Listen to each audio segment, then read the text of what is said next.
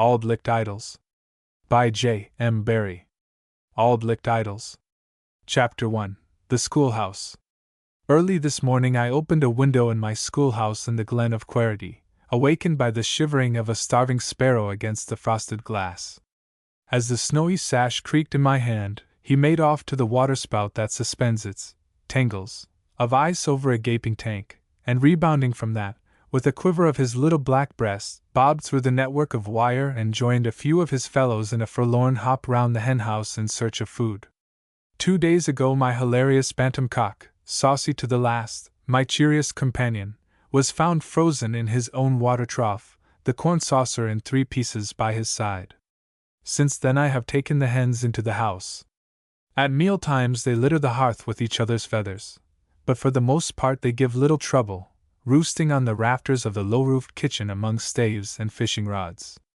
Another white blanket has been spread upon the glen since I looked out last night, for over the same wilderness of snow that has met my gaze for a week, I see the steading of Waster Lunny sunk deeper into the waste.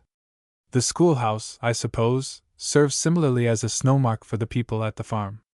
Unless that is Waster Lunny's grieve foddering the cattle in the snow, not a living thing is visible. The ghost-like hills that pen in the glen have ceased to echo to the sharp crack of the sportsman's gun, so clear in the frosty air as to be a warning to every rabbit and partridge in the valley, and only giant Catlaw shows here and there a black ridge, rearing his head at the entrance to the glen and struggling ineffectually to cast off his shroud. Most wintry sign of all, I think, as I close the window hastily, is the open farm stile, its poles lying embedded in the snow where they were last flung by Waster Lunny's herd. Through the still air comes from a distance a vibration as of a tuning fork, a robin, perhaps, alighting on the wire of a broken fence. In the warm kitchen, where I dawdle over my breakfast, the widowed bantam hen has perched on the back of my drowsy cat. It is needless to go through the form of opening the school today, for, with the exception of Waster Lunny's girl, I have had no scholars for 9 days. Yesterday she announced that there would be no more schooling till it was fresh, as she wasna comin'. And indeed, though the smoke from the farm chimneys is a pretty prospect for a snowed-up schoolmaster, the trudge between the 2 houses must be weary work for a bairn.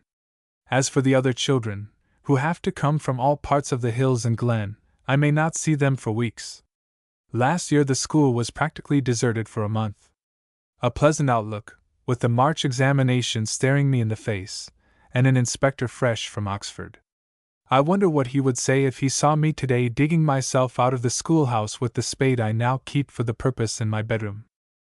The kale grows brittle from the snow in my dank and cheerless garden. A crust of bread gathers timid pheasants round me. The robins, I see, have made the coalhouse their home.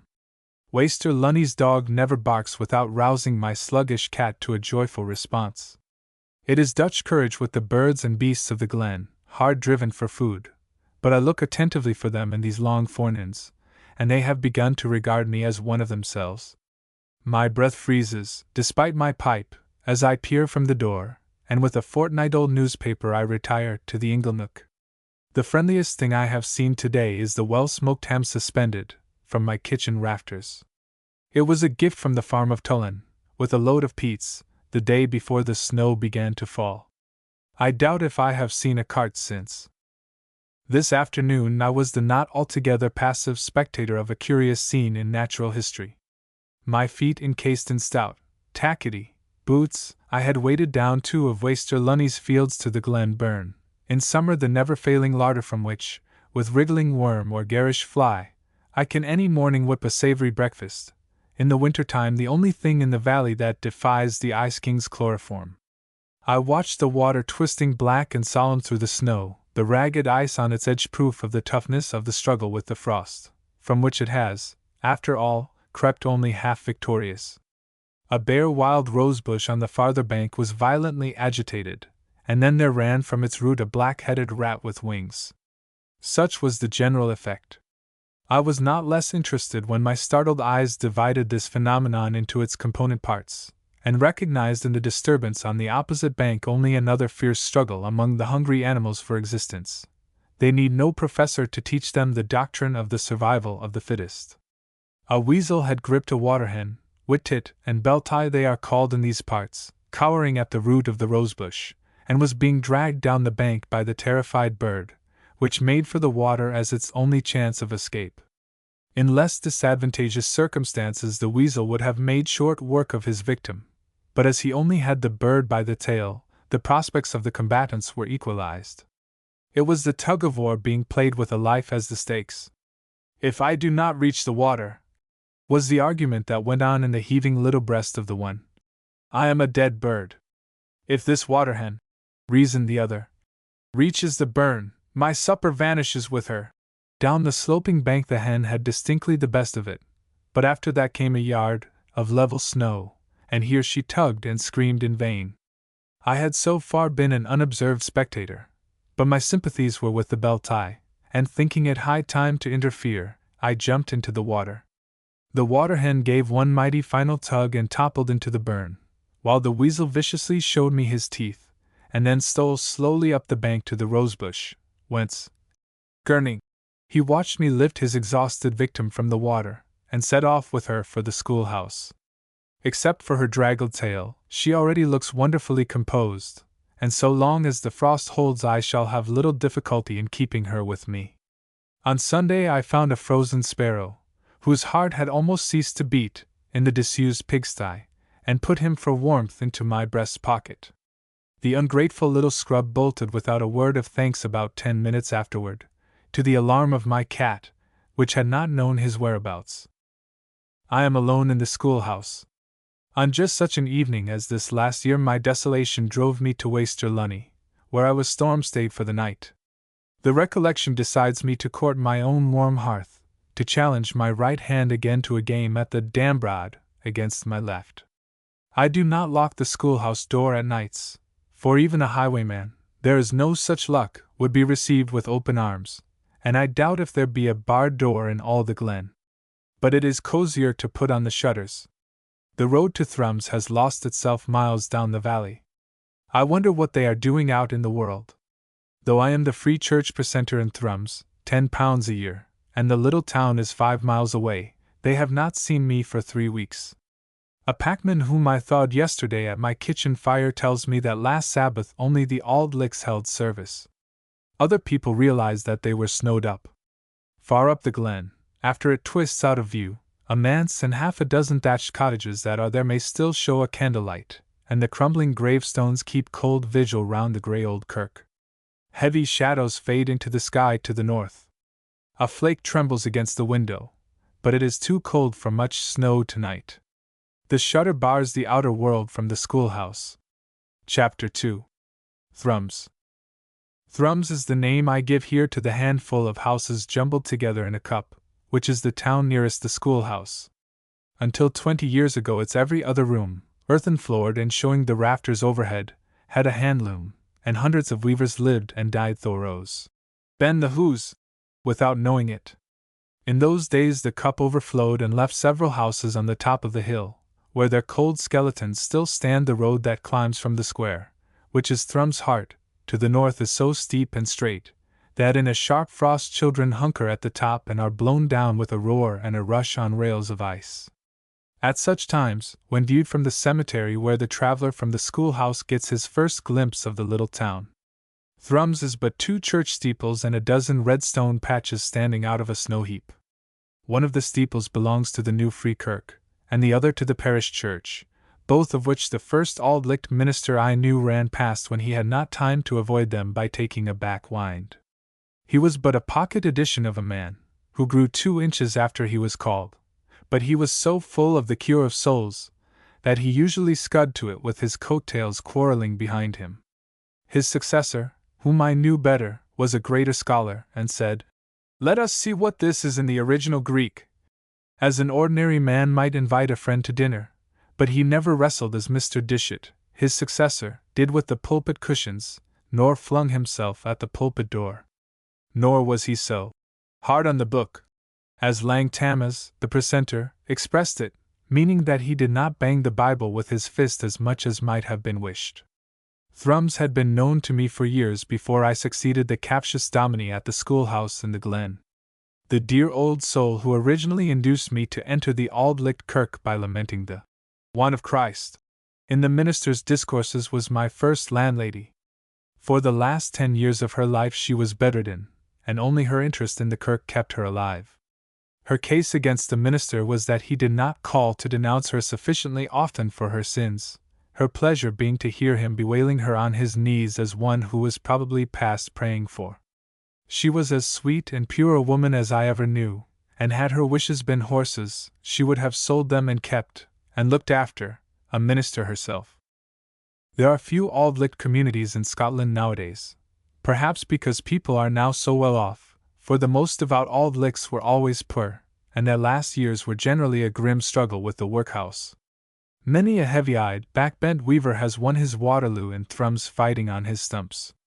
There are a score or two of them left still, for, though there are now 2 factories in the town, the clatter of the handloom can yet be heard, and they have been starving themselves of late until they have saved up enough money to get another minister. The square is packed away in the center of thrums, and irregularly built little houses squeeze close to it like chickens clustering round a hen. Once the Auld Lichts held property in the square, but other denominations have bought them out of it, and now few of them are even to be found in the main streets that make for the rim of the cup. They live in the kirk wynd, or in retiring little houses, the builder of which does not seem to have remembered that it is a good plan to have a road leading to houses until after they were finished. Narrow paths straggling round gardens, some of them with stunted gates, which it is commoner to step over than to open, have been formed to reach these dwellings, but in winter they are running streams, and then the best way to reach a house such as that of Tammy Mealmaker the right, pronounced Werricht, is over a broken dyke and a pigsty. Tammy, who died a bachelor, had been soured in his youth by a disappointment in love, of which he spoke but seldom. She lived far away in a town which he had wandered in the days when his blood ran hot, and they became engaged. Unfortunately, however, Tammy forgot her name, and he never knew the address, so there the affair ended, to his silent grief. He admitted himself, over his snuff-mull of an evening, that he was a very ordinary character, but a certain halo of horror was cast over the whole family by their connection with little Joey Sooty, who was pointed at in thrums as the laddie that whistled when he went past the minister. Joey became a peddler, and was found dead one raw morning dangling over a high wall within a few miles of thrums. When climbing the dyke his pack had slipped back, the strap round his neck, and choked him. You could generally tell an Auld Licht in thrums when you passed him, his dull, vacant face wrinkled over a heavy wab. He wore tags of yarn round his trousers beneath the knee, that looked like ostentatious garters, and frequently his jacket of corduroy was put on beneath his waistcoat. If he was too old to carry his load on his back, he wheeled it on a creaking barrow, and when he met a friend they said, "Aye, Jeems," and "Aye, Davit," and then could think of nothing else. At long intervals they passed through the square, disappearing or coming into sight round the town-house which stands on the south side of it, and guards the entrance to a steep brae that leads down, and then twists up on its lonely way to the county town.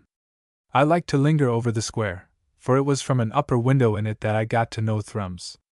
On Saturday nights, when the Auld Licht young men came into the square dressed and washed to look at the young women errand-going, and to laugh some time afterward to each other, it presented a glare of light, and here even came the cheap jacks and the fair Circassian, and the showman, who, besides playing the Mountain Maid and the Shepherd's Bride, exhibited part of the Tall of Balaam's ass, the helm of Noah's Ark, and the tartan plaid in which Flora MacDonald wrapped Prince Charlie. More select entertainment, such as Shuffle Kitty's waxwork, whose motto was, "A rag to pay, and in you go," were given in a hall whose approach was by an outside stair. On the Muckle Friday, the fair for which children storing their pocket money would accumulate 7pence halfpenny in less than 6 months, the square was crammed with gingerbread stalls, bagpipers, fiddlers, and monstrosities who were gifted with second sight. There was a bearded man, who had neither legs nor arms, and was drawn through the streets in a small cart by 4 dogs. By looking at you he could see all the clockwork inside, as could a boy who was led about by his mother at the end of a string. Every Friday there was the market, when a dozen ramshackle carts containing vegetables and cheap crockery filled the center of the square, resting in line on their shafts. A score of farmers' wives or daughters in old-world garments squatted against the town house within walls of butter on cabbage leaves, eggs, and chickens. Toward evening the voice of the bucky man shook the square, and rival fish cadgers, terrible characters who ran races on horseback, screamed libels at each other over a fruiter's barrow. Then it was time for Douse Auld Lichts to go home, draw their stools near the fire, spread their red handkerchiefs over their legs to prevent their trousers getting singed, and read their Pilgrim's Progress. In my schoolhouse, however, I seemed to see the square most readily in the Scotch mist which so often filled it, loosening the stones and choking the drains. There was then no rattle of rain against my windowsill, nor dancing of diamond drops on the roofs, but blobs of water grew on the panes of glass to reel heavily down them. Then the sodden square would have shed abundant tears if you could have taken it in your hands and wrung it like a dripping cloth. At such a time the square would be empty but for one vegetable cart left in the care of a lean collie, which, tied to the wheel, whined and shivered underneath.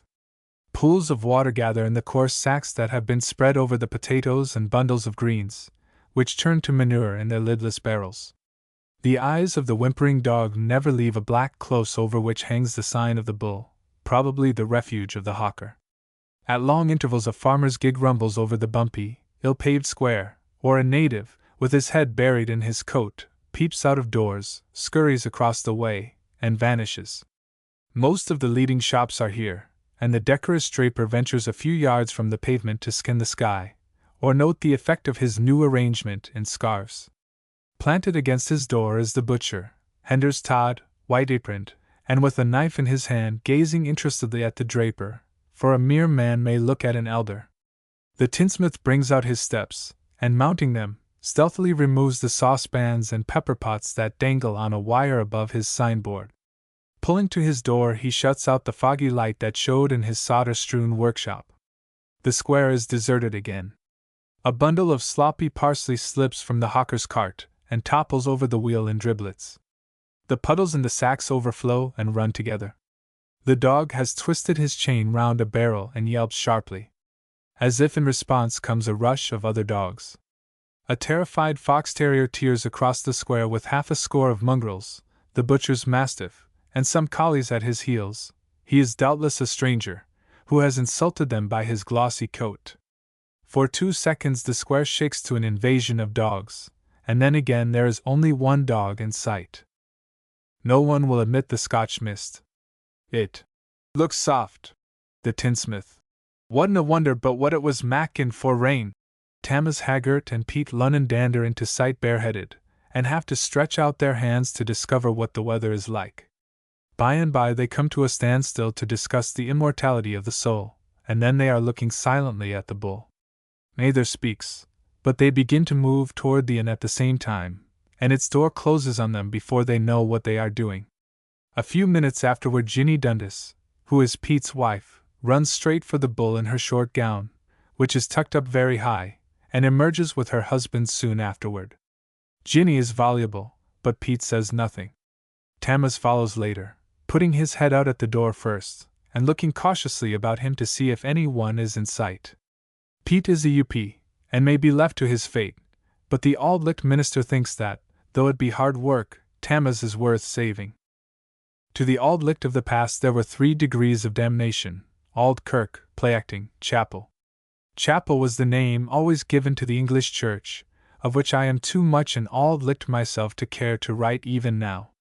To belong to the chapel was, in Thrums, to be a Roman Catholic, and the boy who flung a clod of earth at the English minister, who called the Sabbath Sunday, or dropped a divot down his chimney was held to be in the right way. The only pleasant story Thrums could tell of the chapel was that its steeple once fell. It is surprising that an English church was ever suffered to be built in such a place, though probably the county gentry had something to do with it. They travelled about too much to be good men. Small though Thrums used to be, it had 4 kirks in all before the disruption, and then another, which split into 2 immediately afterward.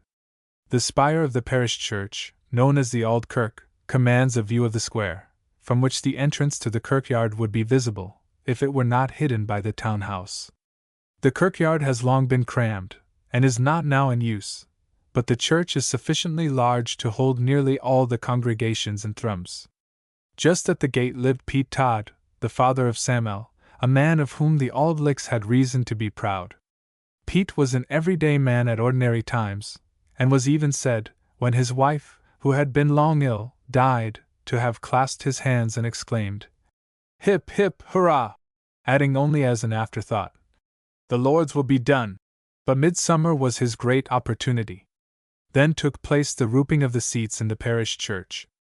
The scene was the kirk itself, and the seats being put up to auction were knocked down to the highest bidder. This sometimes led to the breaking of the peace. Every person was present who was at all particular as to where he sat, and an auctioneer was engaged for the day. He rouped the kirk seats like potato drills, beginning by asking for a bid. Every seat was put up to auction separately, for some were much more run after than others, and the men were instructed by their wives what to bid for. Often the women joined in, and as they bid excitedly against each other, the church rang with opprobrious epithets. A man would come to the rope late, and learn that the seat he wanted had been knocked down. He maintained that he had been unfairly treated, or denounced the local laird to whom the seat rents went. If he did not get the seat, he would leave the kirk. Then the woman who had forestalled him wanted to know what he meant by glaring at her so, and the auction was interrupted. Another member would thrip down the throat of the auctioneer that he had a right to his former seat if he continued to pay the same price for it. The auctioneer was screamed at for favoring his friends, and at times the group became so noisy that men and women had to be forcibly ejected. Then was Pete's chance. Hovering at the gate, he caught the angry people on their way home and took them into his workshop by an outside stair. There he assisted them in denouncing the parish kirk, with the view of getting them to forswear it. Pete made a good many Auld Lichts in his time out of unpromising material. Sights were to be witnessed in the parish church at times that could not have been made more impressive by the Auld Lichts themselves. Here sinful women were grimly taken to task by the minister, who, having thundered for a time against adultery in general, called upon one sinner in particular to stand forth. She had to step forward into a pew near the pulpit, where, alone and friendless, and stared at by the congregation, she cowered in tears beneath his denunciations. In that seat she had to remain during the forenoon service. She returned home alone, and had to come back alone to her solitary seat in the afternoon. All day no one dared speak to her. She was as much an object of contumely as the thieves and smugglers who, in the end of last century, it was the privilege of feudal Bailey Wood, as he was called, to whip round the square. It is nearly 20 years since the gardeners had their last walk in Thrums, and they survived all the other benefit societies that walked once every summer. There was a Weaver's Walk, and 5 or 6 others, the Women's Walk being the most picturesque. These were processions of the members of benefit societies through the square and wynds, and all the women walked in white, to the number of 100 or more, behind the Tilly drum band, Thrums having in those days no band of its own. From the northwest corner of the square a narrow street sets off, jerking this way and that, as if uncertain what point to make for. Here lurks the post office, which had once the reputation of being as crooked in its ways as the street itself. A railway line runs into Thrums now. The sensational days of the post office were when the letters were conveyed officially in a creaking old cart from Tilliedrum. The pony had seen better days than the cart, and always looked as if he were just on the point of succeeding in running away from it. Hooky Crew was driver, so called because an iron hook was his substitute for a right arm. Robbie Proctor, the blacksmith, made the hook and fixed it in. Crew suffered from rheumatism, and when he felt it coming on he stayed at home. Sometimes his cart came undone in a snowdrift, when Hooky, extricated from the fragments by some chance wayfarer, was deposited with his mail bag, of which he always kept a grip by the hook, in a farmhouse. It was his boast that his letters always reached their destination eventually. They might be a long time about it, but slow and sure was his motto. Hooky emphasized his slow and sure by taking a snuff. He was a godsend to the postmistress, for to his failings or the infirmities of his gig were charged all delays. At the time I write of, the posting of the letter took as long and was as serious an undertaking as the writing. That means a good deal, for many of the letters were written to dictation by the Thrum's schoolmaster, Mr. Fleemister, who belonged to the Auld Kirk. He was one of the few persons in the community who looked upon the dispatch of his letters by the postmistress as his right, and not a favor on her part. There was a long-standing feud between them accordingly. After a few tumblers of Widow Stable's treacle beer, in the concoction of which she was the acknowledged mistress for miles around, the schoolmaster would sometimes go the length of hinting that he could get the postmistress dismissed any day. This mighty power seemed to rest on a knowledge of steamed letters. Thrums had a high respect for the schoolmaster, but among themselves the weavers agreed that, even if he did write to the government, Lizzie Harrison, the postmistress, would refuse to transmit the letter. The more shrewd ones among us kept friends with both parties, for, unless you could write redhand, you could not compose a letter without the schoolmaster's assistance, and unless Lizzie was so courteous as to send it to its destination, it might lie, or so it was thought, much too long in the box. A letter addressed by the schoolmaster found great disfavor in Lizzie's eyes. You might explain to her that you had merely called in his assistance because you were a poor hand at writing yourself, but that was held no excuse. Some addressed their own envelopes with much labor, and sought to palm off the whole as their handiwork. It reflects on the postmistress somewhat that she had generally found them out by next day, when, if in a specially vixenish mood, she did not hesitate to upbraid them for their perfidy. To post a letter you did not merely saunter to the post office and drop it into the box. The cautious correspondent first went into the shop and explained to Lizzie how matters stood. She kept what she called a bookseller's shop as well as the post office, but the supply of books corresponded exactly to the lack of demand for them, and her chief trade was in knickknacks, from marbles and money boxes up to concertinas. If he found the postmistress in an amiable mood, which was only now and then, the caller led up craftily to the object of his visit. Having discussed the weather and the potato disease, he explained that his sister Mary, whom Lizzie would remember, had married a fishmonger in Dundee. The fishmonger had lately started on himself, and was doing well. They had 4 children. The youngest had had a severe attack of measles. No news had been got of Mary for 12 months, and Annie, his other sister, who lived in Thrums, had been at him of late for not writing. So he had written a few lines, and in fact he had the letter with him. The letter was then produced, and examined by the postmistress. If the address was in the schoolmaster's handwriting, she professed her inability to read it. Was this a T or an L or an I? Was that a B or a D? This was a cruel revenge on Lizzie's part, for the sender of the letter was completely at her mercy. The schoolmaster's name being tabooed in her presence, he was unable to explain that the writing was not his own, and as for deciding between the TS and LS, he could not do it.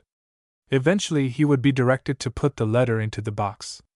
They would do their best with it, Lizzie said, but in a voice that suggested how little hope she had of her efforts to decipher it proving successful. There was an opinion among some of the people that the letter should not be stamped by the sender.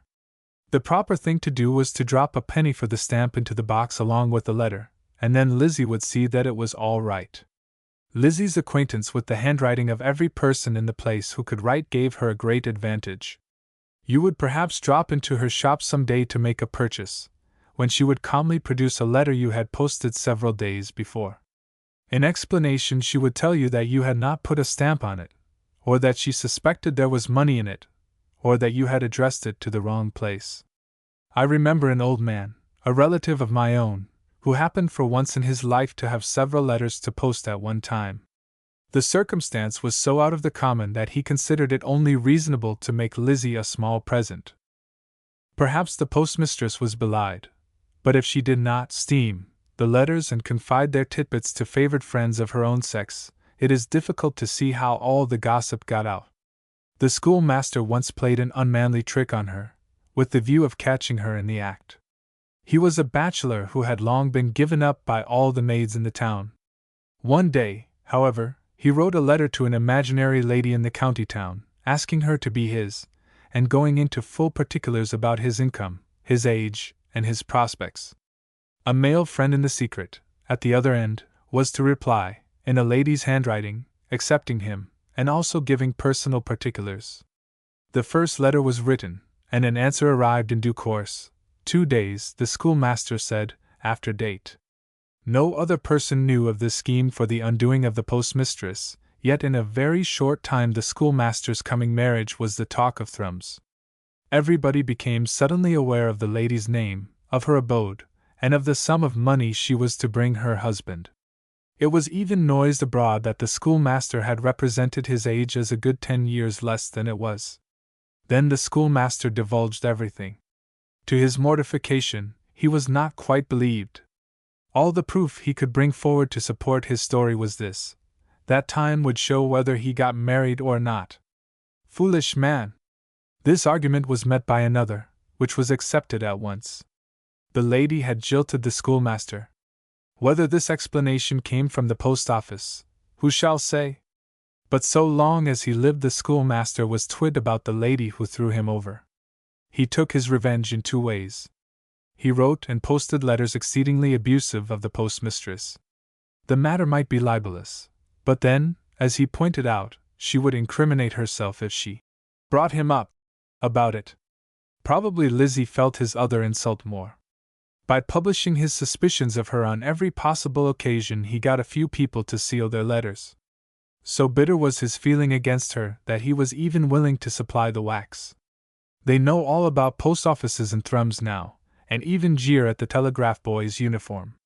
In the old days they gathered round him when he was seen in the street, and escorted him to his destination in triumph. That, too, was after Lizzie had gone the way of all the earth. But perhaps they are not even yet as knowing as they think themselves. I was told the other day that one of them took out a postal order, meaning to send the money to a relative, and kept the order as a receipt. I have said that the town is sometimes full of snow. One frosty Saturday, 7 years ago, I trudged into it from the schoolhouse, and on the Monday morning we could not see Thrums anywhere. I was in one of the proud 2-storied houses in the place, and could have shaken hands with my friends without from the upper windows. To get out of doors you had to walk upstairs. The outlook was a sea of snow fading into white hills and sky, with the quarry standing out red and ragged to the right like a rock in the ocean. The Auld Licht manse was gone, but had left its garden trees behind, their lean branches soft with snow. Roofs were humps in the white blanket. The spire of the established kirk stood up cold and stiff, like a monument to the buried inhabitants. Those of the natives who had taken the precaution of conveying spades into their houses the night before, which is my plan at the schoolhouse, dug themselves out. They hobbled cautiously over the snow, sometimes sinking into it to their knees, when they stood still and slowly took in the situation. It had been snowing more or less for a week, but in a commonplace kind of way, and they had gone to bed thinking all was well. This night the snow must have fallen as if the heavens had opened up, determined to shake themselves free of it forever. The man who first came to himself, and saw what was to be done, was young Henders Ramsay. Henders had no fixed occupation, being but an a man about the place, and the best thing known of him is that his mother's sister was a Baptist. He feared God, man, nor the minister, and all the learning he had was obtained from assiduous study of a grocer's window.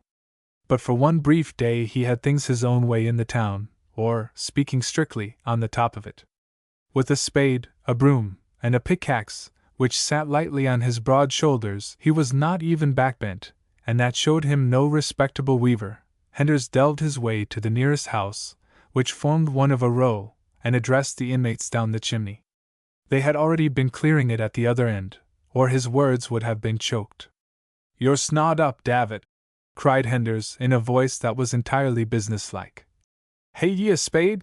A conversation ensued up and down this unusual channel of communication. The unlucky householder, taking no thought of the morrow, was without a spade. But if Henders would clear away the snow from his door, he would be vera obleeged. Henders, however, had to come to terms first. "The charge is saxpence, Davit," he shouted.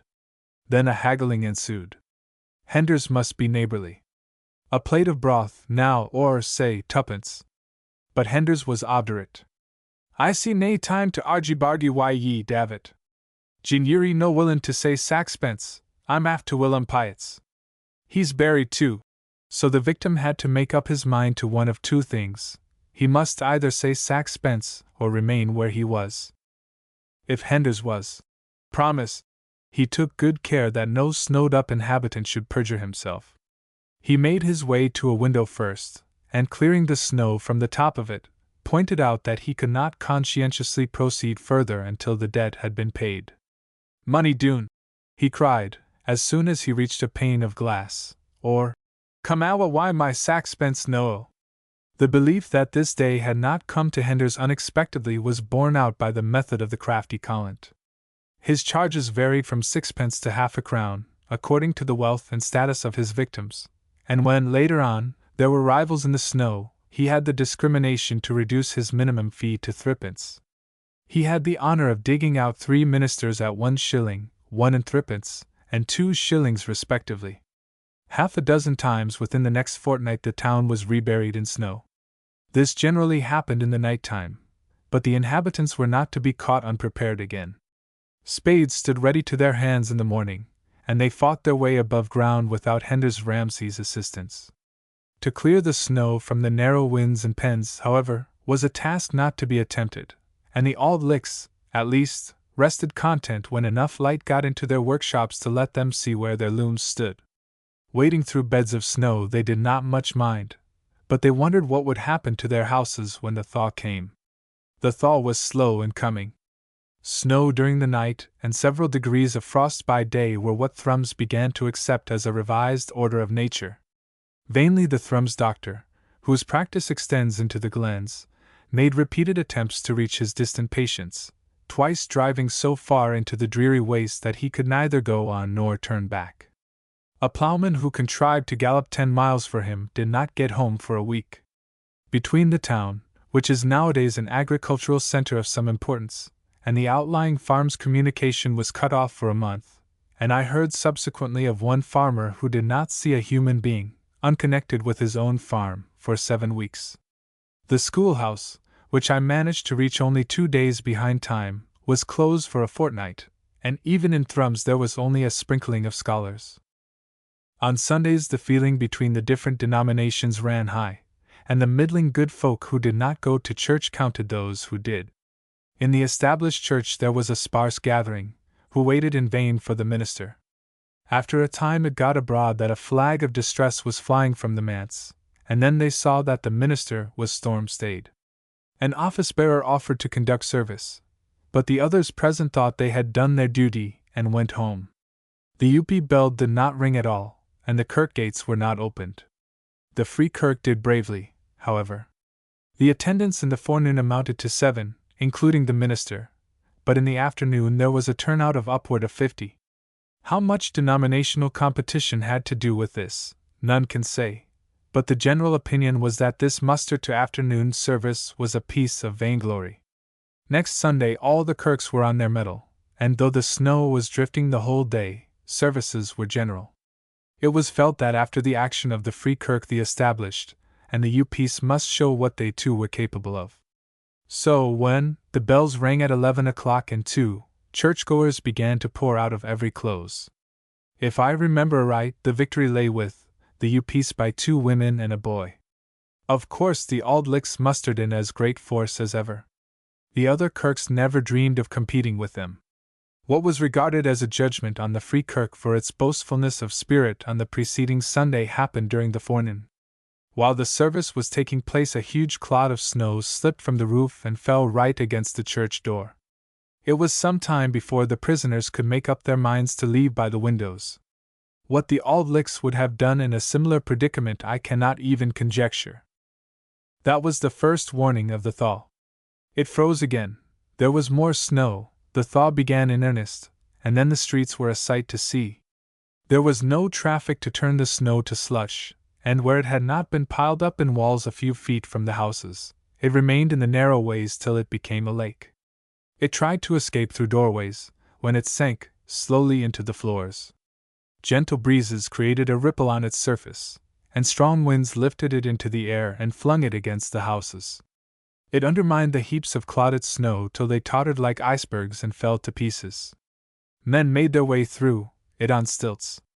Had a frost followed, the result would have been appalling, but there was no more frost that winter. A fortnight passed before the place looked itself again, and even then congealed snow stood doggedly in the streets, while the country roads were like newly plowed fields after rain. The heat from large fires soon penetrated through roofs of slate and thatch, and it was quite a common thing for a man to be flattened to the ground by a slithering of snow from above just as he opened his door. But it had seldom more than 10 feet to fall.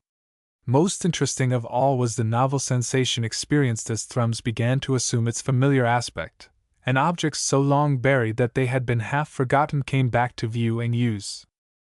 Stormstead shows used to emphasize the severity of a thrum's winter. As the name indicates, these were gatherings of traveling booths in the winter time.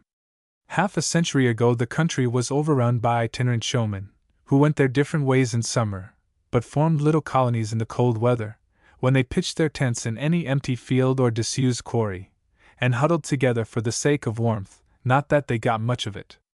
Not more than 5 winters ago we had a Stormstead show on a small scale, but nowadays the farmers are less willing to give these wanderers a camping place, and the people are less easily drawn to the entertainments provided by fife and drum. The colony hung together until it was starved out, when it trailed itself elsewhere.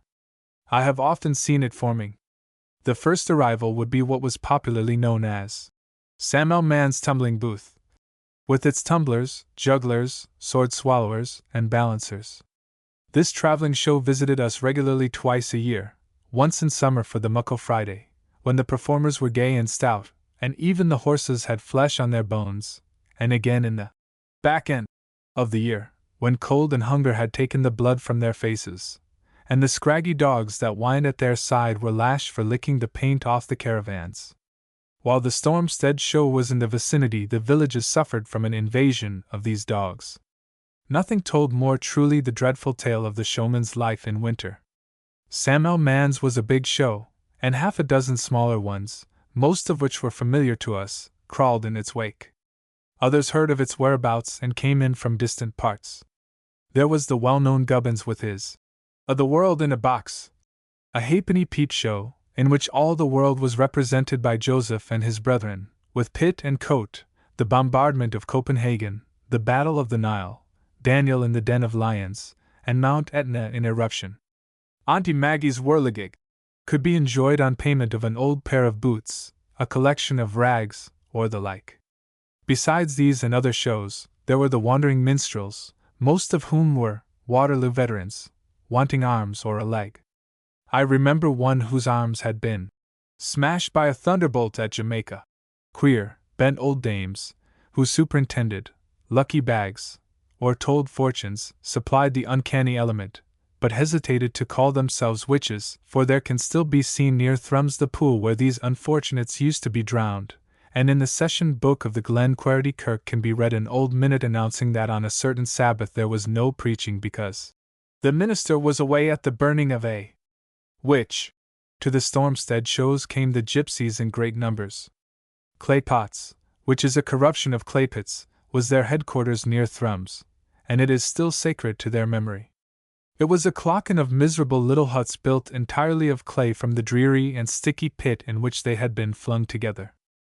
A shapeless hole on one side was the doorway, and a little hole, stuffed with straw in winter, the window.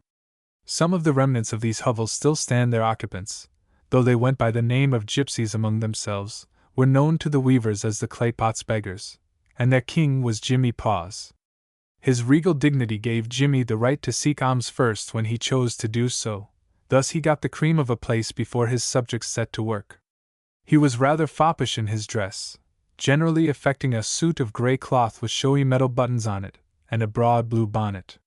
His wife was a little body like himself, and when they went a-begging, Jimmy with a meal bag for alms on his back, she always took her husband's arm. Jimmy was the legal adviser of his subjects. His decision was considered final on all questions, and he guided them in their courtships as well as on their deathbeds. He christened their children and officiated at their weddings, marrying them over the tongs. The Stormstead show attracted old and young, to looking on from the outside. In the daytime the wagons and tents presented a dreary appearance, sunk in snow, the dogs shivering between the wheels, and but little other sign of life visible. When dusk came, the lights were lit, and the drummer and fifer from the booth of tumblers were sent into the town to entice an audience. They marched quickly through the nipping, windy streets, and then returned with 2 or 3 score of men, women, and children, plunging through the snow or mud at their heavy heels. It was Orpheus fallen from his high estate.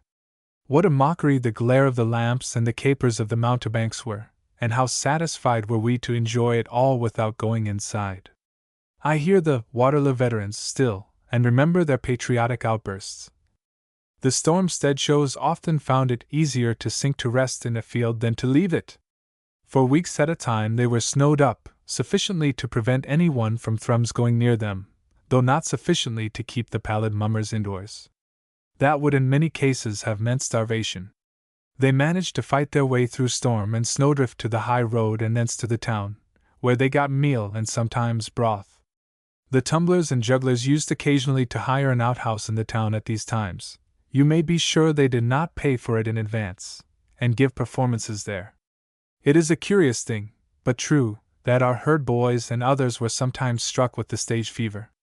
Thrums lost boys to the showmen even in winter. On the whole, the farmers and the people generally were wonderfully long-suffering with these wanderers, who I believe were more honest than was to be expected. They stole, certainly, but seldom did they steal anything more valuable than turnips. Samuel Mann himself flushed proudly over the effect his show once had on an irate farmer. The farmer appeared in the encampment, whip in hand and furious.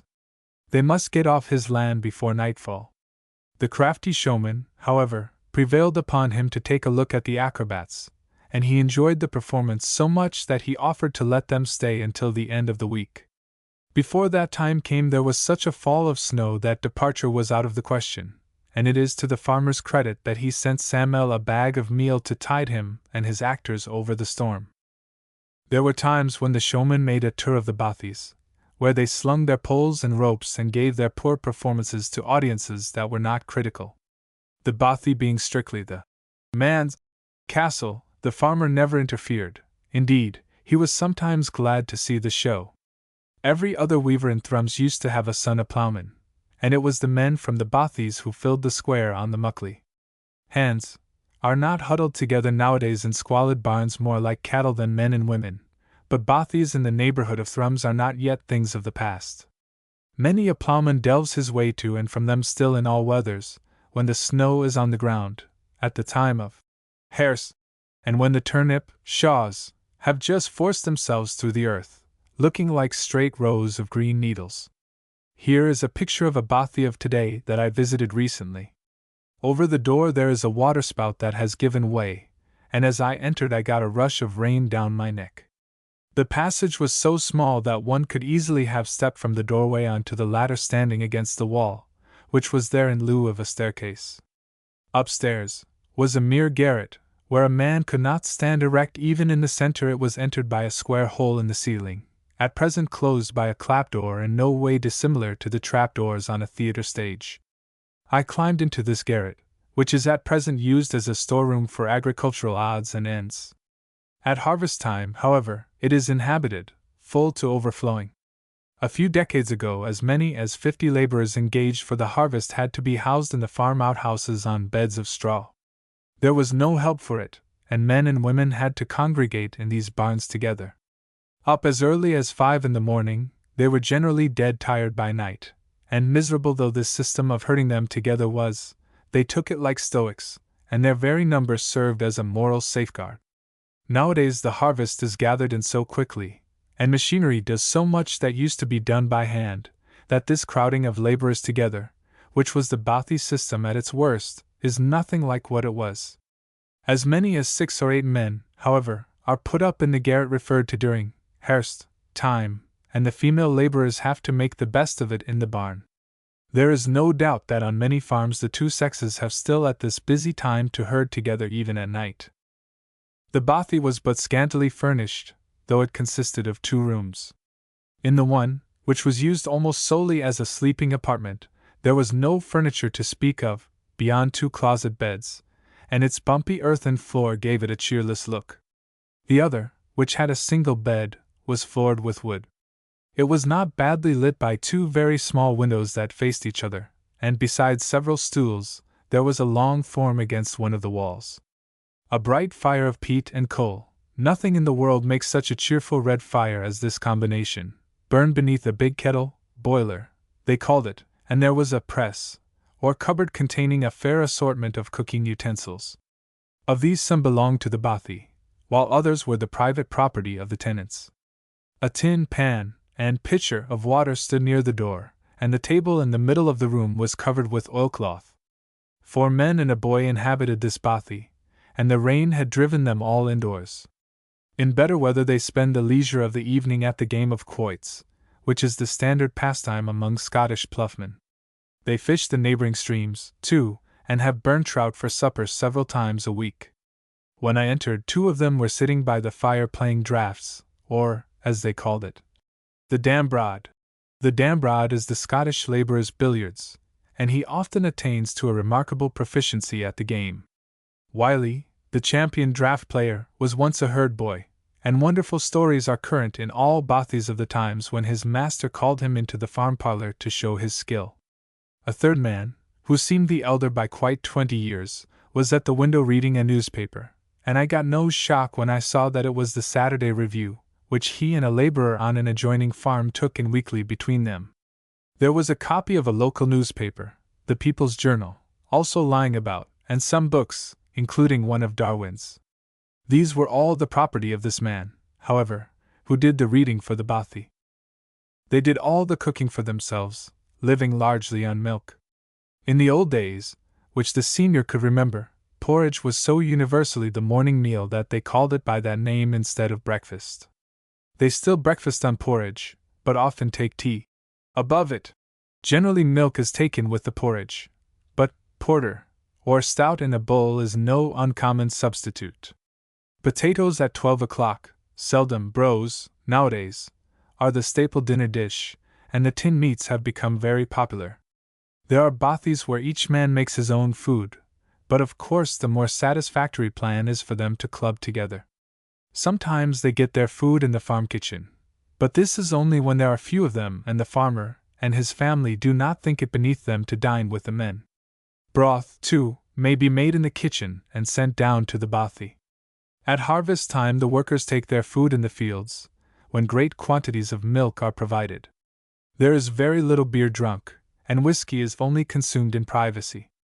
Life in the bothies is not, I should say, so lonely as life at the schoolhouse, for the hands have at least each other's company.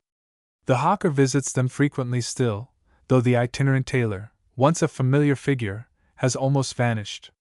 Their great place of congregating is still some country smithy, which is also their frequent meeting place when bent on blackfishing. The flare of the blackfisher's torch still attracts salmon to their death in the rivers near Thrums, and you may hear in the glens on a dark night the rattle of the spears on the wet stones. 20 or 30 years ago, however, the sport was much more common. After the farmer had gone to bed, some half-dozen ploughmen and a few other poachers from Thrums would set out for the meeting place. The smithy on these occasions must have been a weird sight, though one did not mark that at the time. The poacher crept from the darkness into the glaring smithy light, for in country parts the anvil might sometimes be heard clanging at all hours of the night. As a rule, every face was blackened, and it was this, I suppose, rather than the fact that dark nights were chosen, that gave the gangs the name of blackfishers. Other disguises were resorted to, one of the commonest being to change clothes or to turn your corduroys outside in.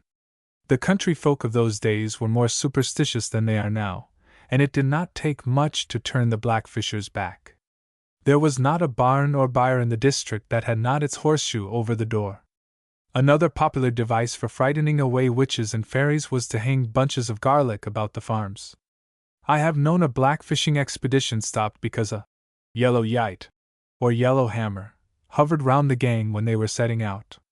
Still more ominous was the peat, when it appeared with 1 or 3 companions. An old rhyme about this bird runs: 1 is joy, 2 is grief, 3 is a bridal, 4 is death. Such snatches of superstition are still to be heard amidst the gossip of a north country smithy. Each blackfisher brought his own spear and torch, both more or less homemade. The spears were in many cases gully knives, fastened to staves with twine and resin called roset. The torches were very rough and ready things, rope and tar, or even rotten roots dug from broken trees, in fact, anything that would flare. The blackfishers seldom journeyed far from home, confining themselves to the rivers within a radius of 3 or 4 miles. There were many reasons for this, one of them being that the hands had to be at their work on the farm by 5 o'clock in the morning, another that so they poached and let poach. Except when in spate, the river I specially refer to offered no attractions to the blackfishers. Heavy rains, however, swell it much more quickly than most rivers into a turbulent rush of water, the part of it affected by the blackfishers being banked in with rocks that prevent the water spreading. Above these rocks, again, are heavy green banks, from which stunted trees grow aslant across the river. The effect is fearsome at some points where the trees run into each other, as it were, from opposite banks. However, the blackfishers thought nothing of these things. They took a turnip lantern with them, that is, a lantern hollowed out of a turnip, with a piece of candle inside, but no lights were shown on the road. Every one knew his way to the river blindfold, so that the darker the night the better. On reaching the water there was a pause. 1 or 2 of the gang climbed the banks to discover if any bailiffs were on the watch, while the others sat down, and with the help of the turnip lantern buskied their spears, in other words, fastened on the steel, or, it might be, merely pieces of rusty iron sharpened into a point at home, to the staves. Some had them buskied before they set out, but that was not considered prudent, for of course there was always a risk of meeting spoilsports on the way, to whom the spears would tell a tale that could not be learned from ordinary staves. Nevertheless, little time was lost.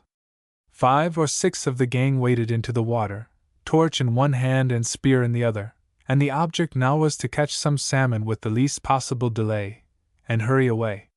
Windy nights were good for the sport, and I can still see the river lit up with the lumps of light that a torch makes in a high wind. The torches, of course, were used to attract the fish, which came swimming to the sheen, and were then speared.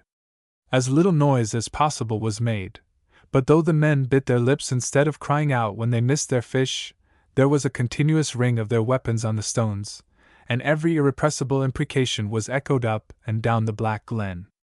2 or 3 of the gang were told off to land the salmon, and they had to work smartly and deftly. They kept by the side of the spearsman, and the moment he struck a fish they grabbed at it with their hands. When the spear had a barb there was less chance of the fish's being lost, but often this was not the case, and probably not more than 2/3 of the salmon speared were got safely to the bank. The takes of course varied. Sometimes, indeed, the blackfishers returned home empty-handed. Encounters with the bailiffs were not infrequent, though they seldom took place at the water's edge. When the poachers were caught in the act, and had their blood up with the excitement of the sport, they were ugly customers. Spears were used and heads were broken. Struggles even took place in the water, when there was always a chance of somebody's being drowned. Where the bailiffs gave the blackfishers an opportunity of escaping without a fight it was nearly always taken, the booty being left behind. As a rule, when the water watchers, as the bailiffs were sometimes called, had an inkling of what was to take place, they reinforced themselves with a constable or 2 and waited on the road to catch the poachers on their way home. One blackfisher, a noted character, was nicknamed the Deal o' Glenquerity.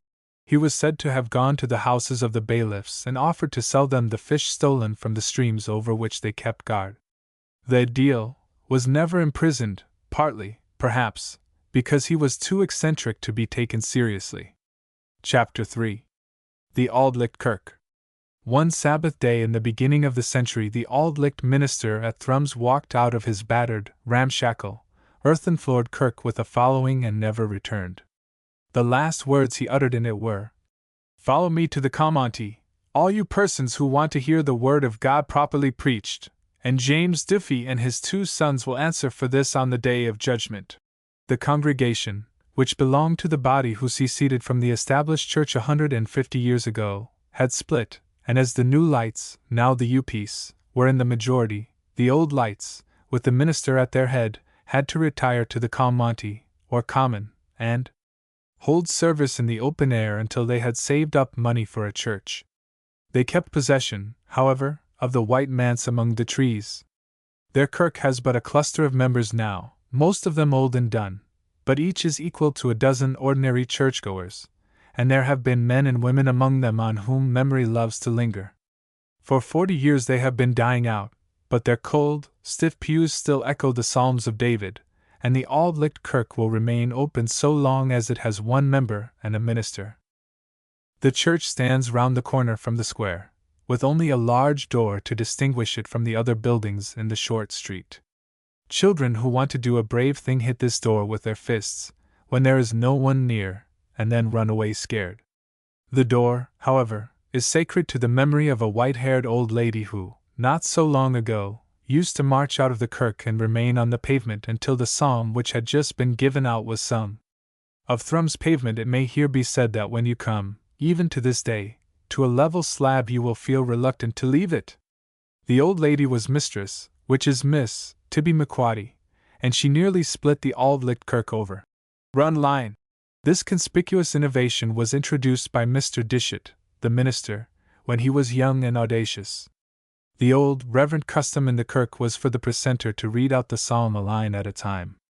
Having then sung that line, he read out the next one, led the singing of it, and so worked his way on to line 3. Where run line holds, however, the psalms is read out first, and forthwith sung. This is not only a flighty way of doing things, which may lead to greater scandals, but has its practical disadvantages, for the precentor always starts singing in advance of the congregation, Auld Lichts never being able to begin to do anything all at once, and increasing the distance with every line, leaves them hopelessly behind at the finish. Miss McQuaddy protested against this change, as meeting the devil halfway, but the minister carried his point, and ever after that she rushed ostentatiously from the church the moment a psalm was given out, and remained behind the door until the singing was finished, when she returned, with a rustle, to her seat. Run line had on her the effect of the reading of the riot act. Once some men, capable of anything, held the door from the outside, and the congregation heard Tibby rampaging in the passage. Bursting into the kirk, she called the office-bearers to her assistance, whereupon the minister in miniature raised his voice and demanded the why and wherefore of the ungodly disturbance. Great was the hubbub, but the door was fast, and a compromise had to be arrived at. The old lady consented for once to stand in the passage, but not without pressing her hands to her ears. You may smile at Tibby, but I know what she was at a sick bedside. I have seen her when the hard look had gone from her eyes, and it would ill become me to smile too. As with all the churches in Thrums, care had been taken to make the Auld Licht one much too large. The stair to the laft, or gallery, which was originally little more than ladder, is ready for you as soon as you enter the doorway, but it is best to sit in the body of the kirk. The plate for collections is inside the church, so that the whole congregation can give a guess at what you give. If it is something very stingy or very liberal, all Thrums knows of it within a few hours. Indeed, this holds good of all the churches, especially perhaps of the free one, which has been called the Bawbee Kirk, because so many halfpennies find their way into the plate. On Saturday nights the Thrums shops are besieged for coppers by housewives of all denominations, who would as soon think of dropping a threepenny bit into the plate as of giving nothing. Tammy Todd had a curious way of tipping his penny into the Auld Licht plate, while still keeping his hand to his side. He did it much as a boy fires a marble, and there was quite a talk in the congregation the first time he missed. A devout plan was to carry your penny in your hand all the way to church, but to appear to take it out of your pocket on entering, and some plumped it down noisily like men paying their way. I believe old Snecky Hobart, who was a candy stock but obstinate, once dropped a penny into the plate and took out a halfpenny as change, but the only untoward thing that happened to the plate was once when the lassie from the farm of Curly Bog capsized it in passing. Mr. Dishart, who was always a ready man, introduced something into his sermon that day about women's dress, which every one hoped Christy Lundy, the lassie in question, would remember. Nevertheless, the minister sometimes came to a sudden stop himself when passing from the vestry to the pulpit. The passage being narrow, his rigging would catch in a pew as he sailed down the aisle. Even then, however, Mr. Dishart remembered that he was not as other men. White is not a religious color, and the walls of the kirk were of a dull gray. A cushion was allowed to the manse pew, but merely as a symbol of office, and this was the only pew in the church that had a door. It was and is the pew nearest to the pulpit on the minister's right, and one day it contained a bonnet, which Mr. Dishart's predecessor preached at for 1 hour and 10 minutes. From the pulpit, which was swaddled in black, the minister had a fine sweep of all the congregation except those in the back pews downstairs, who were lost in the shadow of the laft. Here sat Winnie Webster, so called because, having an inexplicable passion against them, he devoted his life to the extermination of Wins. Winnie for years ate peppermint lozenges with impunity in his back seat, safe in the certainty that the minister, however much he might try, could not possibly see him. But his day came. One afternoon the kirk smelt of peppermints, and Mr. Dishart could rebuke no one, for the defaulter was not in sight. Winnie's cheek was working up and down in quiet enjoyment of its lozenge, when he started, noticing that the preaching had stopped. Then he heard a sepulchral voice say, "Charles Webster!" Winnie's eyes turned to the pulpit, only part of which was visible to him, and to his horror they encountered the minister's head coming down the stairs. This took place after I had ceased to attend the Auld Licht kirk regularly, but I am told that as Winnie gave one wild scream the peppermint dropped from his mouth. The minister had got him by leaning over the pulpit door until, had he given himself only another inch, his feet would have gone into the air. As for Winnie, he became a God-fearing man.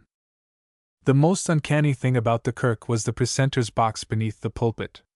3 Auld Licht ministers I have known, but I can only conceive one precentor. Langtama's box was much too small for him. Since his disappearance from Thrums I believe they have paid him the compliment of enlarging it for a smaller man, no doubt with the feeling that Tammuz alone could look like a Christian in it. Like the whole congregation, of course, he had to stand during the prayers, the first of which averaged half an hour in length. If he stood erect his head and shoulders vanished beneath funereal trappings, when he seemed decapitated, and if he stretched his neck the pulpit tottered. He looked like the pillar on which it rested, or he balanced it on his head like a baker's tray. Sometimes he leaned forward as reverently as he could, and then, with his long, lean arms dangling over the side of his box, he might have been a suit of blacks, hung up to dry. Once I was talking with Crequery in a sober, respectable manner, when all at once a light broke out on his face. I asked him what he was laughing at, and he said it was at Langtama's. He got grave again when I asked him what there was in Langtama's to smile at, and admitted that he could not tell me. However, I have always been of opinion that the thought of the precentor in his box gave Cree a fleeting sense of humor. Tammuz and Henry Munn were the 2 paid officials of the church, Henry being kirk officer, but poverty was among the few points they had in common. The precentor was a cobbler, though he never knew it, shoemaker being the name in those parts, and his dwelling-room was also his workshop. There he sat in his brot, or apron, from early morning to far on to midnight, and contrived to make his 6 or 8 shillings a week.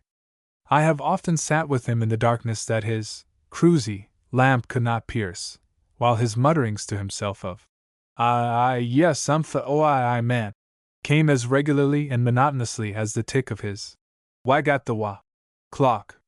Henry and he were paid no fixed sum for their services in the Auld Licht kirk, but once a year there was a collection for each of them, and so they jogged along. Though not the only kirk officer of my time, Henry made the most lasting impression.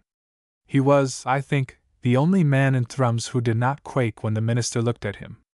A wild story, never authenticated, says that Henry once offered Mr. Dishart a snuff from his mull. In the streets Langtama's was more stern and dreaded by evildoers, but Henry had first place in the kirk. One of his duties was to precede the minister from the session house to the pulpit and open the door for him. Having shut Mr. Dishart in, he strolled away to his seat. When a strange minister preached, Henry was, if possible, still more at his ease. This will not be believed, but I have seen him give the pulpit door on these occasions a fling to with his feet. However ill an ordinary member of the congregation might become in the kirk, he sat until the service ended, but Henry would wander to the door and shut it if he noticed that the wind was playing irreverent tricks with the pages of Bibles, and proof could still be brought forward that he would stop deliberately in the aisle to lift up a piece of paper, say, that had floated there. After the first psalm had been sung, it was Henry's part to lift up the plate and carry its tinkling contents to the session house. On the greatest occasions he remained so calm, so indifferent, so expressionless, that he might have been present the night before at a rehearsal. When there was preaching at night, the church was lit by tallow candles, which also gave out all the artificial heat provided.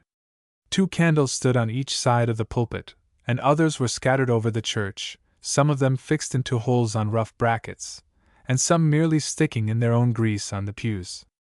Henry superintended the lighting of the candles, and frequently hobbled through the church to snuff them. Mr. Dishart was a man who could do anything except snuff a candle, but when he stopped in his sermon to do that, he as often as not knocked the candle over. In vain he sought to refix it in its proper place, and then all eyes turned to Henry. As coolly as though he were in a public hall or place of entertainment, the kirk officer arose and, mounting the stair, took the candle from the minister's reluctant hands and put it right. Then he returned to his seat, not apparently puffed up, yet perhaps satisfied with himself, while Mr. Dishart, glaring after him to see if he was carrying his head high, resumed his wordy way.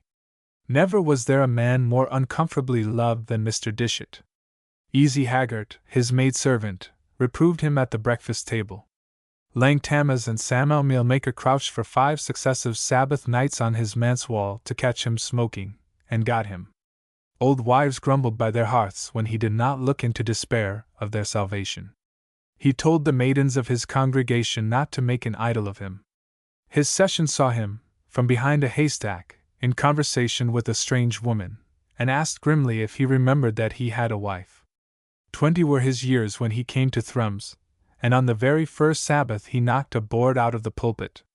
Before beginning his trial sermon, he handed down the big Bible to the precentor, to give his arms free swing. The congregation, trembling with exhilaration, probed his meaning. Not a square inch of paper, they saw, could be concealed there. Mr. Dishart had scarcely any hope for the Auld Lichts, he had none for any other denomination. Davit Lunnon got behind his handkerchief to think for a moment, and the minister was on him like a tiger. The call was unanimous. Davit proposed him. Every few years, as one might say, the Auld Licht Kirk gave way and buried its minister. The congregation turned their empty pockets inside out, and the minister departed in a farmer's cart. The scene was not an amusing one to those who looked on at it. To the Auld Lichts was then the humiliation of seeing their pulpit, supplied, on alternate Sabbaths by itinerant probationers or stick-at ministers. When they were not starving themselves to support a pastor, the Auld Lichts were saving up for a stipend. They retired with compressed lips to their looms, and weaved till they weaved another minister. Without the grief of parting with one minister, there could not have been the transport of choosing another. To have had a pastor always might have made them vainglorious. They were seldom longer than 12 months in making a selection, and in their haste they would have passed over Mr. Dishart and mated with a monster. Many years have elapsed since Providence flung Mr. Watts out of the Auld Licht Kirk. Mr. Watts was a probationer who was tried before Mr. Dishart, and, though not so young as might have been wished, he found favor in many eyes. "Sluggard in the laft, awake!" he cried to Belle Whamond, who had forgotten herself, and it was felt that there must be good stuff in him. A breeze from heaven exposed him on Communion Sabbath. On the evening of this solemn day the door of the Auld Licht Kirk was sometimes locked, and the congregation repaired, Bible in hand, to the Commonty. They had a right to this common on the Communion Sabbath, but only took advantage of it when it was believed that more persons intended witnessing the evening service than the kirk would hold. On this day the attendance was always very great. It was the Covenanters come back to life. To the summit of the slope a wooden box was slowly hurled by Henry Munn and others, and round this the congregation quietly grouped to the tinkle of the cracked Auld Licht bell. With slow, majestic tread the session advanced upon the steep common with the little minister in their midst. He had the people in his hands now, and the more he squeezed them the better they were pleased. The travelling pulpit consisted of 2 compartments, the one for the minister and the other for Lang Tammas, but no Auld Licht thought that it looked like a Punch and Judy puppet show. This service on the common was known as the tent preaching, owing to a tents being frequently used instead of the box. Mr. Watts was conducting the service on the calm Monty. It was a fine, still summer evening, and loud above the whisper of the burn from which the common climbs, and the labored peshes of the listeners, rose the preacher's voice. The Auld Lichts in their rusty blacks, they must have been a more artistic sight in the olden days of blue bonnets and knee breeches, nodded their heads in sharp approval, for though they could swoop down on a heretic like an eagle on carrion, they scented no prey. Even Lang Tammas, on whose nose a drop of water gathered when he was in his greatest fettle, thought that all was fair and above board. Suddenly a rush of wind tore up the common, and ran straight at the pulpit. It formed in a sieve, and passed over the heads of the congregation, who felt it as a fan, and looked up in awe. Lang Tammas, feeling himself all at once grow clammy, distinctly heard the leaves of the pulpit Bible shiver. Mr. Watts' hands, outstretched to prevent a catastrophe, were blown against his side, and then some 20 sheets of closely written paper floated into the air. There was a horrible, dead silence. The burn was roaring now. The minister, if such he can be called, shrank back in his box, and as if they had seen it printed in letters of fire on the heavens, the congregation realized that Mr. Watts, whom they had been on the point of calling, read his sermon. He wrote it out on pages the exact size of those in the Bible, and did not scruple to fasten these into the holy book itself. At theaters, a sullen thunder of angry voices behind the scene represents a crowd in a rage, and such a low, long-drawn howl swept the common when Mr. Watts was found out. To follow a pastor who read seemed to the Auld Lichts like claiming heaven on false pretenses. In 10 minutes the session alone, with Lang Tammas and Hendry, were on the common. They were watched by many from afar off, and when one comes to think of it now, looked a little curious jumping, like trout at flies, at the damning papers still fluttering in the air. The minister was never seen in our parts again, but he is still remembered as Paper Watts. Mr. Dishart in the pulpit was the reward of his upbringing. At 10 he had entered the university. Before he was in his teens he was practicing the art of gesticulation in his father's gallery pew. From distant congregations people came to marvel at him. He was never more than comparatively young.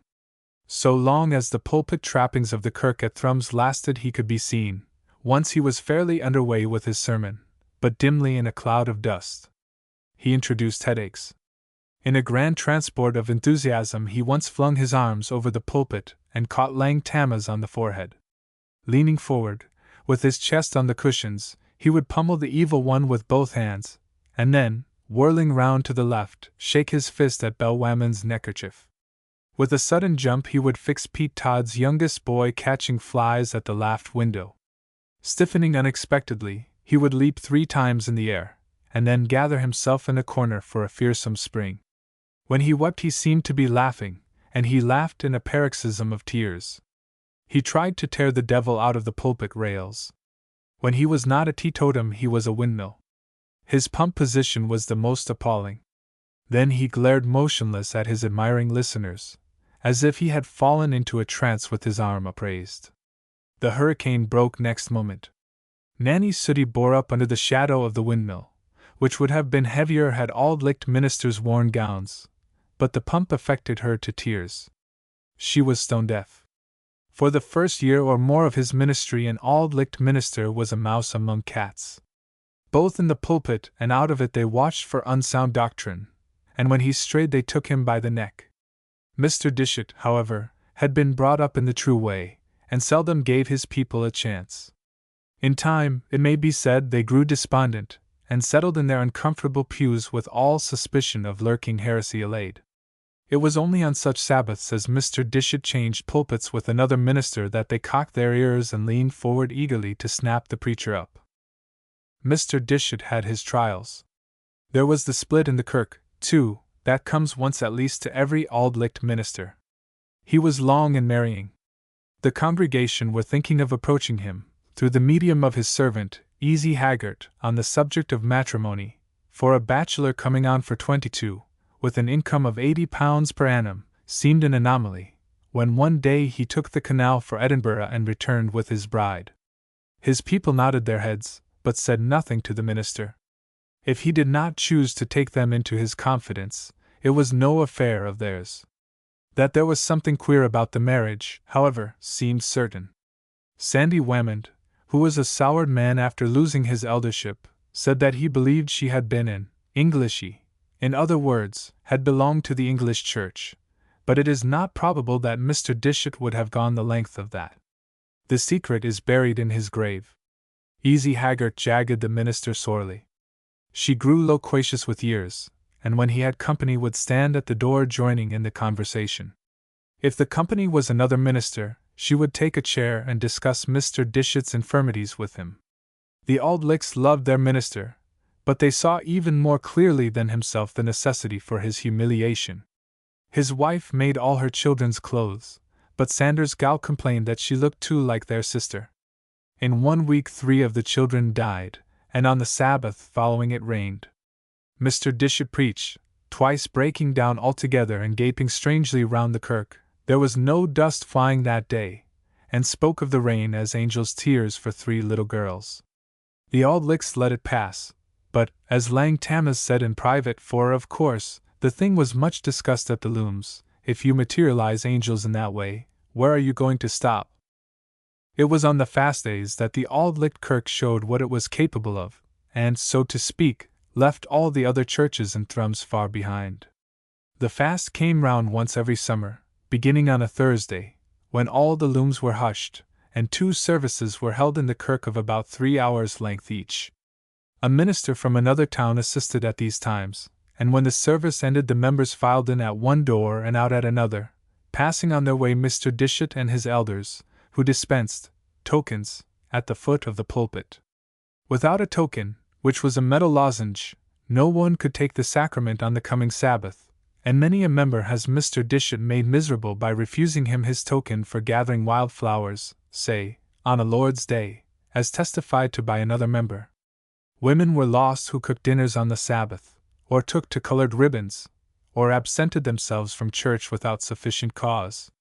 On the fast day fists were shaken at Mr. Dishart as he walked sternly homeward, but he was undismayed.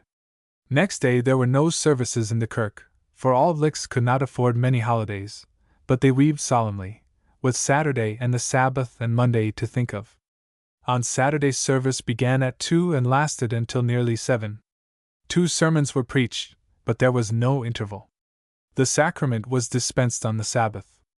Nowadays the tables in the Auld Licht Kirk are soon served, for the attendance has decayed, and most of the pews in the body of the church are made use of. In the days of which I speak, however, the front pews alone were hung with white, and it was in them only the sacrament was administered. As many members as could get into them delivered up their tokens, and took the first table. Then they made room for others, who sat in their pews awaiting their turn. What with tables, the preaching, and unusually long prayers, the service lasted from 11 to 6. At 6:30 a 2-hour service began, either in the kirk or on the common, from which no one who thought much about his immortal soul would have dared, or cared, to absent himself. A 4-hour service on the Monday, which, like that of the Saturday, consisted of 2 services in one, but began at 11 instead of 2, completed the program. On those days, if you were a poor creature and wanted to acknowledge it, you could leave the church for a few minutes and return to it, but the creditable thing was to sit on. Even among the children there was a keen competition, fostered by their parents, to sit each other out and be in at the death. The other thrums kirks held the sacrament at the same time, but not with the same vehemence. As far north from the schoolhouse as Thrums is south of it, nestles the little village of Querity, and there the fast day was not a day of fasting. In most cases the people had to go many miles to church. They drove or rode, 2 on a horse, or walked in from other glens. Without the tents, therefore, the congregation, with a long day before them, would have been badly off. Sometimes 1 tent sufficed, at other times rival publicans were on the ground. The tents were those in use at the Feing and other markets, and you could get anything inside them, from broth made in a boiler, to the fieriest whiskey. They were planted just outside the kirk gate, long, low tents of dirty white canvas, so that when passing into the church or out of it you inhaled their odors. The congregation emerged austerely from the church, shaking their heads solemnly over the minister's remarks, and their feet carried them into the tent. There was no mirth, no unseemly revelry, but there was a great deal of hard drinking. Eventually the tents were done away with, but not until the services on the fast days were shortened. The Auld Licht ministers were the only ones who preached against the tents with any heart, and since the old Dominie, my predecessor at the schoolhouse, died, there has not been an Auld Licht permanently resident in the Glen of Querity. Perhaps nothing took it out of the Auld Licht males so much as a christening. Then alone they showed symptoms of nervousness, more especially after the remarkable baptism of Ippy Wammond. I could tell of several scandals in connection with the kirk. There was, for instance, the time when Easy Haggart saved the minister.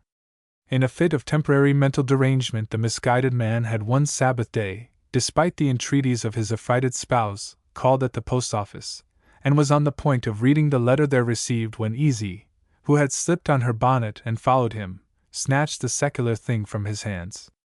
There was the story that ran like fire through thrums and crushed an innocent man, to the effect that Pete Todd had been in an Edinburgh theatre countenancing the play actors. Something could be made, too, of the retribution that came to Charlie Ramsay, who woke in his pew to discover that its other occupant, his little son Jamie, was standing on the seat divesting himself of his clothes in presence of a horrified congregation. Jamie had begun stealthily, and had very little on when Charlie seized him.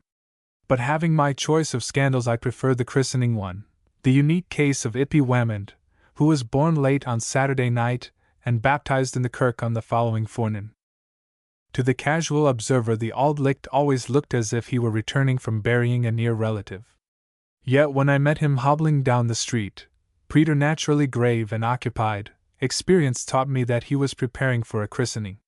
How the minister would have borne himself in the event of a member of his congregations wanting the baptism to take place at home, it is not easy to say, but I shudder to think of the public prayers for the parents that would certainly have followed. The child was carried to the kirk through rain, or snow, or sleet, or wind. The father took his seat alone in the front pew, under the minister's eye, and the service was prolonged far on into the afternoon. But though the references in the sermon to that unhappy object of interest in the front pew were many and pointed, his time had not really come until the minister signed to him to advance as far as the second step of the pulpit stairs. The nervous father clenched the railing in a daze, and cowered before the ministerial heckling. From warning the minister passed to exhortation, from exhortation to admonition, from admonition to searching questioning, from questioning to prayer and wailing. When the father glanced up, there was the radiant boy in the pulpit looking as if he would like to jump down his throat. If he hung his head, the minister would ask, with a groan, whether he was unprepared, and the whole congregation would sigh out the response that Mr. Dishart had hit it. When he replied audibly to the minister's uncomfortable questions, a pained look at his flippancy traveled from the pulpit all round the pews, and when he only bowed his head in answer, the minister paused sternly, and the congregation wondered what the man meant. Little wonder that Davy Haggart took to drinking when his turn came for occupying that front pew. If Ippy Wammond's birth had been deferred until the beginning of the week, or humility had shown more prominently among her mother's virtues, the kirk would have been saved a painful scandal, and Sandy Wammond might have retained his eldership. Yet it was a foolish but wifely pride in her husband's official position that turned Belle Dundas' head, a wild ambition to beat all baptismal record. Among the wives she was esteemed a poor body whose infant did not see the inside of the kirk within a fortnight of its birth. 40 years ago it was an accepted superstition in Thrums that the ghosts of children who had died before they were baptized went wailing and wringing their hands round the kirkyard at nights, and that they would continue to do this until the crack of doom. When the Auld Licht children grew up, too, they crowed over those of their fellows whose christening had been deferred until a comparatively late date, and the mothers who had needlessly missed a Sabbath for long afterward hung their heads. That was a good and creditable birth which took place early in the week, thus allowing time for suitable christening preparations, while to be born on a Friday or a Saturday was to humiliate your parents, besides being an extremely ominous beginning for yourself. Without seeking to vindicate Belle Dundas' behavior, I may note, as an act of ordinary fairness, that, being the leading elder's wife, she was sorely tempted. Ippy made her appearance at 9:45 on a Saturday night. In the hurry and scurry that ensued, Sandy escaped sadly to the square. His infant would be baptized 8 days old, one of the longest deferred christenings of the year. Sandy was shivering under the clock when I met him accidentally, and took him home. But by that time the harm had been done. Several of the congregation had been roused from their beds to hear his lamentations, of whom the men sympathized with him, while the wives triumphed austerely over Belle Dundas. As I wrung poor Sandy's hand, I hardly noticed that a bright light showed distinctly between the shutters of his kitchen window, but the elder himself turned pale and breathed quickly. It was then 14 minutes past 12. My heart sank within me on the following forenoon, when Sandy Whammond walked, with a queer twitching face, into the front pew under a glare of eyes from the body of the kirk and the laughed. An amazed buzz went round the church, followed by a pursing up of lips and hurried whisperings. Evidently Sandy had been driven to it against his own judgment. The scene is still vivid before me, the minister suspecting no guile, and omitting the admonitory stage out of compliment to the elder's standing, Sandy's ghastly face, the proud godmother, aged 12, with the squalling baby in her arms, the horror of the congregation to a man and woman. A slate fell from Sandy's house even as he held up the babe to the minister to receive a druchin of water, and Ippy cried so vigorously that her shamed godmother had to rush with her to the vestry. Now things are not as they should be when an Auld Licht infant does not quietly sit out her first service. Belle tried for a time to carry her head high, but Sandy ceased to whistle at his loom, and the scandal was a rolling stone that soon passed over him. Briefly it amounted to this, that a bairn born within 2 hours of midnight on Saturday could not have been ready for christening at the kirk next day without the breaking of the Sabbath. Had the secret of the nocturnal light been mine alone, all might have been well, but Betsy Munn's evidence was irrefutable. Great had been Belle's cunning, but Betsy had outwitted her. Passing the house on the eventful night, Betsy had observed Margaret Dundas, Belle's sister, open the door and creep cautiously to the window, the chinks in the outside shutters of which she cunningly closed up with tow. As in a flash the disgusted Betsy saw what Belle was up to, and removing the tow, planted herself behind the dilapidated dyke opposite and awaited events. Questioned at a special meeting of the office-bearers in the vestry, she admitted that the lamp was extinguished soon after 12 o'clock, though the fire burned brightly all night. There had been unnecessary feasting during the night, and 6 eggs were consumed before breakfast time. Asked how she knew this, she admitted having counted the eggshells that Margaret had thrown out of doors in the morning. This, with the testimony of the persons from whom Sandy had sought condolence on the Saturday night, was the case for the prosecution. For the defense, Belle maintained that all preparations stopped when the clock struck 12, and even hinted that the bairn had been born on Saturday afternoon. But Sandy knew that he and his had got a fall. In the forenoon of the following Sabbath the minister preached from the text, "Be sure your sin will find you out." And in the afternoon from "Pride goeth before a fall." He was grand. In the evening Sandy tendered his resignation of office, which was at once accepted. Webbs were behindhand for a week, owing to the length of the prayers offered up for Belle, and Lang Tammas ruled in Sandy's stead. Chapter 4. Lads and Lasses. With the severe Auld Lichts the Sabbath began at 6 o'clock on Saturday evening. By that time the gleaming shuttle was at rest. Davy Haggart had strolled into the village from his pile of stones in the Wunny road. Henry Robb, the dummy, had sold his last barrowful of rosety resiny roots for firewood, and the people, having tranquilly supped and soused their faces in their water pails, slowly donned their Sunday clothes. This ceremony was common to all, but here divergence set in. The grey Auld Licht, to whom love was not even a name, sat in his high-backed armchair by the hearth, Bible or Pilgrim's Progress in hand, occasionally lapsing into slumber. But though, when they got the chance, they went willingly 3 times to the kirk, there were young men in the community so flighty that, instead of dozing at home on Saturday night, they dandered casually into the square, and forming into knots at the corners, talked solemnly and mysteriously of women. Not even, on the night preceding his wedding, was an Auld Licht ever known to stay out after 10 o'clock. So weekly conclaves at street corners came to an end at a comparatively early hour, one collabs after another shuffling silently from the square until it echoed, deserted, to the townhouse clock. The last of the gallants, gradually discovering that he was alone, would look around him musingly, and taking in the situation, slowly wend his way home. On no other night of the week was frivolous talk about the softer sex indulged in, the Auld Lichts being creatures of habit, who never thought of smiling on a Monday. Long before they reached their teens they were earning their keep as herds in the surrounding glens or filling perns for their parents, but they were generally on the brink of 20 before they thought seriously of matrimony. Up to that time they only trifled with the other sex's affections at a distance, filling a maid's water pails, perhaps, when no one was looking, or carrying her wab, at the recollection of which they would slap their knees almost jovially on Saturday night.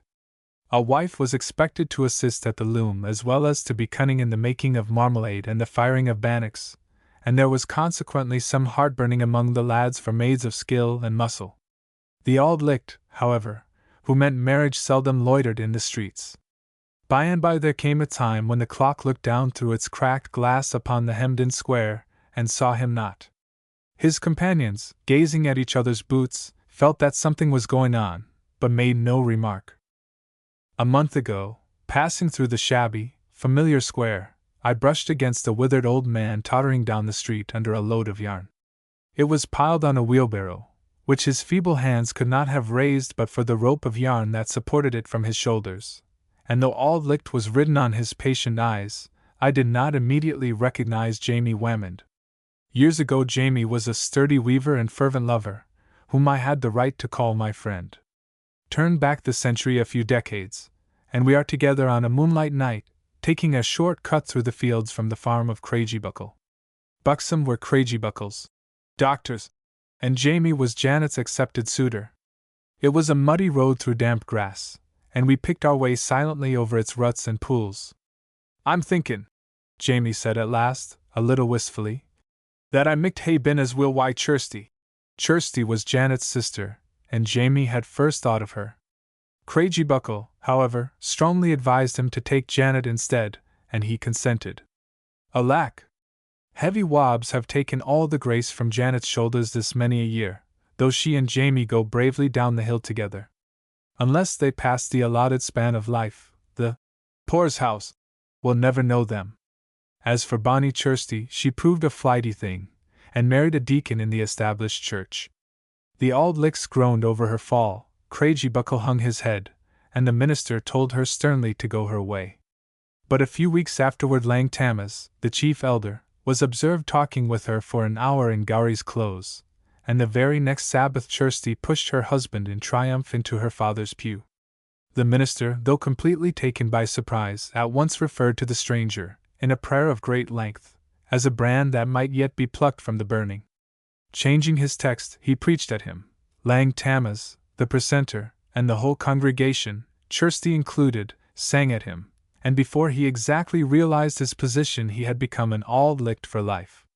Chirsty's triumph was complete when, next week, in broad daylight too, the minister's wife called, and in the presence of Betsy Munn, who vouches for the truth of the story, graciously asked her to come up to the manse on Thursday, at 4 p.m., and drink a dish of tea. Chirsty, who knew her position, of course begged modestly to be excused, but a coolness arose over the invitation between her and Janet, who felt slighted, that was only made up at the laying out of Chirsty's father-in-law, to which Janet was pleasantly invited. When they had read up the house, the Auld Licht lassies sat in the gloaming at their doors on three-legged stools, patiently knitting stockings. To them came stiff-limbed youths who, with a "Bly nicht, Jeanie," to which the inevitable answer was, "It is so, Charlies," rested their shoulders on the doorpost, and silently followed with their eyes the flashing needles. Thus the courtship began, often to ripen promptly into marriage, at other times to go no farther. The smooth-haired maids, neat in their simple wrappers, knew they were on their trial, and that it behoved them to be wary. They had not compassed 20 winters without knowing that Margaret Todd lost Davy Haggart because she fitted a black stocking with brown worsted, and that Phineas Grieve turned from Belle Whamond on account of the frivolous flowers in her bonnet, and yet Belle's prospects, as I happened to know, at one time looked bright and promising. Sitting over her father's peat fire one night gossiping with him about fishing flies and tackle, I noticed the Grieve, who had dropped in by appointment with some duck's eggs on which Belle's clock and hen was to sit, performing some sleight of hand trick with his coat sleeve. Craftily he jerked and twisted it, till his own photograph, a black smudge on white, gradually appeared to view. This he gravely slipped into the hands of the maid of his choice, and then took his departure, apparently much relieved. Had not Belle's light-headedness driven him away, the Grieve would have soon followed up his gift with an offer of his hand. Some night Belle would have seen him to the door, and they would have stared sheepishly at each other before saying good night. The parting salutation given, the Grieve would still have stood his ground, and Belle would have waited with him. At last, "Will ye haze, Belle?" would have dropped from his half-reluctant lips, and Belle would have mumbled, "Aye," with her thumb in her mouth. "Guid nick to ye, Belle," would be the next remark. "Guid nick to ye, Jeems." The answer, the humble door would close softly, and Belle and her lad would have been engaged.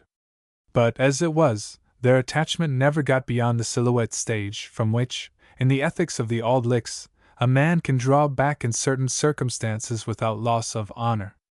The only really tender thing I ever heard an Auld Licht lover say to his sweetheart was when Gowrie's brother looked softly into Easy Tamson's eyes and whispered, "Do you sweat?" Even then the effect was produced more by the loving cast in Gowrie's eye than by the tenderness of the words themselves. The courtships were sometimes of long duration, but as soon as the young man realized that he was courting he proposed. Cases were not wanting in which he realized this for himself, but as a rule he had to be told of it. There were a few instances of weddings among the Auld Lichts that did not take place on Friday.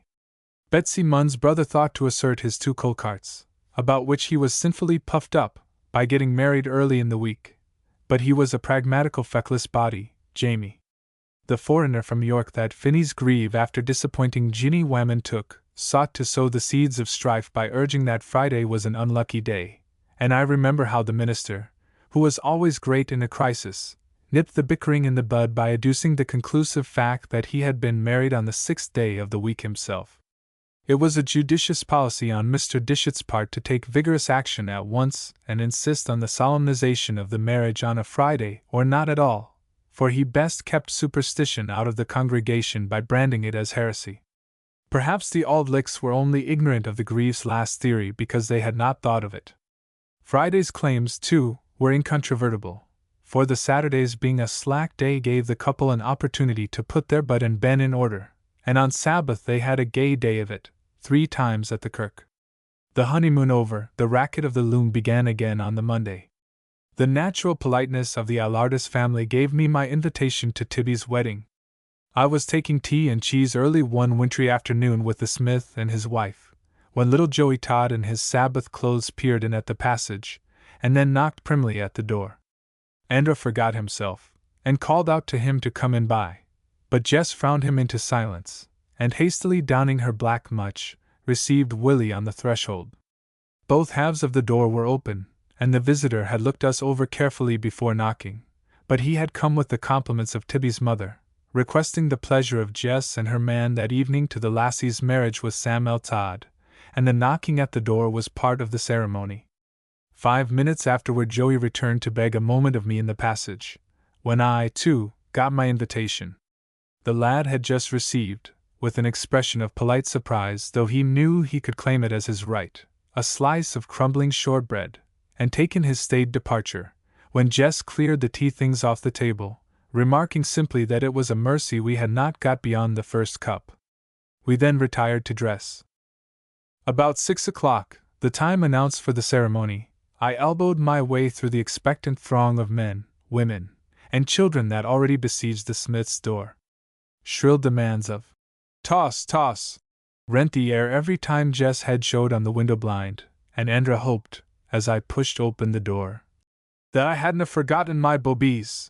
Weddings were celebrated among the Auld Lichts by showers of ha'pence, and the guests on their way to the bride's house had to scatter to the hungry rabble like housewives feeding poultry. Willie Todd, the best man, who had never come out so strong in his life before, slipped through the back window, while the crowd, led on by Kitty McQueen, seated in front, and making a bolt for it to the Sosh, was back in a moment with a handful of small change. Dinna toss our lavishly at first, the smith whispered me nervously, as we followed Jess and Willie into the darkening wind. The guests were packed hot and solemn in Johnny Alardis's room, the men anxious to surrender their seats to the ladies who happened to be standing, but too bashful to propose it, the ham and the fish frizzling noisily side by side but the house, and hissing out every now and then to let all whom it might concern know that Janet Craik was adding more water to the gravy. A better woman never lived, but oh, the hypocrisy of the face that beamed greeting to the guests as if it had nothing to do but politely show them in, and gasped next moment with upraised arms over what was nearly a fall in crockery. When Janet sped to the door, her spleet new merino dress fell, to the pulling of a string, over her homemade petticoat, like the drop scene in a theater, and rose as promptly when she returned to slice the bacon. The murmur of admiration that filled the room when she entered with the minister was an involuntary tribute to the spotlessness of her wrapper and a great triumph for Janet.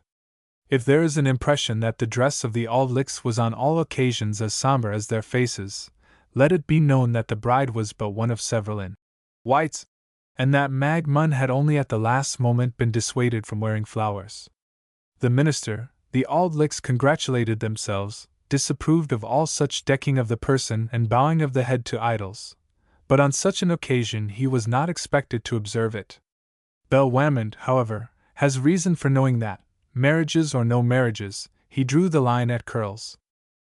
By and by Sam L. Todd, looking a little dazed, was pushed into the middle of the room to Tibby's side, and the minister raised his voice in prayer. All eyes closed reverently except perhaps the bridegroom's, which seemed glazed and vacant.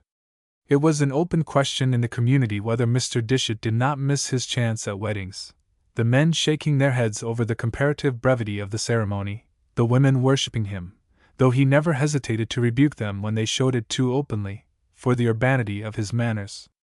At that time, however, only a minister of such experience as Mr. Dishart's predecessor could lead up to a marriage in prayer without inadvertently joining the couple, and the catechizing was mercifully brief. Another prayer followed the union. The minister waved his right to kiss the bride. Every one looked at every other one as if he had for the moment forgotten what he was on the point of saying and found it very annoying, and Janet signed frantically to Willie Todd, who nodded intelligently in reply, but evidently had no idea what she meant. In time Johnny Alardis, our host, who became more and more endoit as the night proceeded, remembered his instructions, and led the way to the kitchen, where the guests, having politely informed their hostess that they were not hungry, partook of a hearty tea. Mr. Dishart presided, with the bride and bridegroom near him, but though he tried to give an agreeable turn to the conversation by describing the extensions at the cemetery, his personality oppressed us, and we only breathed freely when he rose to go. Yet we marveled at his versatility. In shaking hands with the newly married couple, the minister reminded them that it was leap year, and wished them 366 happy and God-fearing days. Samuel's station being too high for it, Tibby did not have a penny wedding, which her thrifty mother bewailed, penny weddings starting a couple in life. I can recall nothing more characteristic of the nation from which the Auld Lichts sprang than the penny wedding, where the only revelers that were not out of pocket by it were the couple who gave the entertainment.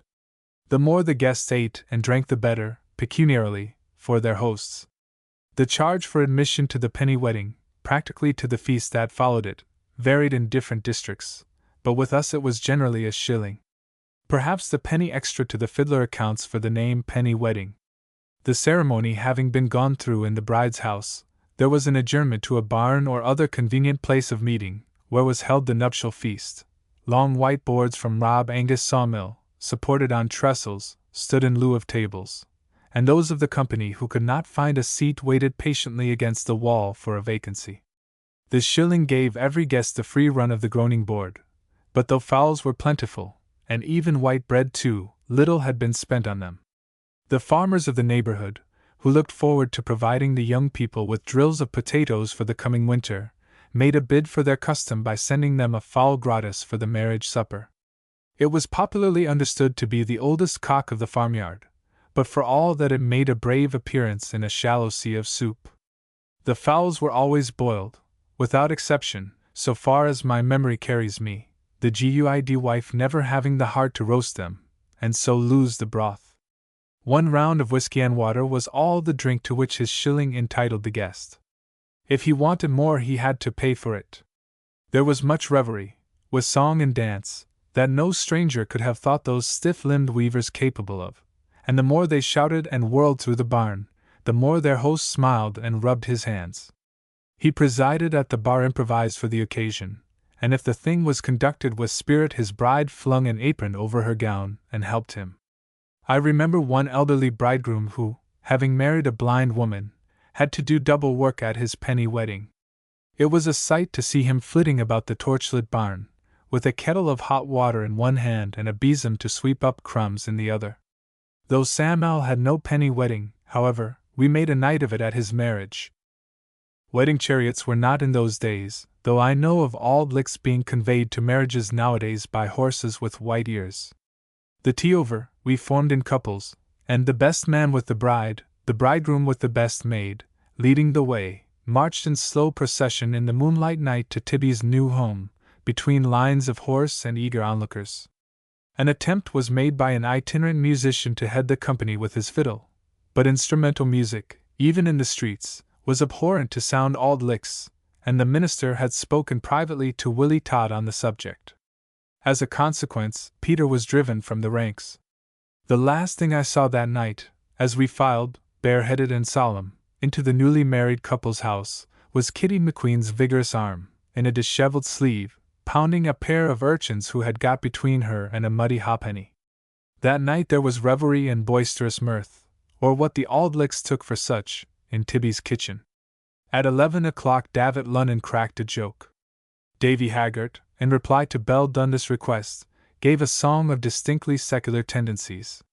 The bride, who had carefully taken off her wedding gown on getting home and donned a wrapper, coquettishly let the bridegroom's father hold her hand.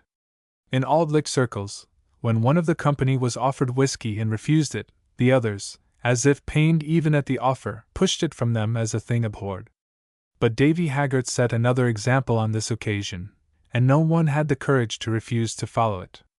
We sat late round the dying fire, and it was only Willie Todd's scandalous assertion, he was but a boy, about his being able to dance that induced us to think of moving. In the community, I understand, this marriage is still memorable as the occasion on which Belle Whammond laughed in the minister's face. Chapter 5. The Auld Lichts in Arms. Arms and men I sing, doused Jamesy Todd, rushing from his loom, armed with a bedpost, Lisbeth Whammond, an avenging whirlwind, Neil Haggart, pausing in his thank-offerings to smite and slay, the impious foes scudding up the bleeding Braehead with Nemesis at their flashing heels, the minister holding it a nice question whether the carnage was not justified.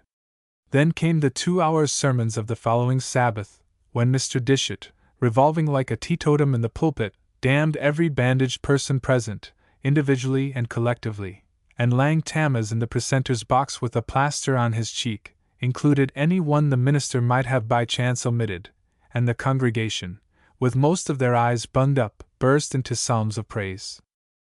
Twice a year the Auld Lichts went demented. The occasion was the fast day at Tillydrum, when its inhabitants, instead of crowding reverently to the kirk, swooped profanely down in their scores and tens of scores on our God-fearing town, intent on making a day of it. Then did the weavers rise as one man, and go forth to show the ribald crew the errors of their way. All denominations were represented, but Auld Lichts led. An Auld Licht would have taken no man's blood without the conviction that he would be the better morally for the bleeding, and if Tammas Lunnon's case gave an impetus to the blows, it can only have been because it opened wider Auld Licht eyes to Tillydrum's desperate condition. Mr. Dishart's predecessor more than once remarked that at the creation the devil put forward a claim for thrums, but said he would take his chance of Tillydrum, and the statement was generally understood to be made on the authority of the original Hebrew. The mustard seed of a feud between the two parishes shot into a tall tree in a single night, when David Lunnon's father went to a tat-eye rope at Tillydrum and thoughtlessly died there. 24 hours afterward a small party of staid Auld Lichts, carrying long white poles, stepped out of various winds and closes and picked their solemn way to the house of mourning. Nanny Lowe, the widow, received them dejectedly, as one oppressed by the knowledge that her man's death at such an inopportune place did not fulfill the promise of his youth, and her guests admitted bluntly that they were disappointed in Tammas. Snecky Hobart's father's unusually long and impressive prayer was an official intimation that the deceased, in the opinion of the session, sorely needed everything of the kind he could get, and then the silent driblet of Auld Licht and Black stalked off in the direction of Tilliedrum. Women left their spinning wheels and perns to follow them with their eyes along the tenements, and the minister was known to be holding an extra service at the manse. When the little procession reached the boundary line between the two parishes, they sat down on a dyke and waited. By and by 6 men drew near from the opposite direction, bearing on poles the remains of Tammas Lunnon in a closed coffin. The coffin was brought to within 30 yards of those who awaited it, and then roughly lowered to the ground. Its bearers rested morosely on their poles. In conveying Lunnon's remains to the borders of his own parish they were only conforming to custom, but Thrums and Tilliedrum differed as to where the boundary line was drawn, and not a foot would either advance into the other's territory. For half a day the coffin lay unclaimed, and the two parties sat scowling at each other. Neither dared move. Gloaming had stolen into the valley when Dite Duchars, of Tilliedrum, rose to his feet and deliberately spat upon the coffin. A stone whizzed through the air, and then the ugly spectacle was presented, in the grey night, of a dozen mutes fighting with their poles over a coffin. There was blood on the shoulders that bore Tammas' remains to Thrums. After that meeting Tilliedrum lived for the fast day. Never, perhaps, was there a community more given up to sin, and Thrums felt called to its chastisement.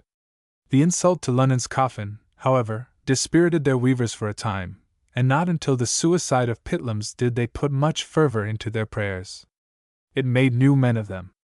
Tilliedrum's sins had found it out. Pitlam's was a farmer in the parish of Thrums, but he had been born at Tilliedrum, and Thrums thanked Providence for that, when it saw him suspended between two hams from his kitchen rafters. The custom was to cart suicides to the quarry at the Gala Pond and bury them near the cairn that had supported the gallows.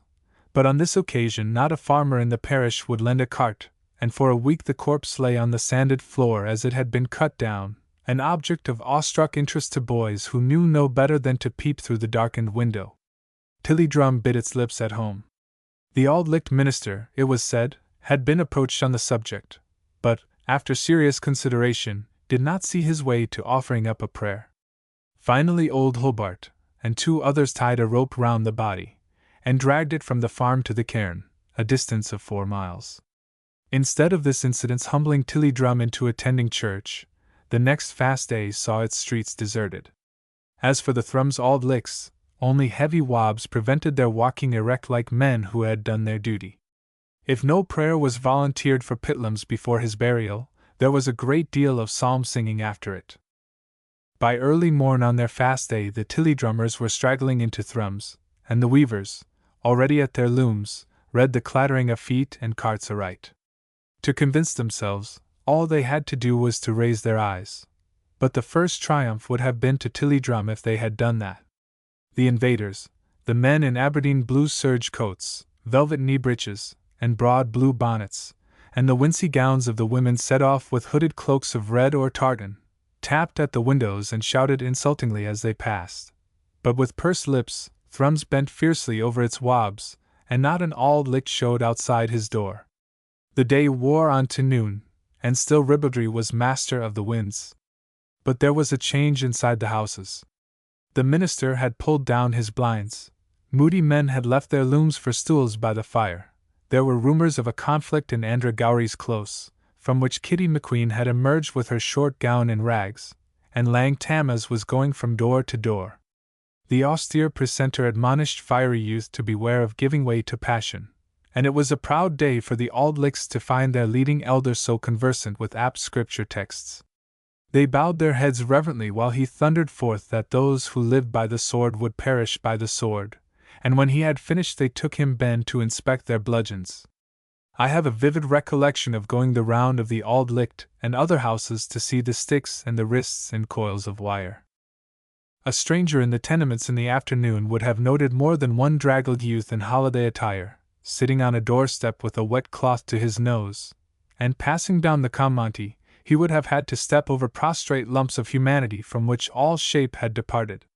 Gavin Ogilvy limped heavily after his encounter with Thrummitosh, a struggle that was looked forward to eagerly as a bi-yearly event. Christy Davies' development of muscle had not prevented her going down before the terrible onslaught of Joe the Miller, and Lang Tama's plasters told the tale.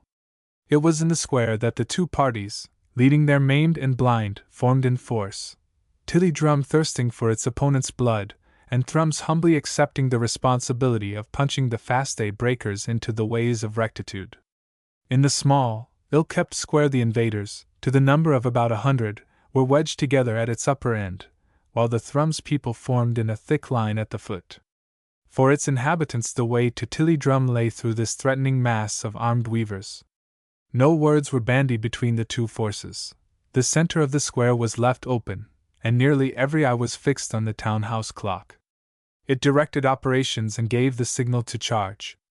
The moment 6 o'clock struck, the upper mass broke its bonds and flung itself on the living barricade.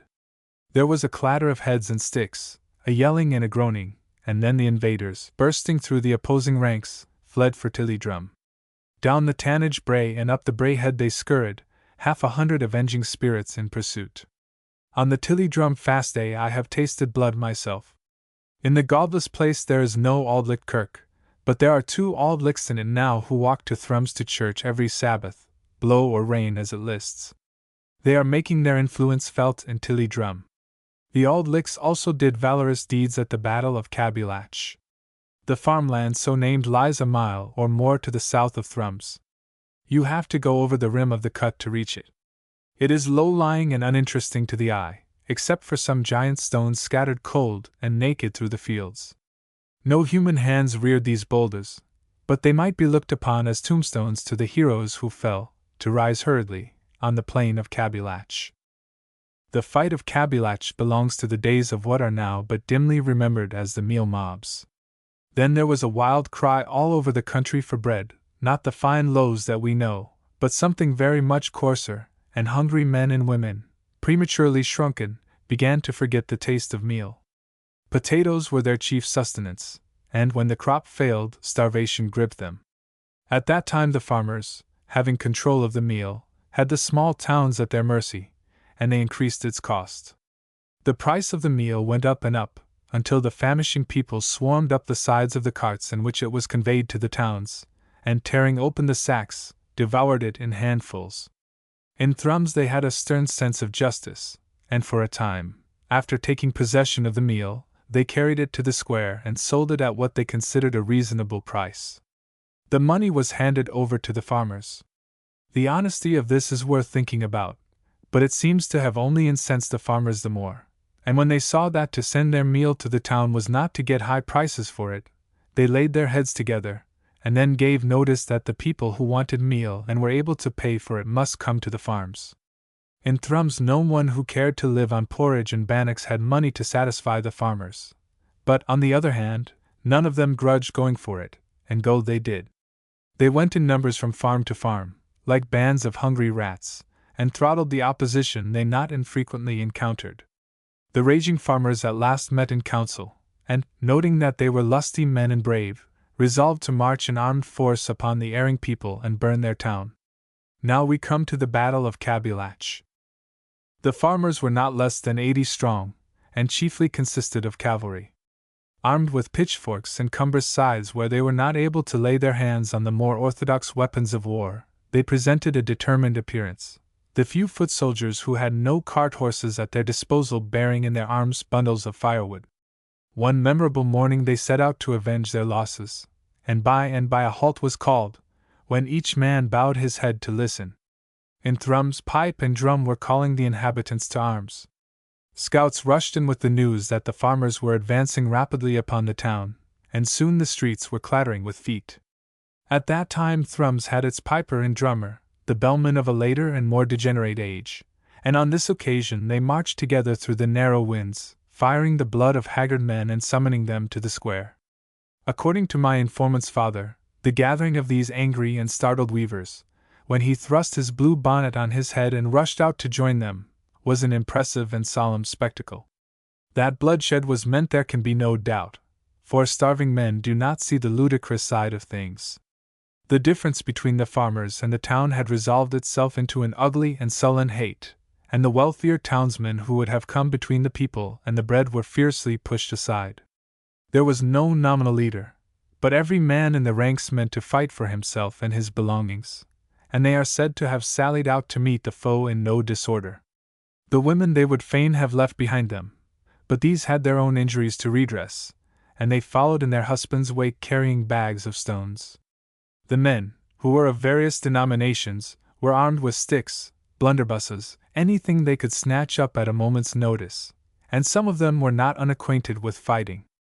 Dire silence prevailed among the men, but the women shouted as they ran, and the curious army moved forward to the drone and squall of drum and pipe.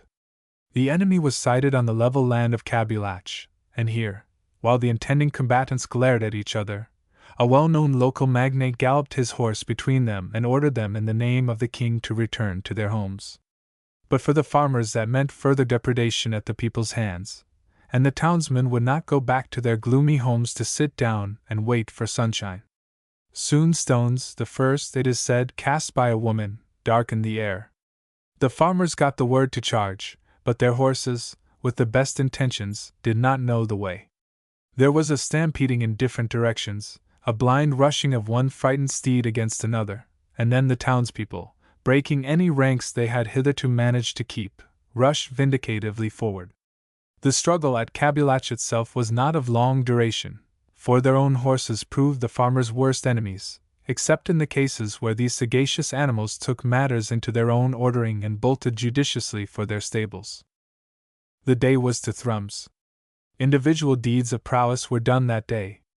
Of these not the least fondly remembered by her descendants were those of the gallant matron who pursued the most obnoxious farmer in the district even to his very porch with heavy stones and opprobrious epithets.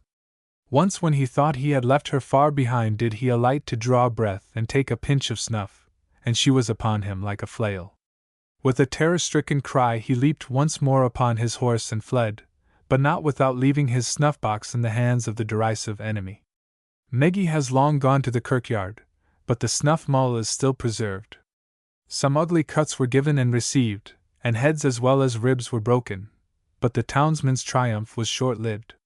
The ringleaders were whipped through the streets of Perth, as a warning to persons thinking of taking the law into their own hands, and all the lasting consolation they got was that, some time afterward, the chief witness against them, the parish minister, met with a mysterious death. They said it was evidently the hand of God, but some people looked suspiciously at them when they said it. Chapter 6. The Old Dominie. From the new cemetery, which is the highest point in Thrums, you just failed to catch sight of the red schoolhouse that nestles between two bare trees, some 5 miles up the glen of Querity. This was proved by David Lunnan, tinsmith, whom I have heard tell the story. It was in the time when the cemetery gates were locked to keep the bodies of suicides out, but men who cared to risk the consequences could get the coffin over the high dyke and bury it themselves.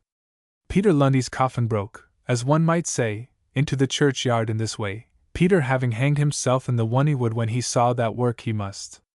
The general feeling among the intimates of the deceased was expressed by David when he said, "It may do the critter nae guidi the tale o' the day, but he paid for spit o' ground, and he's in's richt to occupy it." The custom was to push the coffin on to the wall up a plank, and then let it drop less carefully into the cemetery. Some of the mourners were dragging the plank over the wall, with David Lunnan on the top directing them, when they seemed to have let go and sent the tinsmith suddenly into the air. A week afterward it struck David, when in the act of soldering a hole in Libby Ween's flagon. Here he branched off to explain that he had made the flagon years before, and that Libby was sister to Tammas Weens, and married one Baker Robbie, who died of chicken pox in his 44th year, that when, up there, he had a view of Querity's schoolhouse. David was as truthful as a man who tells the same story more than once can be expected to be, and it is far from a suspicious circumstance that he did not remember seeing the schoolhouse all at once. In Thrums things only struck them gradually. The new cemetery, for instance, was only so called because it had been new once. In this redstone school, full of the modern improvements that he detested, the old dominie whom I succeeded taught, and sometimes slept, during the last 5 years of his cantankerous life. It was in a little thatched school, consisting of but one room, that he did his best work, some 500 yards away from the edifice that was reared in its stead. Now dismally fallen into disrepute, often indeed a domicile for cattle, the ragged Academy of Glenquerity, where he held despotic sway for nearly half a century, is falling to pieces slowly in a how that conceals it from the highroad. Even in its best scholastic days, when it sent barefooted lads to college who helped to hasten the disruption, it was but a pile of ungainly stones, such as Scott's Black Dwarf flung together in a night, with holes in its broken roof of thatch where the rain trickled through, and never with less than 2 of its knotted little window panes stopped with brown paper. The 12 or 20 pupils of both sexes who constituted the attendants sat at the 2 loose desks, which never fell unless you leaned on them, with an eye on the corner of the earthen floor where the worms came out, and on cold days they liked the wind to turn the peat smoke into the room. One boy, who was supposed to wash it out, got his education free for keeping the schoolhouse dirty, and the others paid their way with peats, which they brought in their hands, just as wealthier schoolchildren carry books, and with pence which the dominie collected regularly every Monday morning. The attendance on Monday mornings was often small. Once a year the dominie added to his income by holding cockfights in the old school. This was at Yule, and the same practice held in the parish school of Thrums. It must have been a strange sight. Every male scholar was expected to bring a cock to the school, and to pay a shilling to the dominie for the privilege of seeing it killed there. The dominie was the master of the sports, assisted by the neighboring farmers, some of whom might be elders of the church. 3 rounds were fought. By the end of the first round all the cocks had fought, and the victors were then pitted against each other. The cocks that survived the second round were eligible for the third, and the dominie, besides his shilling, got every cock killed. Sometimes, if all stories be true, the spectators were fighting with each other before the third round concluded. The glen was but sparsely dotted with houses even in those days, a number of them inhabited by farmer weavers, who combined 2 trades and just managed to live. One would have a plough, another a horse, and so in Glenquerity they helped each other. Without a loom in addition many of them would have starved, and on Saturdays the big farmer and his wife, driving home in a gig, would pass the little farmer carrying or wheeling his wob to Thrums.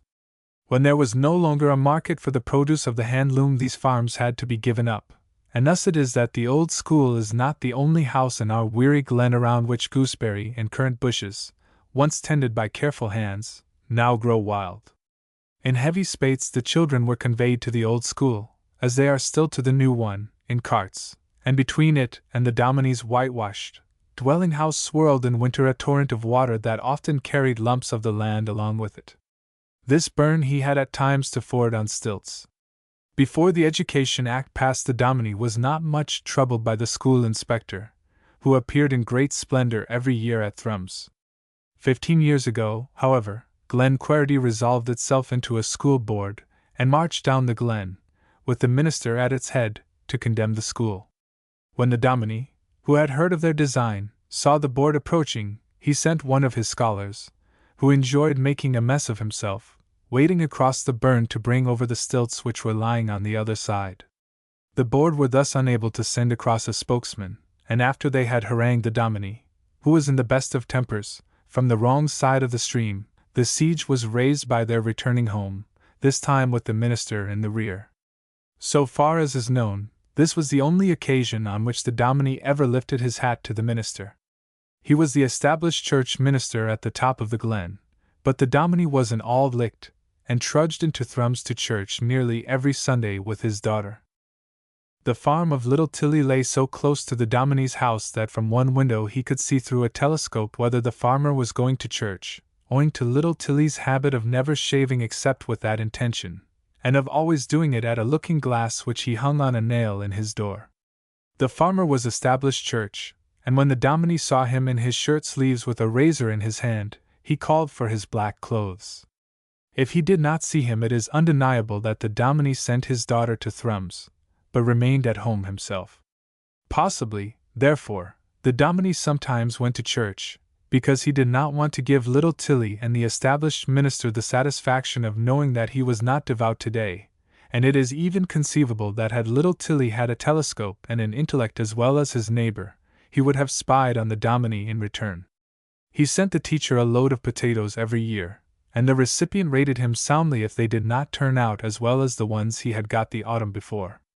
Little Tilly was rather in awe of the dominie, and had an idea that he was a free-thinker, because he played the fiddle and wore a black cap. The dominie was a wizen-looking little man, with sharp eyes that pierced you when they thought they were unobserved, and if any visitor drew near who might be a member of the board, he disappeared into his house much as a startled weasel makes for its hole. The most striking thing about him was his walk, which to the casual observer seemed a limp.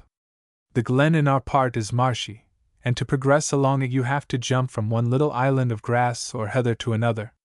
Perhaps it was this that made the dominie take the main road and even the streets of thrums and leaps, as if there were boulders or puddles in the way. It is, however, currently believed among those who knew him best that he jerked himself along in that way when he applied for the vacancy in Glen Quharity School, and that he was therefore chosen from among the candidates by the committee of farmers, who saw that he was specially constructed for the district. In the spring the inspector was sent to report on the school, and of course, he said, with a wave of his hand, that this would never do. So a new school was built, and the ramshackle little academy that had done good service in its day was closed for the last time. For years it had been without a lock, ever since a blatter of wind and rain drove the door against the fireplace. After that it was the dominie's custom, on seeing the room cleared, to send in a smart boy. A dux was always chosen, who wedged a clod of earth or peat between doorpost and door. Thus the school was locked up for the night. The boy came out by the window, where he entered to open the door next morning. In time grass hid the little path from view that led to the old school, and a dozen years ago every particle of wood about the building, including the door and the framework of the windows, had been burned by traveling tinkers. The board would have liked to leave the dominie in his whitewashed dwelling-house to enjoy his old age comfortably, and until he learned that he had intended to retire. Then he changed his tactics and removed his beard. Instead of railing at the new school, he began to approve of it, and it soon came to the ears of the horrified established minister, who had a man, established, in his eye for the appointment, that the dominie was looking 10 years younger. As he spurned a pension he had to get the place, and then began a warfare of bickerings between the board and him that lasted until within a few weeks of his death. In his scholastic barn the dominie had thumped the Latin grammar into his scholars till they became university bursars to escape him.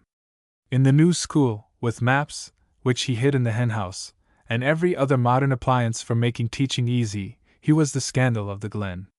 He snapped at the clerk of the board's throat, and barred his door in the minister's face.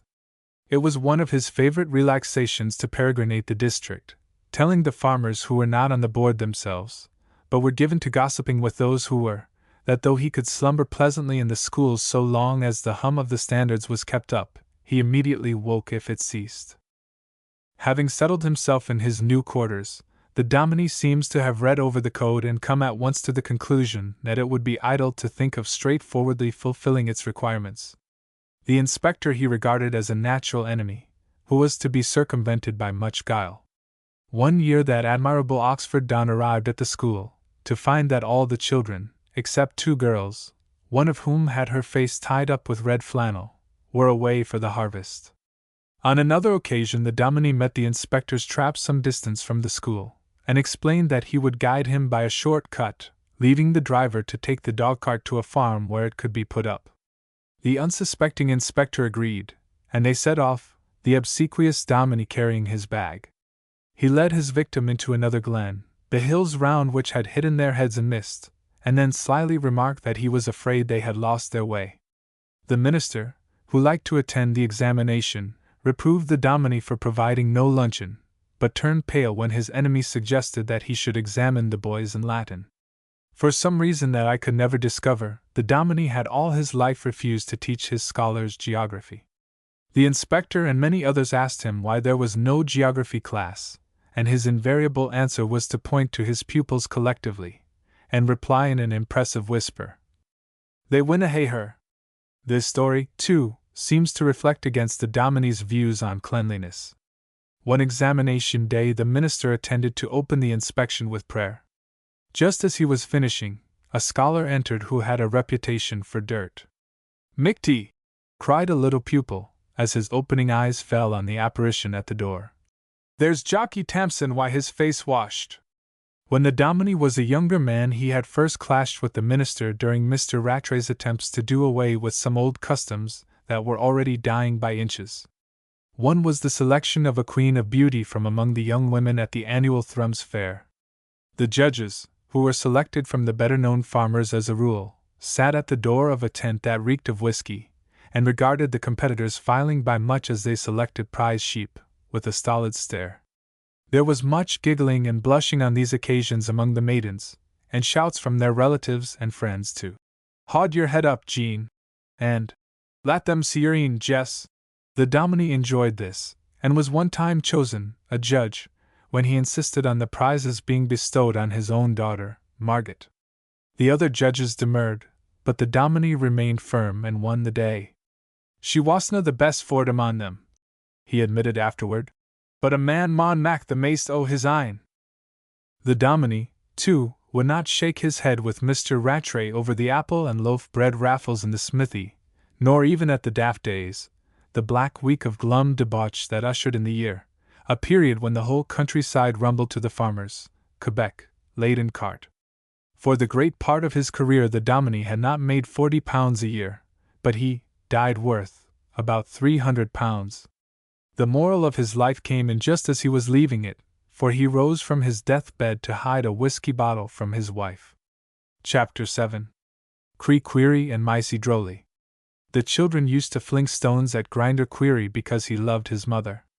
I never heard the grinder's real name.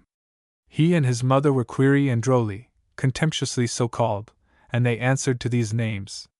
I remember Cree best as a battered old weaver, who bent forward as he walked, with his arms hanging limp as if ready to grasp the shafts of the barrow behind which it was his life to totter up hill and down hill, a rope of yarn suspended round his shaking neck and fastened to the shafts, assisting him to bear the yoke and slowly strangling him.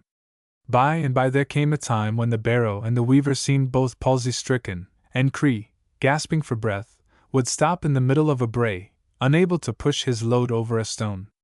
Then he laid himself down behind it to prevent the barrow's slipping back. On those occasions only the barefooted boys who jeered at the panting weaver could put new strength into his shriveled arms. They did it by telling him that he and Mysie would have to go to the poorhouse, after all, at which the grey old man would wince, as if jooken from a blow, and shuddering, rise and, with a desperate effort, gain the top of the incline. Small blame perhaps attached to Cree if, as he neared his grave, he grew a little dawdle. His loads of yarn frequently took him past the workhouse, and his eyelids quivered as he drew near. Boys used to gather round the gate in anticipation of his coming, and make a feint of driving him inside. Cree, when he observed them, sat down on his barrow shafts terrified to approach, and I see them now pointing to the workhouse till he left his barrow on the road and hobbled away, his legs cracking as he ran. It is strange to know that there was once a time when Cree was young and straight, a callant who wore a flower in his buttonhole and tried to be a hero for a maiden's sake. Before Cree settled down as a weaver, he was knife and scissor grinder for 3 counties, and Mysie, his mother, accompanied him wherever he went. Mysie trudged alongside him till her eyes grew dim and her limbs failed her, and then Cree was told that she must be sent to the pauper's home. After that a pitiable and beautiful sight was to be seen. Grinder Query, already a feeble man, would wheel his grindstone along the long high road, leaving Mysie behind. He took the stone on a few hundred yards, and then, hiding it by the roadside in a ditch or behind a paling, returned for his mother. Her he led, sometimes he almost carried her, to the place where the grindstone lay, and thus by double journeys kept her with him. Everyone said that Mysie's death would be a merciful release, everyone but Cree. Cree had been a grinder from his youth, having learned the trade from his father, but he gave it up when Mysie became almost blind. For a time he had to leave her in Thrums with Daniel Wilkie's wife, and find employment himself in Tillydrum. Mysie got me to write several letters for her to Cree, and she cried while telling me what to say. I never heard either of them use a term of endearment to the other, but all Maisie could tell me to put in writing was, "Oh, my son Cree, oh, my beloved son, oh, I have no one but you, oh, thou God watch over my Cree."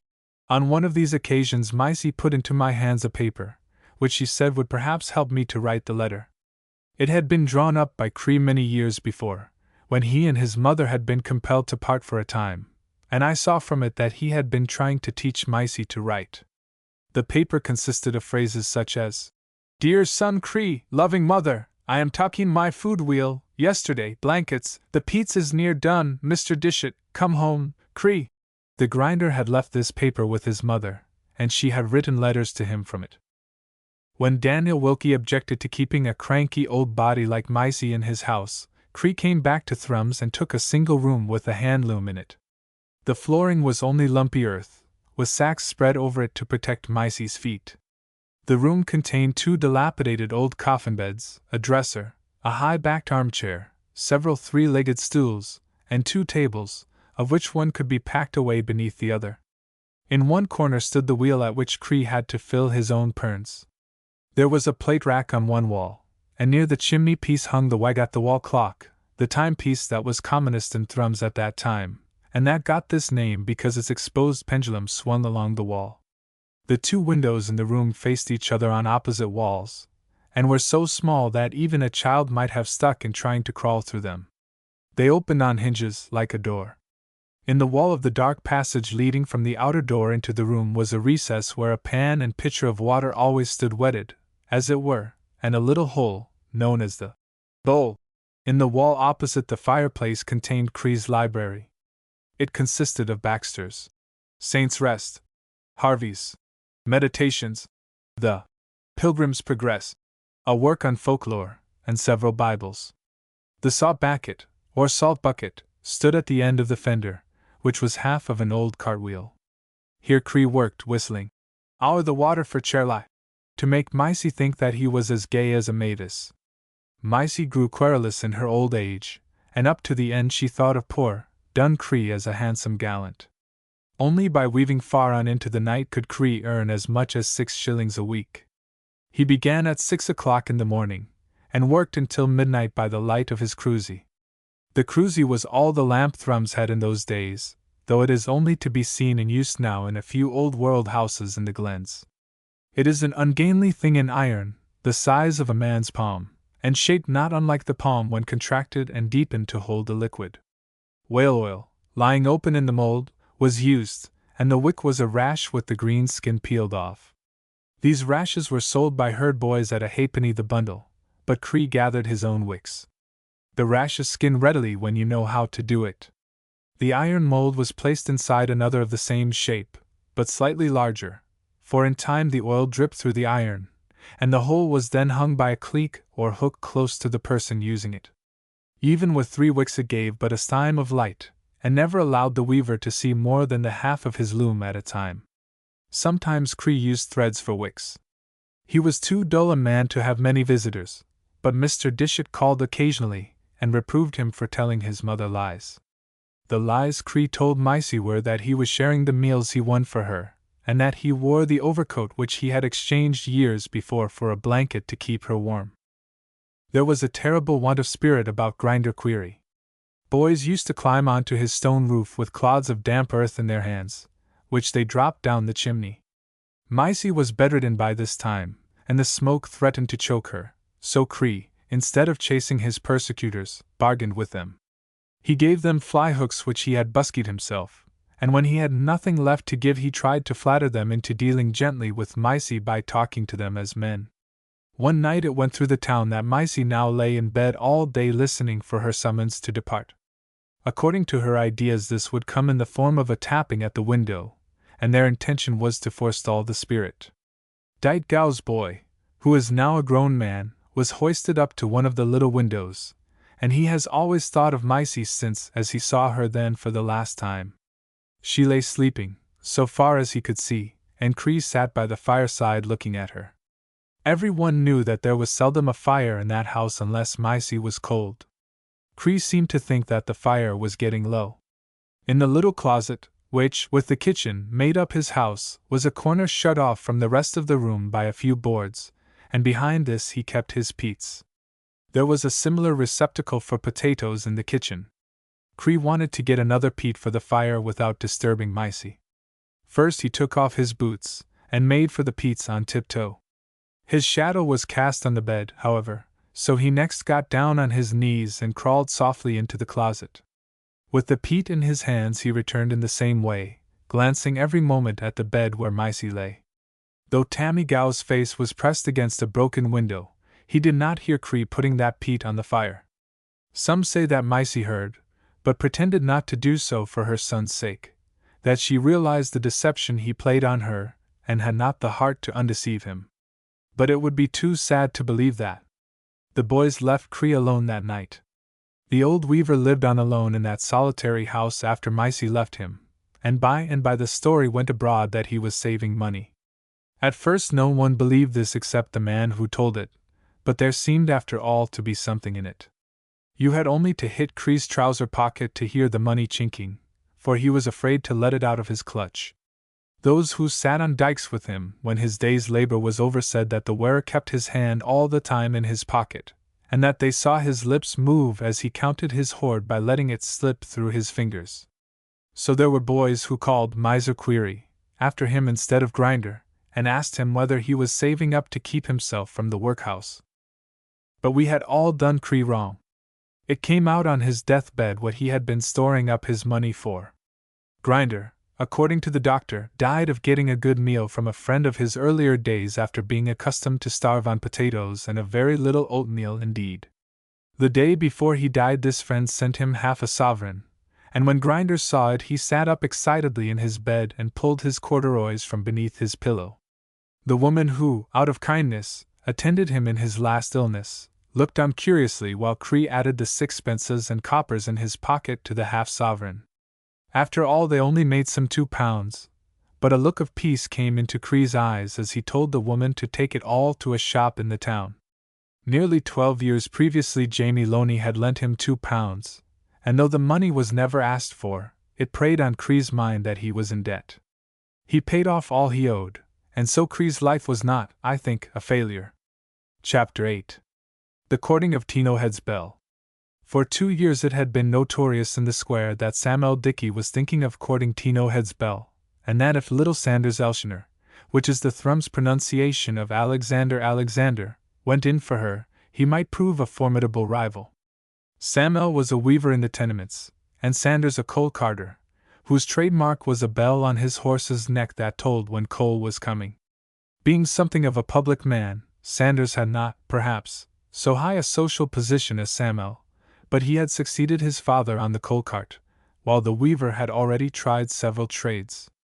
It had always been against Samuel, too, that once when the kirk was vacant he had advised the selection of the third minister who preached for it on the ground that it came expensive to pay a large number of candidates. The scandal of the thing was hushed up, out of respect for his father, who was a God-fearing man, but Samuel was known by it in Lang Tama's circle. The coal carter was called Little Sanders to distinguish him from his father, who was not much more than half his size. He had grown up with the name, and its inapplicability now came home to nobody. Samuel's mother had been more far-seeing than Sanders. Her man had been called Sammy all his life because it was the name he got as a boy, so when their eldest son was born she spoke of him as Samuel while still in the cradle. The neighbors imitated her, and thus the young man had a better start in life than had been granted to Sammy, his father. It was Saturday evening, the night in the week when Auld Licht young men fell in love. Samuel Dickey, wearing a blue Glengarry bonnet with a red ball on the top, came to the door of a one-story house in the tenements, and stood there wriggling, for he was in a suit of tweed for the first time that week, and did not feel at one with them.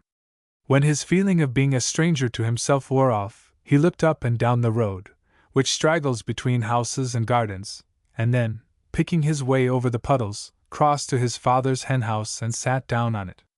He was now on his way to the square. Ippy Fargus was sitting on an adjoining dyke knitting stockings, and Samuel looked at her for a time. "Is yersel, Ippy?" he said at last. "It's a that," said Ippy. "Who's a why ye?" asked Samuel.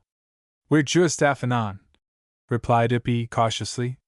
There was not much more to say, but as Samuel sidled off the henhouse, he murmured politely, Aye. In another minute he would have been fairly started, but Ippy resumed the conversation. Samuel, she said, with a twinkle in her eye, ye can tell Lisbeth Fargus I'll likely be drappin' in on her aboot Munday or Tuesday. Lisbeth was sister to Ippy, and wife of Tammas McQuaddy, better known as Tino Head, which was the name of his farm. She was thus Bell's mistress. Samuel leaned against the henhouse as if all his desire to depart had gone. Who d'ye ken I'll be at the Tino Head the nicht? He asked, grinning in anticipation. Oh, I see warrant ye'll be after Bell, said Ippy. And no sae sure o' that, said Samuel, trying to leer. He was enjoying himself now. And no sure o' that, he repeated, for Ippy seemed lost in stitches. Samuel! Aye. Ye'll be spirin' her soon no, I dinna doot? This took Samuel, who had only been courting Bell for a year or two, a little aback. Who d'ye mean, Ippy? He asked. Maybe ye'll do't the nicht. Nah, there's nae hurry, said Samuel. We're a coontin' on't, Samuel. Gi why ye? What for no? Gi why ye? Said Samuel again. Bell's gay and fond o' ye, Samuel. Aye, said Samuel. But am dootin' ye're a fell billy why the lasses. I dinna kin, moderate, said Samuel, in high delight. I saw ye, said Ippy, speaking with a wire in her mouth. Gien on turbly why micey haggart at the pump last Saturday. We was just a moosin' orsels, said Samuel. It'll be nae amusement to micey, said Ippy. Gin ye brack her heart. Losh, Ippy, said Samuel. I didna think o' that. Ye maun kin weel, Samuel, at there's mony a lass would jump at ye. Oh, you weel, said Samuel, implying that a man must take these things as they come. For ye're a dainty chield to look at, Samuel. Do you think so, Ippy? Aye. Oh, I dinna kin em a nithing by the ordner. Ye mayna be, said Ippy. But lasses doesna do to be our particular. Samuel resented this, and prepared to depart again. Ye'll no tell Bell that? He asked anxiously. Tell her what? Aboot me and Micey. We'll see who ye behave yoursel, Samuel. No 'at I care, Ippy, ye can tell her gin ye like. I wouldna think twice o' tellin' her missel. The Lord forge ye for Leon, Samuel, said Ippy, as he disappeared down Tammy Tosh's close. Here he came upon Henders Webster. Ye're late, Samuel, said Henders. What for? Oh, I was thinkin' you would be gain the length o' Tino Head the nicht, and I saw Sanders Elshner Mackin's WY there in ur sign. Did ye? Cried Samuel, adding craftily. But it's naething to me. Tod, lad, said Henders. Gin ye dinna buckle to, Sanders'll be carryin' her off. Samuel flung back his head and passed on. Samuel! Cried Henders after him. Aye, said Samuel, wheeling round. Gi bell a kiss frae me. The full force of this joke struck neither all at once. Samuel began to smile at it as he turned down the school wind, and it came upon Henders while he was in his garden feeding his ferret. Then he slapped his legs gleefully, and explained the conceit to Willum Byers, who went into the house and thought it over. There were 12 or 20 little groups of men in the square, which was lit by a flare of oil suspended over a cadger's cart. Now and again a staid young woman passed through the square with a basket on her arm, and if she had lingered long enough to give them time, some of the idlers would have addressed her. As it was, they gazed after her, and then grinned to each other. Aye, Samuel, said 2 or 3 young men, as Samuel joined them beneath the town clock. Aye, Davit, replied Samuel. This group was composed of some of the sharpest wits and thrums, and it was not to be expected that they would let this opportunity pass. Perhaps when Samuel joined them he knew what was in store for him. Was ye lookin' for Tino Head's bell, Samuel? Asked one. Or mebbe ye was wantin' the minister? Suggested another, the same who had walked out twice with Kirsty Duff and not married her after all. Samuel could not think of a good reply at the moment, so he laughed good-naturedly. Undoubtedly she's a snod bit critter, said Davit archly. And michty clever why her fingers, added Jamie Duchars. Man, I've thought o' mackin' up to Bell Missile, said Pete Ogle. Would there be ony chance, think ye, Sam'l?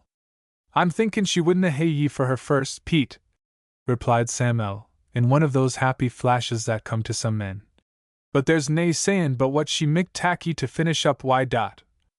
The unexpectedness of this sally startled every one. Though Sam'l did not set up for a wit, however, like David, it was notorious that he could say a cutting thing once in a way. Did ye ever see Bell reddin' up?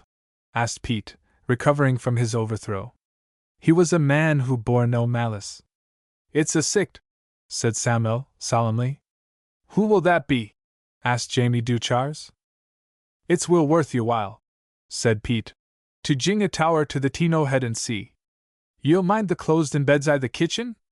I will, they're a fell spoilt crew, Tino head's litlands, and know that acy to manage. Th if the lasses Lisbeth's haen had a michty trouble why them. When they wore I the middle o' their reddin' up the bairns would come tumblin' about the floor, but Sal, I assure ye, Bell didna fash lang why them.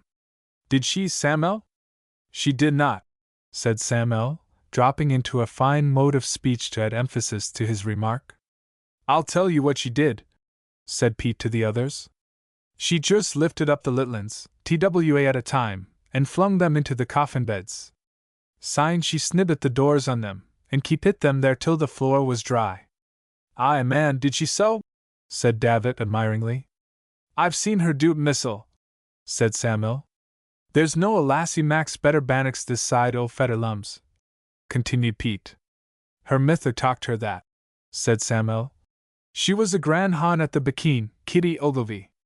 I've heard say, remarked Jamie, putting it this way so as not to tie himself down to anything. At Bell's scones is equal to Mag Lunnon's. So they are, said Sam'l, almost fiercely. I ken she's a neat hon at Singean a hen, said Pete. And white, said David. She's a snod canty bit stocky in her Sabbath clays. If anything thick in the waist, suggested Jamie. I dinna see that, said Sam'l. I do not care for her hair either, continued Jamie, who was very nice in his tastes. Something mair yallowby would be an improvement. Bodykins, growled Sam'l. At black hair's the bonniest. The others chuckled. Poor Sam'l, Pete said. Sam'l, not being certain whether this should be received with a smile or a frown, opened his mouth wide as a kind of compromise. This was position one with him for thinking things over. Few Auld Lichts, as I have said, went the length of choosing a helpmate for themselves. One day a young man's friends would see him mending the washing tub of a maiden's mother. They kept the joke until Saturday night, and then he learned from them what he had been after. It dazed him for a time, but in a year or so he grew accustomed to the idea, and they were then married. With a little help he fell in love just like other people. Sam'l was going the way of the others, but he found it difficult to come to the point. He only went courting once a week, and he could never take up the running at the place where he left off the Saturday before. Thus he had not, so far, made great headway. His method of making up to Bell had been to drop in at Tino Head on Saturday nights and talk with the farmer about the rinderpest. The farm kitchen was Bell's testimonial. Its chairs, tables, and stools were scoured by her to the whiteness of Rob Angus sawmill boards, and the muslin blind on the window was starched like a child's pinafore. Bell was brave, too, as well as energetic. Once Thrums had been overrun with thieves. It is now thought that there may have been only one, but he had the wicked cleverness of a gang. Such was his repute that there were weavers who spoke of locking their doors when they went from home. He was not very skillful, however, being generally caught, and when they said they knew he was a robber, he gave them their things back and went away. If they had given him time, there is no doubt that he would have gone off with his plunder. One night he went to Tino Head, and Bell, who slept in the kitchen, was awakened by the noise. She knew who it would be, so she rose and dressed herself, and went to look for him with a candle. The thief had not known what to do when he got in, and as it was very lonely he was glad to see Bell. She told him he ought to be ashamed of himself, and would not let him out by the door until he had taken off his boots so as not to soil the carpet. On this Saturday evening Samuel stood his ground in the square, until by and by he found himself alone. There were other groups there still, but his circle had melted away. They went separately, and no one said good night. Each took himself off slowly, backing out of the group until he was fairly started. Samuel looked about him, and then, seeing that the others had gone, walked round the townhouse into the darkness of the brae that leads down, and then up to the farm of Tino Head. To get into the good graces of Lisbeth Fargus you had to know her ways and humor them. Samuel, who was a student of women, knew this, and so, instead of pushing the door open and walking in, he went through the rather ridiculous ceremony of knocking. Sanders Elshioner was also aware of this weakness of Lisbeth's, but though he often made up his mind to knock, the absurdity of the thing prevented his doing so when he reached the door. Tino Head himself had never got used to his wife's refined notions, and when anyone knocked he always started to his feet, thinking there must be something wrong. Lisbeth came to the door, her expansive figure blocking the way in. "Samuel," she said. "Lisbeth," said Samuel. He shook hands with the farmer's wife, knowing that she liked it, but only said, "Aye, Belle," to his sweetheart. "Aye, Tino Head," to McQuaddy, and "It's yourself, Sanders," to his rival. They were all sitting round the fire, Tino Head, with his feet on the ribs, wondering why he felt so warm, and Belle darned a stocking, while Lisbeth kept an eye on a goblet full of potatoes. "Sit into the fire, Samuel," said the farmer, not, however, making way for him. "Na," said Samuel. "I'm to bide nae time." Then he sat into the fire. His face was turned away from Belle, and when she spoke he answered her without looking round. Samuel felt a little anxious. Sanders Elshioner, who had one leg shorter than the other, but looked well when sitting, seemed suspiciously at home. He asked Belle questions out of his own head, which was beyond Samuel, and once he said something to her in such a low voice that the others could not catch it. Tino had asked curiously what it was, and Sanders explained that he had only said, "Aye, Belle, the morn's the Sabbath." There was nothing startling in this, but Samuel did not like it. He began to wonder if he were too late, and had he seen his opportunity would have told Belle of a nasty rumor that Sanders intended to go over to the Free Church if they would make him kirk officer. Samuel had the goodwill of Tino Head's wife, who liked a polite man. Sanders did his best, but from want of practice he constantly made mistakes. Tonight, for instance, he wore his hat in the house because he did not like to put up his hand and take it off. Tino Head had not taken his off either, but that was because he meant to go out by and lock the byre door. It was impossible to say which of her lovers Belle preferred. The proper course with an Auld Licht lassie was to prefer the man who proposed to her. "Ye'll bide a wee, and hae something to eat?" Lisbeth asked Samuel, with her eyes on the goblet. "No, I thank ye," said Samuel, with true gentility. "Ye'll better. I dinna think it. Hoots I, what's to hinder ye?" "Weel, since ye're sa presin, I'll bide." No one asked Sanders to stay. Belle could not, for she was but the servant, and Tino Head knew that the kick his wife had given him meant that he was not to do so either. Sanders whistled to show that he was not uncomfortable. "Aye, then I'll be stappin' ower the brae," he said at last. He did not go, however. There was sufficient pride in him to get him off his chair, but only slowly, for he had to get accustomed to the notion of going. At intervals of 2 or 3 minutes he remarked that he must now be going. In the same circumstances Samuel would have acted similarly. For a Thrums man, it is one of the hardest things in life to get away from anywhere. At last Lisbeth saw that something must be done. The potatoes were burning, and Tino Head had an invitation on his tongue. "Yes, I'll hae to be movin'," said Sanders hopelessly for the 5th time. "Guid nick to ye then, Sanders," said Lisbeth. "Guid the door a fling to, ahent ye." Sanders, with a mighty effort, pulled himself together. He looked boldly at Belle, and then took off his hat carefully. Samuel saw with misgivings that there was something in it which was not a handkerchief. It was a paper bag glittering with gold braid, and contained such an assortment of sweets as lads bought for their lasses on the Muckle Friday. "Hey, Belle," said Sanders, handing the bag to Belle in an offhand way as if it were but a trifle. Nevertheless, he was a little excited, for he went off without saying good night. No one spoke. Belle's face was crimson. Tino had fidgeted on his chair, and Lisbeth looked at Samuel. The weaver was strangely calm and collected, though he would have liked to know whether this was a proposal. "Sit and bite to the table, Samuel," said Lisbeth, trying to look as if things were as they had been before. She put a saucerful of butter, salt, and pepper near the fire to melt, for melted butter is the shoeing horn that helps over a meal of potatoes. Samuel, however, saw what the hour required, and jumping up, he seized his bonnet.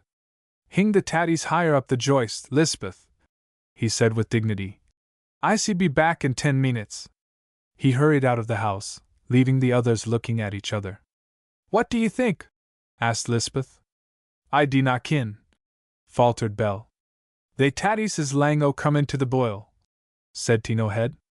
In some circles a lover who behaved like Samuel would have been suspected of intent upon his rival's life, but neither Belle nor Lisbeth did the weaver that injustice. In a case of this kind it does not much matter what Tino had thought.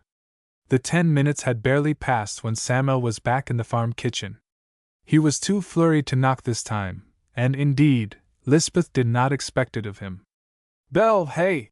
he cried, handing his sweetheart a tinsel bag twice the size of Sanders' gift. "Losh preserves!" exclaimed Lisbeth. "I see warrant there's a shillin's worth." "There's a that, Lisbeth, and mair," said Samuel firmly. "I thank ye, Samuel," said Belle, feeling an unwonted elation as she gazed at the 2 paper bags in her lap. "Ye're our extravagant, Samuel," Lisbeth said. "Not at all," said Samuel. "Not at all. But I wouldn't advise ye to eat the ither aints, Belle, they're second quality." Belle drew back a step from Samuel. "How do ye kin?" asked the farmer shortly, for he liked Sanders. "I spirit at the shop," said Samuel.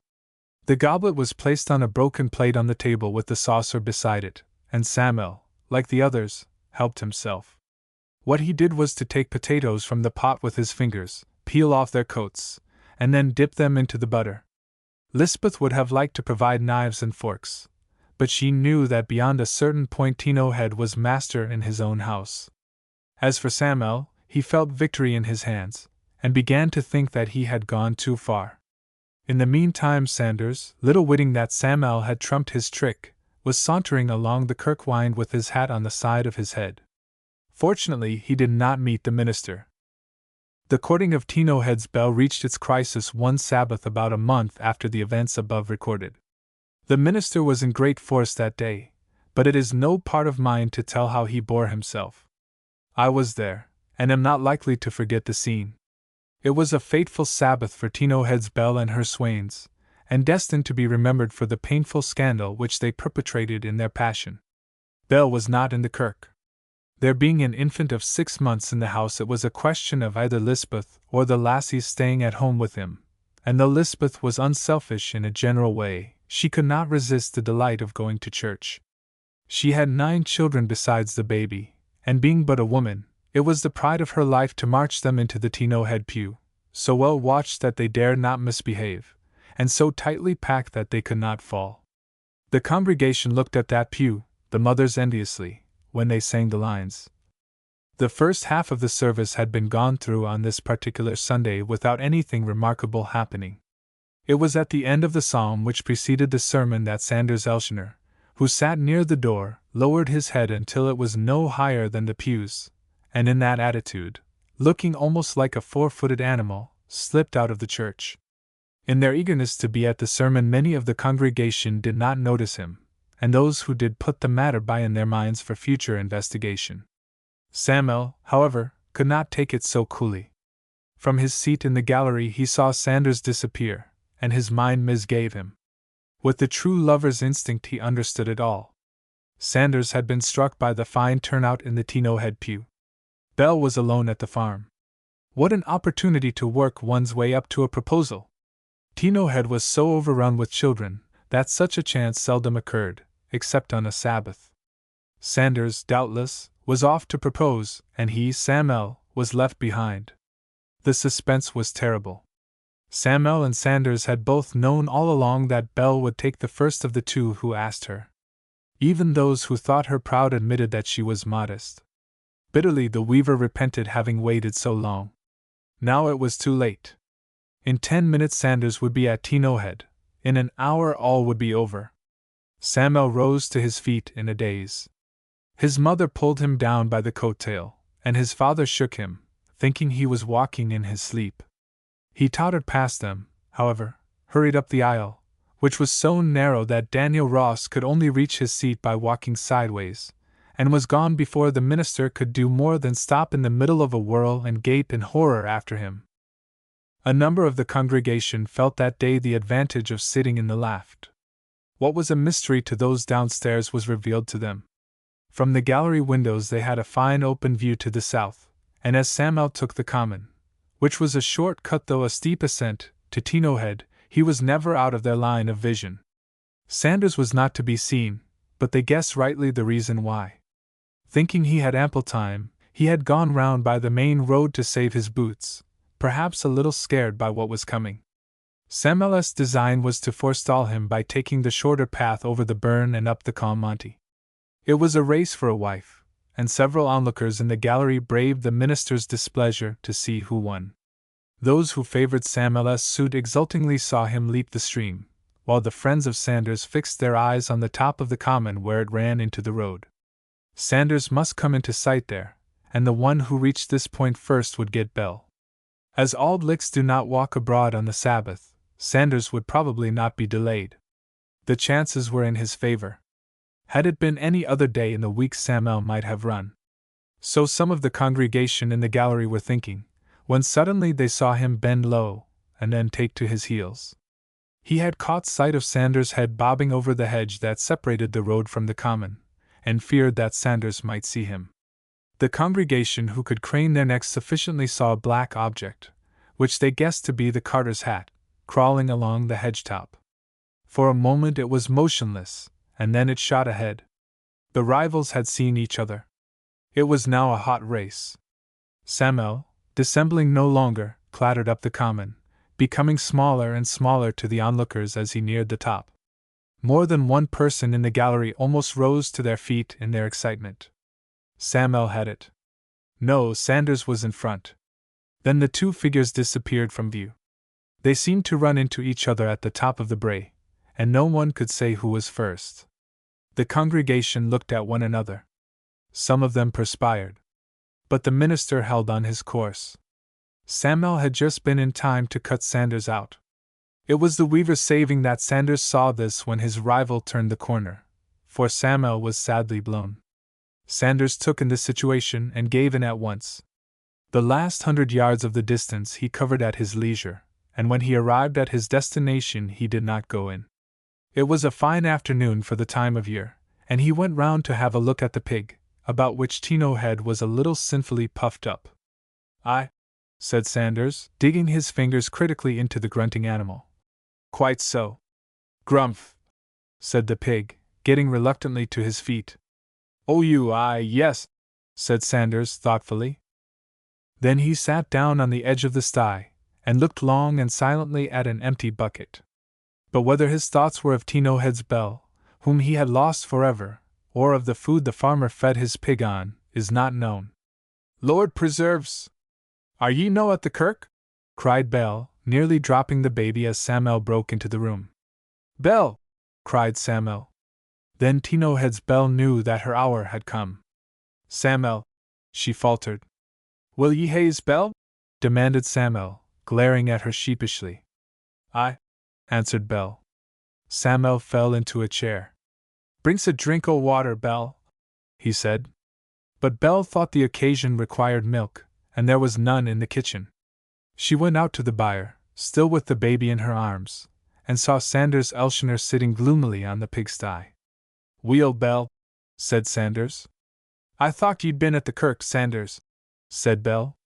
Then there was a silence between them. "Has Samuel spared ye, Belle?" asked Sanders stolidly. "Aye," said Belle again, and this time there was a tear in her eye. Sanders was little better than an Ara man, and Samuel was a weaver, and yet, but it was too late now. Sanders gave the pig a vicious poke with the stick, and when it had ceased to grunt, Belle was back in the kitchen. She had forgotten about the milk, however, and Samuel only got water after all. In after days, when the story of Belle's wooing was told, there were some who held that the circumstances would have almost justified the lassie in giving Samuel the go-by. But these perhaps forgot that her other lover was in the same predicament as the accepted one, that of the two. Indeed, he was the more to blame, for he set off to Tino Head on the Sabbath of his own accord, while Samuel only ran after him. And then there is no one to say for certain whether Belle heard of her suitor's delinquencies until Lisbeth's return from the kirk. Samuel could never remember whether he told her, and Belle was not sure whether, if he did, she took it in. Sanders was greatly in demand for weeks after to tell what he knew of the affair, but though he was twice asked to tea to the manse among the trees, and subjected thereafter to ministerial cross-examinations, this is all he told. He remained at the pigsty until Samuel left the farm, when he joined him at the top of the brae, and they went home together. "It's yourself, Sanders," said Samuel. "It is so, Samuel," said Sanders. "Very called," said Samuel. "Bly," assented Sanders. After a pause, "Samuel," said Sanders. I'm hearin' ye're to be married." "Aye." "Weel, Samuel, she's a snod bit lassie." "Thank ye," said Samuel. "I had ance a kin o' notion o' Belle Missile," continued Sanders. "Ye had?" "Yes, Samuel, but I thocht better o't." "Who d'ye mean?" asked Samuel, a little anxiously. "Weel, Samuel, marriage is a terrible responsibility." "It is so," said Samuel, wincing. "And no the thing to tack up wid hoot consideration. But it's a blessed and honorable state, Sanders. Ye've heard the minister on't." "They say," continued the relentless Sanders, "at the minister doesna get on sair why the wife himsel." "So they do," cried Samuel, with a sinking at the heart. "I've been telt," Sanders went on, "at gin ye can get the upper han o' the wife for a while at first, there's the mair chance o' a harmonious existence." "Belle's no the lassie," said Samuel appealingly, "to thwart her man." Sanders smiled. "Do you think she is, Sanders?" "Weel, Samuel, I dinna want to fluster ye, but she's been ower lang while Lisbeth Fargus no to hae learned her ways. And ae body kins what a life Tino Head has wi' her. Guid sake, Sanders, who did ye no speak o' this afore? I thocht ye ken o't, Samuel." They had now reached the square, and the UP kirk was coming out. The Auld Licht kirk would be half an hour yet. "But, Sanders," said Samuel, brightening up, "ye was on your wy to spire her yoursel." "I was, Samuel," said Sanders, "and I canna but be thankful ye was ower quick first." "Jint hadna been you," said Samuel, "I would never hae thocht o't." "I'm sayin' naething agin Belle," pursued the other. "But, man Samuel, a body should be mair deliberate in a thing o' the kind." "It was michty hurried," said Samuel, wofully. "It's a serious thing to spire a lassie," said Sanders. "It's an awfu' thing," said Samuel. "But we'll hope for the best," added Sanders in a hopeless voice. They were close to the tenements now, and Samuel looked as if he were on his way to be hanged. "Samuel!" "Aye, Sanders." Did ye kiss her, Samuel?" "Na." "Who?" "Theirs was vera little time, Sanders." "Half an hour," said Sanders. "Was there?" "Man, Sanders, to tell ye the truth, I never thocht o't." Then the soul of Sanders Elshioner was filled with contempt for Samuel Dickie. The scandal blew over. At first it was expected that the minister would interfere to prevent the union, but beyond intimating from the pulpit that the souls of Sabbath breakers were beyond praying for, and then praying for Samuel and Sanders at great length, with a word thrown in for Belle, he let things take their course. Some said it was because he was always frightened lest his young men should intermarry with other denominations, but Sanders explained it differently to Samuel. "I have na a word to say agin the minister," he said. "They're grand prayers, but Samuel, he's a merit man himsel. He's a the better for that, Sanders, isna he?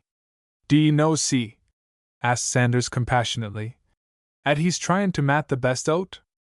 "Oh, Sanders, man!" said Samuel. "Cheer up, Samuel," said Sanders. It'll soon be our. Their having been rival suitors had not interfered with their friendship. On the contrary, while they had hitherto been mere acquaintances, they became inseparables as the wedding day drew near. It was noticed that they had much to say to each other, and that when they could not get a room to themselves they wandered about together in the churchyard. When Samuel had anything to tell Belle he sent Sanders to tell it, and Sanders did as he was bid. There was nothing that he would not have done for Samuel. The more obliging Sanders was, however, the sadder Samuel grew.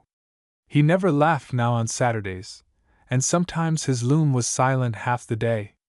Samuel felt that Sanders was the kindness of a friend for a dying man. It was to be a penny wedding, and Lisbeth Fargus said it was delicacy that made Samuel superintend the fitting up of the barn by deputy. Once he came to see it in person, but he looked so ill that Sanders had to see him home. This was on the Thursday afternoon, and the wedding was fixed for Friday. Sanders, said Samuel, in a voice strangely unlike his own.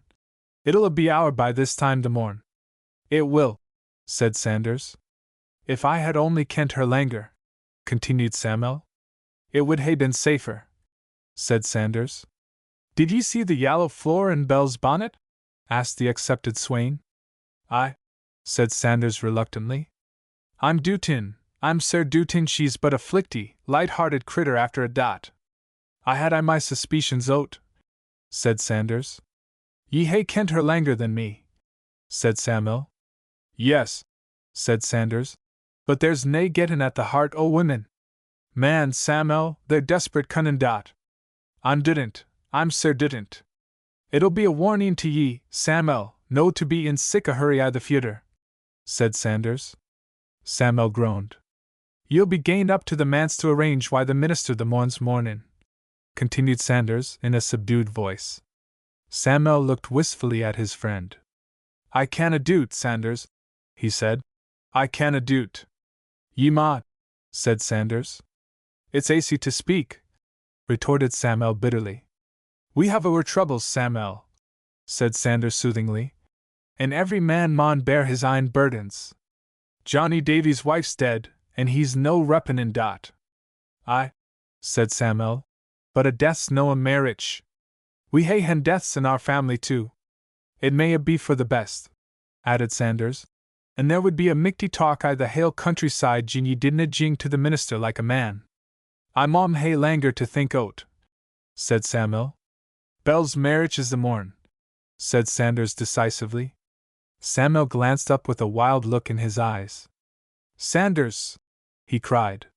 Samuel! Ye hae been a good friend to me, Sanders, in this sair affliction. Nothing ava, said Sanders.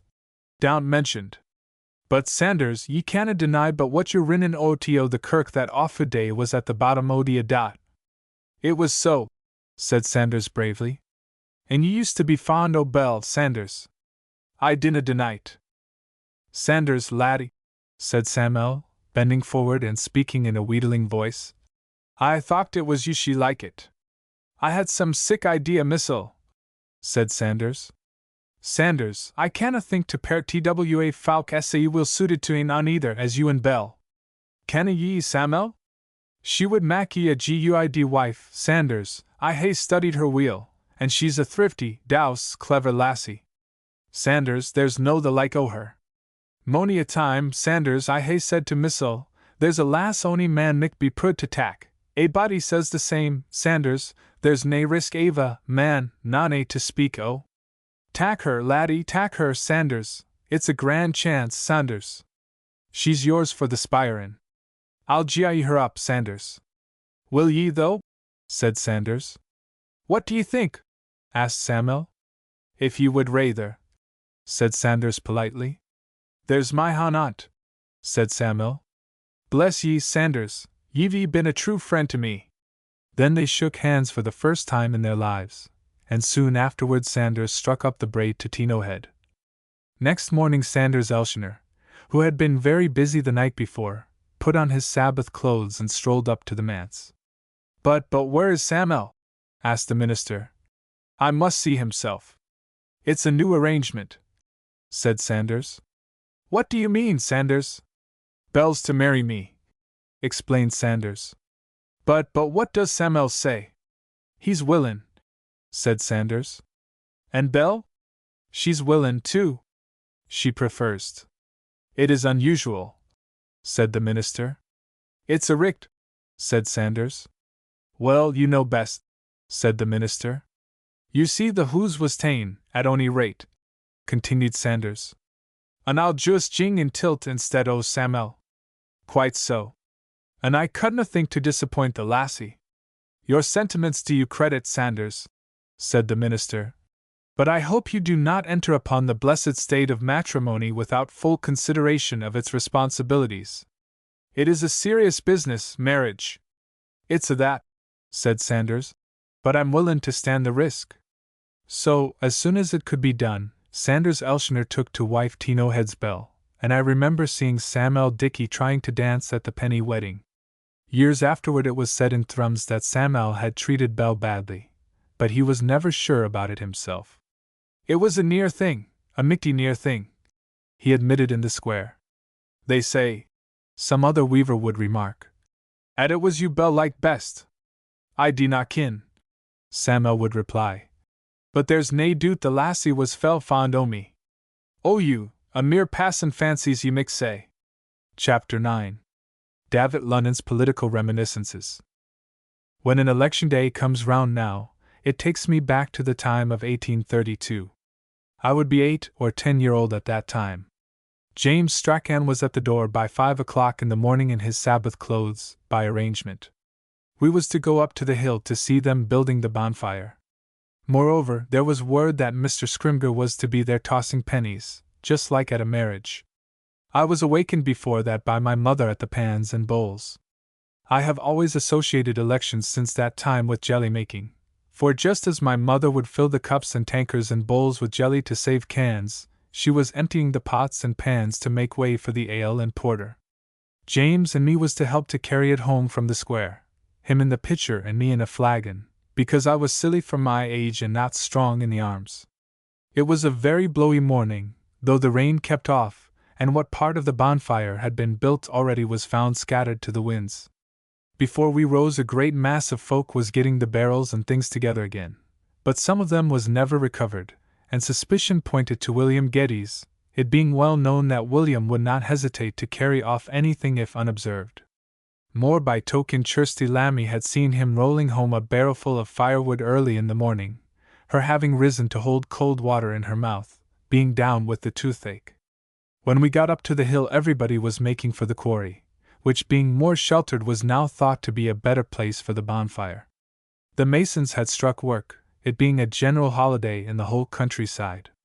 There was a great commotion of people, all fine dressed and mostly with Glengarry bonnets, and me and James was well acquainted with them, though mostly weavers and the like and not my father's equal. Mr. Scrimger was not there himself, but there was a small active body in his room as tossed the money for him fair enough, though not so liberally as was expected, being mostly ha'pence where pennies was looked for. Such was not my father's opinion, and him and a few others only had a vote. He considered it was a waste of money giving to them that had no vote, and so taking out of other folks' mouths. But the little man said it kept everybody in good humor, and made Mr. Scrimger popular. He was an extraordinary affable man and very spirity, running about to waste no time in walking, and gave me a shilling, saying to me to be a truthful boy and tell my father. He did not give James anything, him being an orphan, but clapped his head and said he was a fine boy. The captain was to vote for the bill if he got in, the which he did. It was the captain was to give the ale and the porter in the square like a true gentleman. My father gave a kind of laugh when I let him see my shilling, and said he would keep care of it for me, and sorry I let him get it, me never seeing the face of it again to this day. Me and James was much annoyed with the women, especially Kitty Davy, always pushing in when there was tossing, and tearing the very ha'pence out of our hands, us not caring so much about the money, but humiliated to see women mixing up in politics. By the time the topmost barrel was on the bonfire there was a great smell of whiskey in the quarry, it being a confined place. My father had been against the bonfire being in the quarry, arguing that the wind on the hill would have carried off the smell of the whiskey, but Peter Tosh said they did not want the smell carried off. It would be agreeable to the masons for weeks to come. Except among the women, there was no fighting nor wrangling at the quarry, but all in fine spirits. I misremember now whether it was Mr. Scrimger or the captain that took the fancy to my father's pigs, but it was this day, at any rate, that the captain sent him the gamecock. Whichever one it was that fancied the litter of pigs, nothing would content him but to buy them, which he did at 30 shillings each, being the best bargain ever my father made. Nevertheless, I'm thinking he was windier of the cock. The captain, who was a local man when not with his regiment, had the grandest collection of fighting cocks in the county, and sometimes came into the town to try them against the town cocks. I mind well the large wicker cage in which they were conveyed from place to place, and never without the captain near at hand. My father had a cock that beat all the other town cocks at the cockfight at our school, which was superintended by the elder of the kirk to see fair play, but the which died of its wounds the next day but one.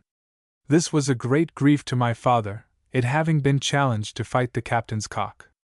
Therefore it was very considerate of the captain to make my father a present of his bird, father, in compliment to him, changing its name from the Deal to the Captain. During the forenoon, and I think until well on in the day, James and me was busy with the pitcher and the flagon. The proceedings in the square, however, was not so well conducted as in the quarry, many of the folk there assembled showing a mean and grasping spirit. The captain had given orders that there was to be no stint of ale and porter, and neither there was, but much of it lost through hastiness. Great barrels was hurled into the middle of the square, where the country wives sat with their eggs and butter on market day, and was quickly stove in with an axe or paving stone or whatever came handy. Sometimes they would break into the barrel at different points, and then, when they tilted it up to get the ale out at one hole, it gushed out at the bottom till the square was flooded. My mother was fair disgusted when told by me and James of the waste of good liquor. It is gospel truth I speak when I say I mind well of seeing Singer Davy catching the porter in a pan as it ran down the Sire, and when the pan was full to overflowing, putting his mouth to the stream and drinking till he was as full as the pan. Most of the men, however, stuck to the barrels, the drink running in the street being ale and porter mixed, and left it to the women and the young folk to do the carrying. Susie M. Queen brought as many pans as she could collect on a barrow, and was filling them all with porter, rejecting the ale, but indignation was aroused against her, and as fast as she filled the others emptied. My father scorned to go to the square to drink ale and porter with the crowd, having the election on his mind and him to vote. Nevertheless, he instructed me and James to keep up a brisk trade with the pans, and run back across the gardens in case we met dishonest folk in the streets who might drink the ale. Also, said my father, we was to let the excesses of our neighbors be a warning in sobriety to us, enough being as good as a feast, except when you can store it up for the winter. By and by my mother thought it was not safe me being in the streets with so many wild men about, and would have sent James himself, him being an orphan and hardier. But this I did not like, but, running out, did not come back for long enough. There is no doubt that the music was to blame for firing the men's blood, and the result most disgraceful fighting with no object in view. There was 3 fiddlers and 2 at the flute, most of them blind, but not the less dangerous on that account, and they kept the town in a ferment, even playing the country folk home to the farms, followed by bands of townsfolk. They were a quarrelsome set, the Pluffmen and others, and it was generally admitted in the town that their overbearing behavior was responsible for the fights. I mind them being driven out of the square, stones flying thick, also some stand-up fights with sticks, and others fair enough with fists. The worst fight I did not see. It took place in a field. At first it was only between 2 who had been miscalling one another, but there was many looking on, and when the town man was like getting the worst of it the others set to, and a most heathenish fray with no sense in it ensued. One man had his arm broken. I mind Hobart the bellman going about ringing his bell and telling all persons to get within doors, but little attention was paid to him, it being notorious that Snecky had had a fight earlier in the day himself. When James was fighting in the field, according to his own account, I had the honor of dining with the electors who voted for the captain, him paying all expenses. It was a lucky accident my mother sending me to the town house, where the dinner came off, to try to get my father home at a decent hour, me having a remarkable power over him when in liquor, but at no other time. They were very jolly, however, and insisted on my drinking the captain's health and eating more than was safe. My father got it next day from my mother for this, and so would I myself, but it was several days before I left my bed, completely knocked up as I was with the excitement, and one thing or another.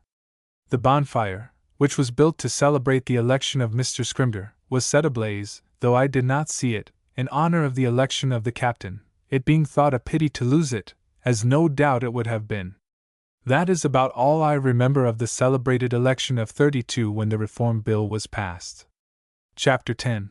A Very Old Family. They were a very old family with whom Snecky Hobart, the bellman, lodged. Their favorite dissipation, when their looms had come to rest, was a dander through the kirkyard. They dressed for it, the three young ones in their rusty blacks, the patriarch in his old blue coat, velvet knee breeches, and broad blue bonnet, and often of an evening I have met them moving from grave to grave. By this time the old man was nearly 90, and the young ones averaged 60. They read out the inscriptions on the tombstones in a solemn drone, and their father added his reminiscences. He never failed them. Since the beginning of the century he had not missed a funeral, and his children felt that he was a great example. Sire and sons returned from the cemetery invigorated for their daily labors. If one of them happened to start a dozen yards behind the others, he never thought of making up the distance. If his foot struck against a stone, he came to a dead stop. When he discovered that he had stopped, he set off again. A high wall shut off this old family's house and garden from the clatter of thrums, a wall that gave Snecky some trouble before he went to live within it. I speak from personal knowledge. One spring morning, before the schoolhouse was built, I was assisting the patriarch to divest the gaunt garden pump of its winter suit of straw. I was taking a drink, I remember, my palm over the mouth of the wooden spout and my mouth at the gimlet hole above, when a leg appeared above the corner of the wall against which the hen-house was built. Two hands followed, clutching desperately at the uneven stones. Then the leg worked as if it were turning a grindstone, and next moment Snecky was sitting breathlessly on the dike. From this to the hen-house, whose roof was of divots, the descent was comparatively easy, and a slanting board allowed the daring bellman to slide thence to the ground. He had come on business, and having talked it over slowly with the old man he turned to depart. Though he was a genteel man, I heard him sigh heavily as, with the remark, I'll be moving again," he began to rescale the wall. The patriarch, twisted round the pump, made no reply, so I ventured to suggest to the bellman that he might find the gate easier. "Is there a gate?" said Snecky, in surprise at the resources of civilization. I pointed it out to him, and he went his way chuckling. The old man told me that he had sometimes wondered at Snecky's mode of approach, but it had not struck him to say anything. Afterward, when the bellman took up his abode there, they discussed the matter heavily. Hobart inherited both his bell and his nickname from his father, who was not a native of Thrums. He came from some distant part where the people speak of snecking the door, meaning shut it. In Thrums the word used is steek, and Sneck seemed to the inhabitants so droll and ridiculous that Hobart got the name of Snecky. His son left Thrums at the age of 10 for the distant farm of Turl, and did not return until the old bellman's death, 20 years afterward. But the first remark he overheard on entering the kirkwynd was a conjecture flung across the street by a grey-haired crone, that he would be little Snecky come to bury auld Snecky. The father had a reputation in his day for crimes he was suspected of having committed himself, but the Snecky I knew had too high a sense of his own importance for that. On great occasions, such as the loss of little Davy Dundas, or when a tat-eye rope had to be cried, he was even offensively inflated, but ordinary announcements, such as the approach of a flying stationer, the rope of a deceased weaver's loom, or the arrival in Thrums of a cartload of fine Quebec cheeses, he treated as the merest trifles. I see still the bent legs of the snuffy old man straightening to the tinkle of his bell, and the smirk with which he let the curious populace gather round him. In one hand he ostentatiously displayed the paper on which what he had to cry was written, but, like the minister, he scorned to read. With the bell carefully tucked under his oxter, he gave forth his news in a rasping voice that broke now and again into a squeal. Though Scotch in his unofficial conversation, he was believed to deliver himself on public occasions in the finest English. When trotting from place to place with his news, he carried his bell by the tongue as cautiously as if it were a flagon of milk. Snecky never allowed himself to degenerate into a mere machine. His proclamations were provided by those who employed him, but his soul was his own. Having cried a potato rope, he would sometimes add a word of warning, such as, "I wouldn't advise ye, lads, to hae onything to do while they tatties. They're diseased." Once, just before the cattle market, he was sent round by a local laird to announce that any drover found taking the short cut to the hill through the grounds of Muckle Ploughy would be prosecuted to the utmost limits of the law. The people were aghast. "Hoots, lads," Snecky said, "dinna fash yourselves. It's just a haver o' the Greaves." One of Hobart's ways of striking terror into evildoers was to announce, when crying a crime, that he himself knew perfectly well who the culprit was. "I see him brawly," he would say, "standing afore me, and if he disna instantly mak retribution, I am determined this very day to mak a public example of him." Before the time of the Burke and Hare murder, Snecky's father was sent round Thrums to proclaim the startling news that a grave in the kirkyard had been tampered with. The resurrectionist scare was at its height then, and the patriarch, who was one of the men in Thrums paid to watch new graves in the night time, has often told the story. The town was in a ferment as the news spread, and there were fierce, suspicious men among Hobart's hearers who already had the rifler of graves in their eye. He was a man who worked for the farmers when they required an extra hand, and loafed about the square when they could do without him. No one had a good word for him, and lately he had been flush of money. That was sufficient. There was a rush of angry men through the pend that led to his habitation, and he was dragged, panting and terrified, to the kirkyard before he understood what it all meant. To the grave they hurried him, and almost without a word handed him a spade. The whole town gathered round the spot, a sullen crowd, the women only breaking the silence with their sobs, and the children clinging to their gowns. The suspected resurrectionist understood what was wanted of him, and flinging off his jacket, began to reopen the grave. Presently the spade struck upon wood, and by part of the coffin came in view. That was nothing, for the resurrectionists had a way of breaking the coffin at one end and drawing out the body with tongs. The digger knew this. He broke the boards with the spade and revealed an arm. The people convinced, he dropped the arm savagely, leaped out of the grave and went his way, leaving them to shovel back the earth themselves. There was humor in the old family as well as in their lodger. I found this out slowly. They used to gather round their peat fire in the evening, after the poultry had gone to sleep on the kitchen rafters, and take off their neighbors. None of them ever laughed, but their neighbors did afford them subject for gossip, and the old man was very sarcastic over other people's old-fashioned ways. When one of the family wanted to go out, he did it gradually. He would be sitting into the fire, browning his corduroy trousers, and he would get up slowly. Then he gazed solemnly before him for a time, and after that, if you watched him narrowly, you would see that he was really moving to the door. Another member of the family took the vacant seat with the same precautions. Willem, the eldest, has a gun, which customarily stands behind the old 8-day clock, and he takes it with him to the garden to shoot the blackbirds. Long before Willem is ready to let fly, the blackbirds have gone away, and so the gun is never fired, but there is a determined look on Willem's face when he returns from the garden. In the stormy days of his youth the old man had been a black nib. The black nibs were the persons who agitated against the French war, and the public feeling against them ran strong and deep.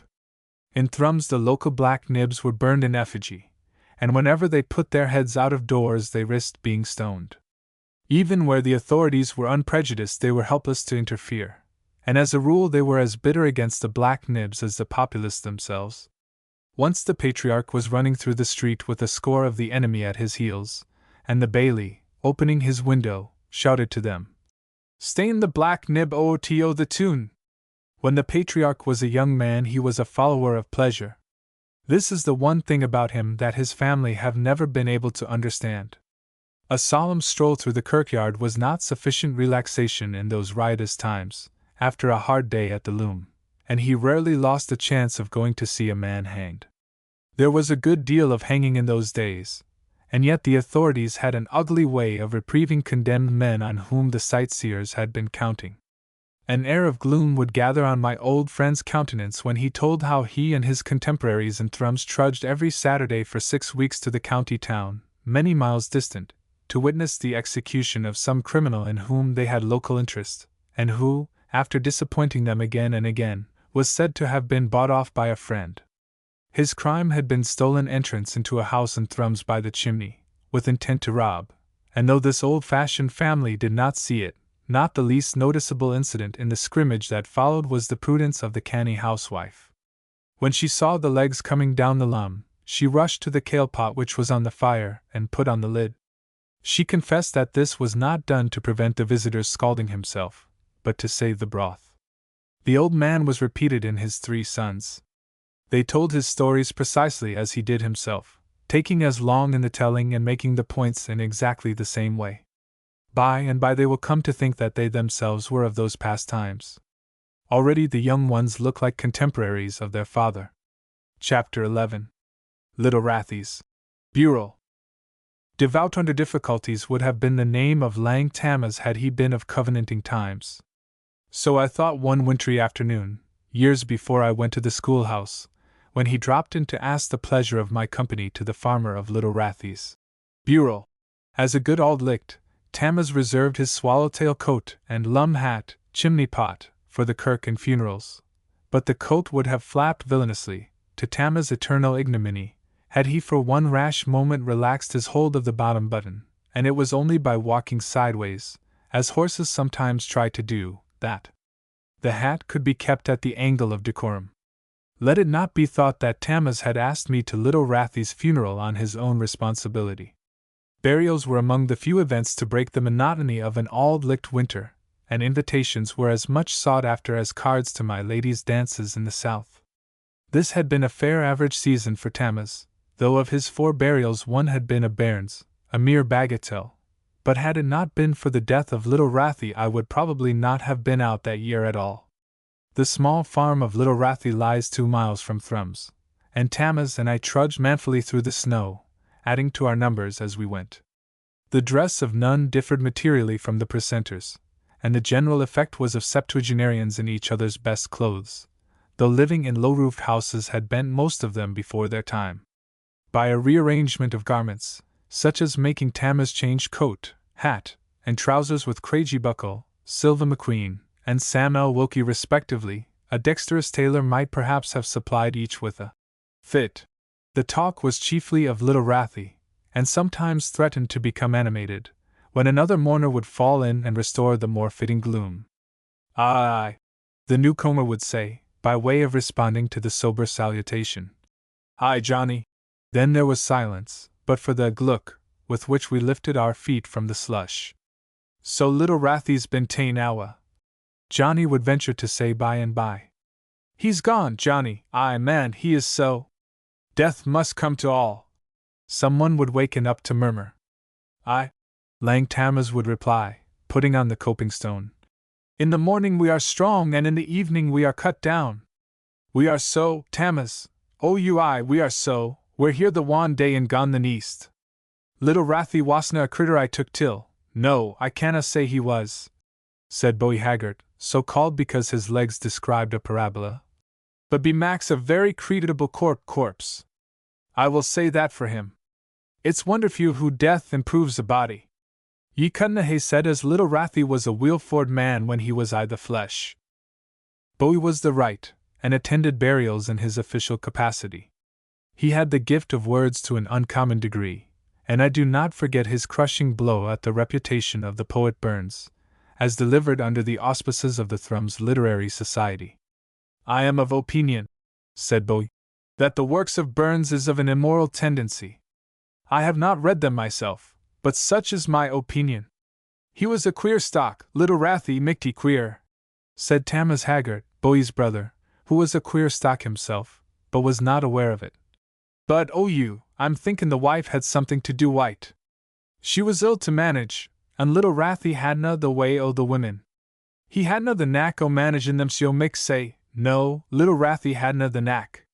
They're kittle cattle, the women, said the farmer of Craigiebuckle, son of the Craigiebuckle mentioned elsewhere, a little gloomily. I've often thought matrimony is no unlike the lucky bags auld wife-ice has at the Muckley. There's prizes and blanks baith inside, but losh ye'ry far frae sure what ye'll draw ot when ye put in your hand dot. Oh, you will, said Tammas complacently. There's truth in what ye say, but the women can be managed if ye have the knack. Some o' them, said Craigiebuckle woefully. Ye had your work wi' the wife yoursel, Tammas, so ye had, observed Lang Tammas, unbending to suit his company. Ye'ry speakin' aboot the bit wife's bureau, said Tammas Haggart, with a chuckle. Aye, that brought her to reason. Without much pressure, Haggart retold a story known to the majority of his hearers. He had not the knack of managing women apparently when he married, for he and his gypsy wife agreed ilthegither at first. Once Kirsty left him and took up her abode in a house just across the Wynd. Instead of routing her out, Tammas, without taking any one into his confidence, determined to treat Kirsty as dead, and celebrate her decease in a wake, a last wake. These wakes were very general in Thrums in the old days, though they had ceased to be common by the date of little Rathy's death. For 3 days before the burial, the friends and neighbors of the mourners were invited into the house to partake of food and drink by the side of the corpse. The dead lay on chairs covered with a white sheet. Dirges were sung and the deceased was extolled, but when night came the lights were extinguished, and the corpse was left alone. On the morning of the funeral, tables were spread with a white cloth outside the house, and food and drink were placed upon them. No neighbor could pass the tables without paying his respects to the dead, and even when the house was in a busy, narrow thoroughfare, this part of the ceremony was never omitted. Tammas did not give Kirsty a wake inside the house, but one Friday morning, it was market day, and the square was consequently full, it went through the town that the tables were spread before his door. Young and old collected, wandering round the house, and Tammas stood at the tables in his blacks inviting every one to eat and drink. He was pressed to tell what it meant, but nothing could be got from him except that his wife was dead. At times he pressed his hands to his heart, and then he would make wry faces, trying hard to cry. Kirsty watched from a window across the street, until she perhaps began to fear that she really was dead. Unable to stand it any longer, she rushed out into her husband's arms, and shortly afterward she could have been seen dismantling the tables. She's gone this fower year, Tammas said, when he had finished his story. But up to the end I had no more trouble wi' Kirsty. No, I had the knack o' her.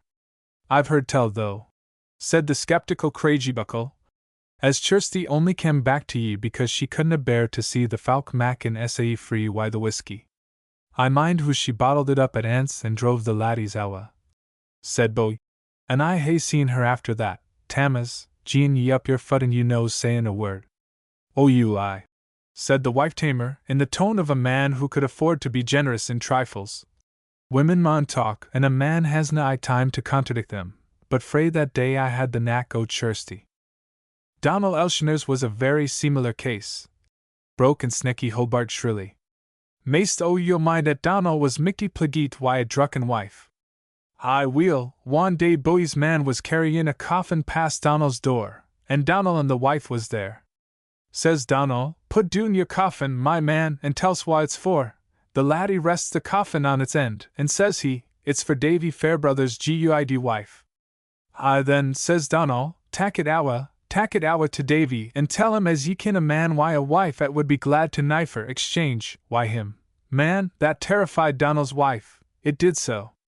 As we delved up the twisting road between 2 fields that leads to the farm of Little Rathy, the talk became less general, and another mourner who joined us there was told that the farmer was gone. "We must all fade as a leaf," said Lang Tammas. So we maun, admitted the newcomer. "They say," he added solemnly, "as Little Rathy has left a full teapot." The reference was to the safe in which the old people in the district stored their gains. "He was thrifty," said Tammas Haggart. "And shrewd, too, was Little Rathy." I mind Mr. Dishit admonishin' him for no attendin' a special weather service I the kirk, when Finney and Lintoul, the TWA adjoinin' farmers, baith attend it. Oh you, says Lil Rathy, I thought to missel, thinks I, if they get rain for prayin' for it on Finney and Lintoul, we're bound to get the benefit o't on Lil Rathy. Todd, said Snecky, there's some sense in that, and what says the minister? I do not ken what he said, admitted Haggart. But he took little Rathy up to the manse, and if ever I saw a man look in SMA, it was little Rathy when he came OOT. The deceased had left behind him a daughter, herself now known as Little Rathy, quite capable of attending to the ramshackle Bud and Ben, and I remember how she nipped off Tama's consolations to go out and feed the hens. To the number of about 20 we assembled round the end of the house to escape the bitter wind, and here I lost the precentor, who, as an Auld Licht elder, joined the chief mourners inside. The post of distinction at a funeral is near the coffin, but it is not given to every one to be a relative of the deceased, and there is always much competition and genteelly concealed disappointment over the few open vacancies. The window of the room was decently veiled, but the mourners outside knew what was happening within, and that it was not all prayer, either mourning. A few of the more reverent uncovered their heads at intervals, but it would be idle to deny that there was a feeling that little Rathy's daughter was favoring Tama's and others somewhat invidiously. Indeed, Robbie Gibbreth did not scruple to remark that she had made an inauspicious beginning. Tama's Haggart, who was melancholy when not sarcastic, though he brightened up wonderfully at funerals, reminded Robbie that disappointment is the lot of man on his earthly pilgrimage. But Haggart knew who were to be invited back after the burial to the farm, and was inclined to make much of his position. The secret would doubtless have been wormed from him had not public attention been directed into another channel.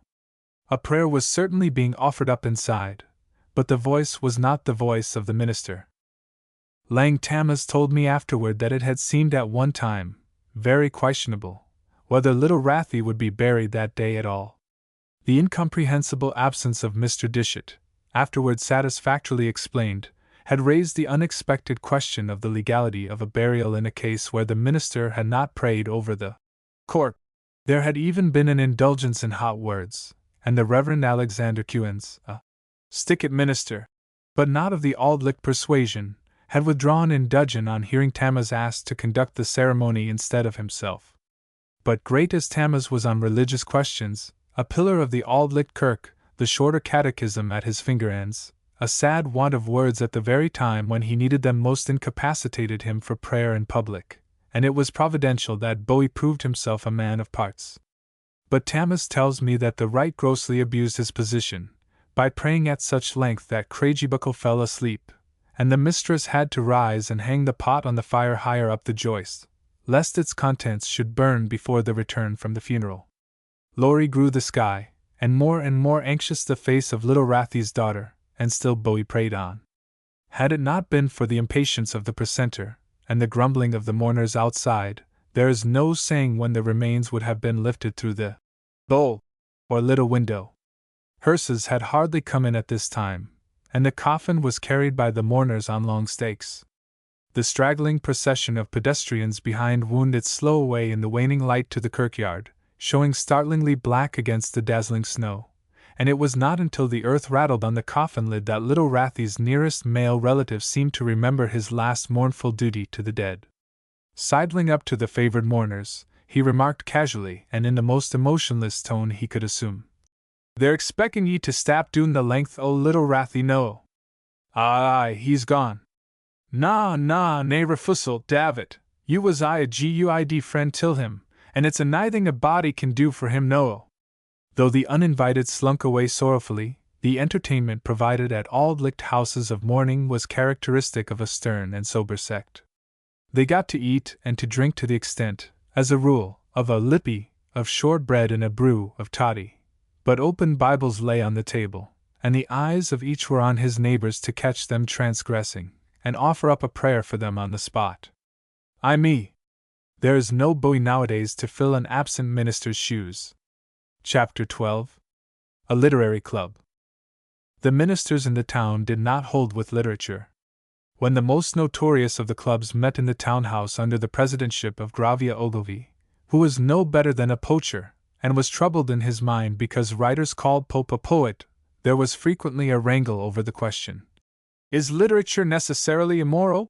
It was a fighting club, and on Friday nights the few respectable, God-fearing members dandered to the townhouse, as if merely curious to have another look at the building.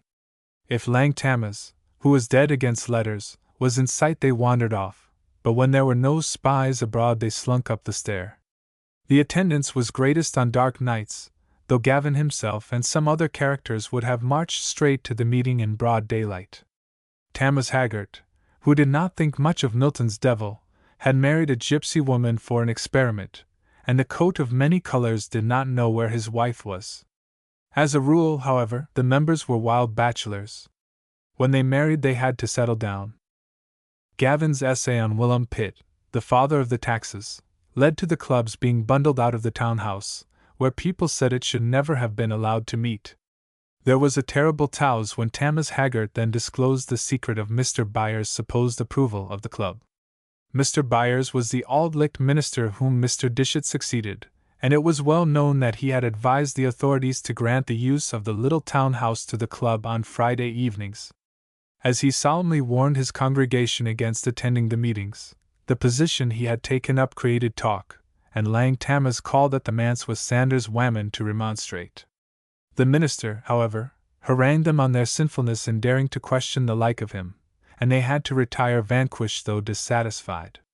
Then came the disclosures of Tammas Haggart, who was never properly secured by the Auld Lichts until Mr. Dishart took him in hand. It was Tammas who wrote anonymous letters to Mr. Byers about the Scarlet Woman, and strange to say, this led to the clubs being allowed to meet in the townhouse. The minister, after many days, discovered who his correspondent was, and succeeded in inveigling the stonebreaker to the manse. There, with the door snibbed, he opened out on Tammas, who, after his usual manner when hard-pressed, pretended to be deaf. This sudden fit of deafness so exasperated the minister that he flung a book at Tammas. The scene that followed was one that few Auld Licht manses can have witnessed. According to Tammas, the book had hardly reached the floor when the minister turned white. Tammas picked up the missal. It was a Bible. The two men looked at each other. Beneath the window Mr. Byers' children were prattling. His wife was moving about in the next room, little thinking what had happened. The minister held out his hand for the Bible, but Tammas shook his head, and then Mr. Byers shrank into a chair. Finally, it was arranged that if Tammas kept the affair to himself the minister would say a good word to the Bailey about the literary club. After that the stonebreaker used to go from house to house, twisting his mouth to the side and remarking that he could tell such a tale of Mr. Byers as would lead to a split in the kirk. When the townhouse was locked on the club Tammas spoke out, but though the scandal ran from door to door, as I have seen a pig in a fluster do, the minister did not lose his place. Tammas preserved the Bible, and showed it complacently to visitors as the present he got from Mr. Byers. The minister knew this, and it turned his temper sour. Tammas' proud moments, after that, were when he passed the minister. Driven from the townhouse, literature found a table with forms rounded in a tavern hard by, where the club, lopped of its most respectable members, kept the blinds down and talked openly of Shakespeare. It was a low-roofed room, with pieces of lime hanging from the ceiling and peeling walls. The floor had a slope that tended to fling the debater forward, and its boards, lying loose on an uneven foundation, rose and looked at you as you crossed the room. In winter, when the meetings were held regularly every fortnight, a fire of peat, sod, and dross lit up the curious company who sat round the table shaking their heads over Shelley's mysticism, or requiring to be called to order because they would not wait their turn to deny an essayist's assertion that Berkeley's style was superior to David Hume's. David Hume, they said, and Watty Scott. Burns was simply referred to as Rob or Robbie. There was little drinking at these meetings, for the members knew what they were talking about, and your mind had to gallop to keep up with the flow of reasoning. Thrums is rather a remarkable town. There are scores and scores of houses in it that have sent their sons to college, by what a struggle, some to make their way to the front in their professions, and others, perhaps, despite their broadcloth, never to be a patch on their parents. In that literary club there were men of a reading so wide and catholic that it might put some graduates of the universities to shame, and of an intellect so keen that had it not had a crook in it their fame would have crossed the county.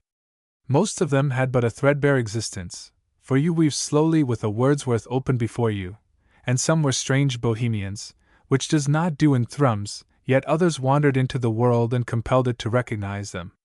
There is a London barrister whose father belonged to the club. Not many years ago a man died on the staff of the Times, who, when he was a weaver near Thrums, was one of the club's prominent members. He taught himself shorthand by the light of a cruisie, and got a post on a Perth paper, afterward on the Scotsman and the Witness, and finally on the Times. Several other men of his type had a history worth reading, but it is not for me to write. Yet I may say that there is still at least one of the original members of the club left behind in Thrums to whom some of the literary dandies might lift their hats. Gavin Ogilvy I only knew as a weaver and a poacher, a lank, long-armed man, much bent from crouching in ditches whence he watched his snares. To the young he was a romantic figure, because they saw him frequently in the fields with his callbirds tempting siskins, yellow yits, and unties to twigs which he had previously smeared with lime. He made the lime from the tough roots of holly, sometimes from linseed oil, which is boiled until thick, when it is taken out of the pot and drawn and stretched with the hands like elastic. Gavin was also a famous hair snarer at a time when the ploughman looked upon this form of poaching as his perquisite. The snare was of wire, so constructed that the hair entangled itself the more when trying to escape, and it was placed across the little roads through the fields to which hares confine themselves, with a heavy stone attached to it by a string. Once Gavin caught a toad, fox, instead of a hare, and did not discover his mistake until it had him by the teeth. He was not able to weave for 2 months. The grouse netting was more lucrative and more exciting, and women engaged in it with their husbands. It is told of Gavin that he was on one occasion chased by a gamekeeper over moor and hill for 20 miles, and that by and by when the one sank down exhausted so did the other. They would sit 50 yards apart, glaring at each other. The poacher eventually escaped. This, curious as it may seem, is the man whose eloquence at the club has not been forgotten in 50 years. Thus did he stand, I have been told recently, exclaiming in language sublime that the soul shall bloom in immortal youth through the ruin and wrack of time. Another member read to the club an account of his journey to Lochnagar, which was afterward published in Chambers's journal. He was celebrated for his descriptions of scenery, and was not the only member of the club whose essays got into print. More memorable perhaps was an itinerant match seller known to Thrums and the surrounding towns as the literary spunk seller. He was a wizened, shivering old man, often barefooted, wearing at the best a thin, ragged coat that had been black but was green-brown with age, and he made his spunks as well as sold them. He brought Bacon and Adam Smith into Thrums, and he loved to recite long screeds from Spenser, with a running commentary on the versification and the luxuriance of the diction. Of Jamie's death I do not care to write. He went without many a dinner in order to buy a book. The Coat of Many Colours and Silver Robbie were 2 street preachers who gave the Thrums ministers some work. They occasionally appeared at the club. The Coat of Many Colours was so called because he wore a garment consisting of patches of cloth of various colours sewed together. It hung down to his heels. He may have been cracked rather than inspired, but he was a power in the square where he preached, the women declaring that he was gifted by God. An awe filled even the men when he admonished them for using strong language, for at such a time he would remind them of the woe which fell upon Tibby Mason. Tibby had been notorious in her day for evil speaking, especially for her free use of the word handless, which she flung 100 times in a week at her man, and even at her old mother. Her punishment was to have a son born without hands. The Coat of Many Colours also told of the liar who exclaimed, "If this is not gospel true, may I stand here forever," and who is standing on that spot still, only nobody knows where it is. George Wishart was the Coat's hero, and often he has told in the square how Wishart saved Dundee. It was the time when the plague lay over Scotland, and in Dundee they saw it approaching from the west in the form of a great black cloud. They fell on their knees and prayed, crying to the cloud to pass them by, and while they prayed it came nearer. Then they looked around for the most holy man among them, to intervene with God on their behalf. All eyes turned to George Wishart, and he stood up, stretching his arms to the cloud, and prayed, and it rolled back. Thus Dundee was saved from the plague, but when Wishart ended his prayer he was alone, for the people had all returned to their homes.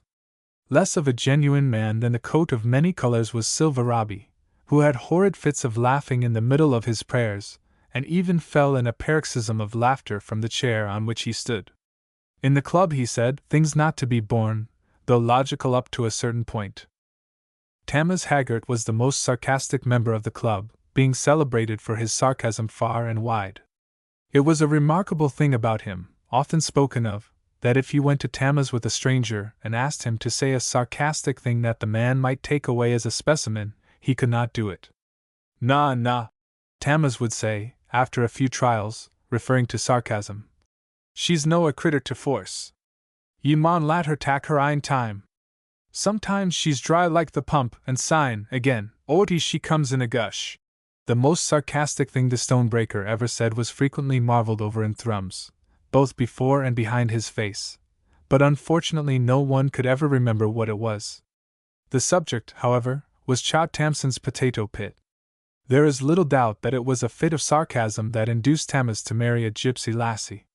Mr. Byers would not join them, so Tammas had himself married by Jimmy Paws, the gay little gypsy king, and after that the minister remarried them. The marriage over the tongs is a thing to scandalize any well-brought-up person, for before he joined the couple's hands Jimmy jumped about in a startling way, uttering wild gibberish, and after the ceremony was over there was rough work, with incantations and blowing on pipes. Tammas always held that this marriage turned out better than he had expected, though he had his trials like other married men. Among them was Kirsty's way of climbing on to the dresser to get at the higher part of the plate rack.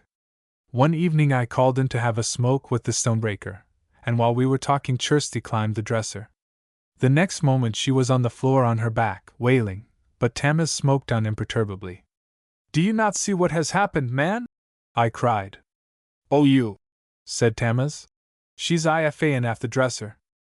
Of the schoolmasters who were at times members of the club, Mr. Dickey was the ripest scholar, but my predecessor at the schoolhouse had a way of sneering at him that was as good as sarcasm. When they were on their legs at the same time, asking each other passionately to be calm, and rolling out lines from Homer that made the innkeeper look fearfully to the fastenings of the door, their heads very nearly came together, although the table was between them. The old dominie had an advantage in being the shorter man, for he could hammer on the table as he spoke, while gaunt Mr. Dickey had to stoop to it. Mr. Macready's arguments were a series of nails that he knocked into the table, and he did it in a workmanlike manner. Mr. Dickey, though he kept firm on his feet, swayed his body until by his head was rotating in a large circle. The mathematical figure he made was a cone revolving on its apex.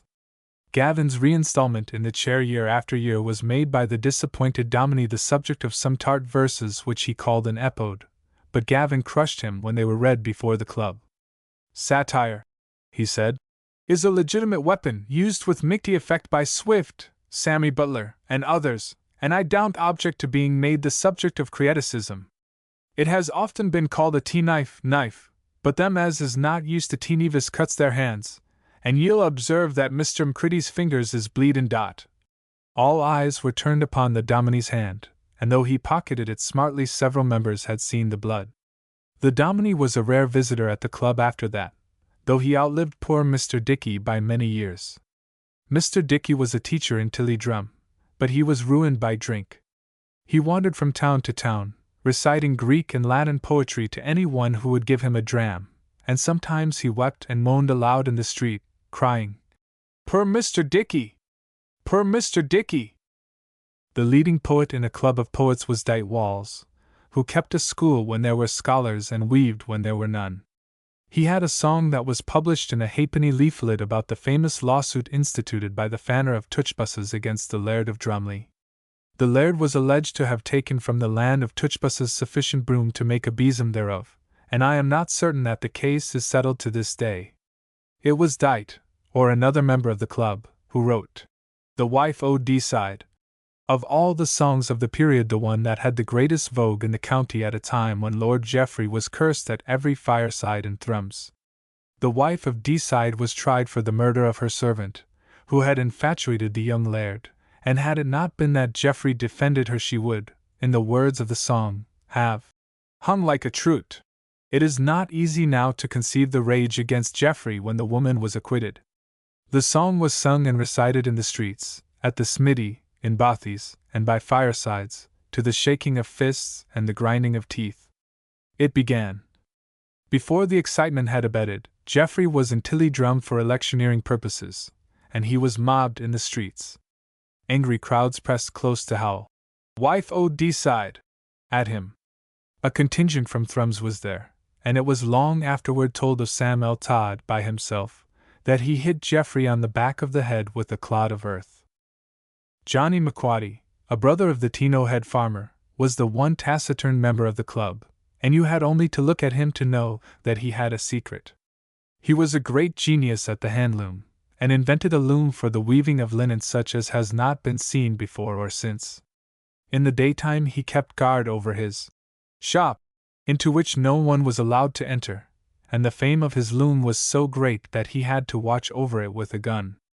At night he weaved, and when the result at last pleased him, he made the linen into shirts, all of which he stitched together with his own hands, even to the buttonholes. He sent one shirt to the Queen, and another to the Duchess of Athole, mentioning a very large price for them, which he got. Then he destroyed his wonderful loom, and how it was made no one will ever know. Johnny only took to literature after he had made his name, and he seldom spoke at the club except when ghosts and the like were the subject of debate, as they tended to be when the farmer of Mucklow Hawes could get in a word. Mucklow Hawes was fascinated by Johnny's sneers at superstition, and sometimes on dark nights the inventor had to make his courage good by seeing the farmer pass the Dilly Yates ghost gates, which Mucklow Hawes had to go perilously near on his way home. Johnny was a small man, but it was the burly farmer who shook at sight of the gates standing out white in the night. White gates have an evil name still, and Mucklow Hawes was full of horrors as he drew near them, clinging to Johnny's arm. It was on such a night, he would remember, that he saw the White Lady go through the gates greeting sorely, with a dead bairn in her arms, while water kelpie laughed and splashed in the pools and the witches danced in a ring round Broken Bus.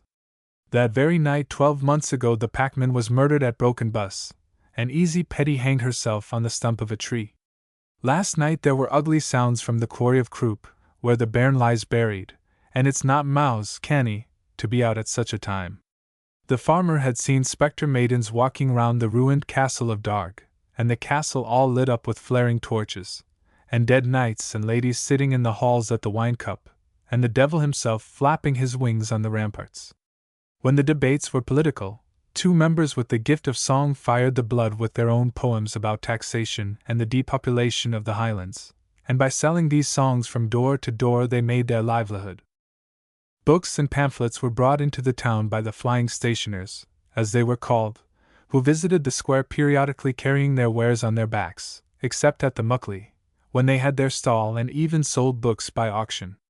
The flying stationer best known to Thrums was Sanders Iriaka, who was stricken from head to foot with the palsy, and could only speak with a quaver in consequence.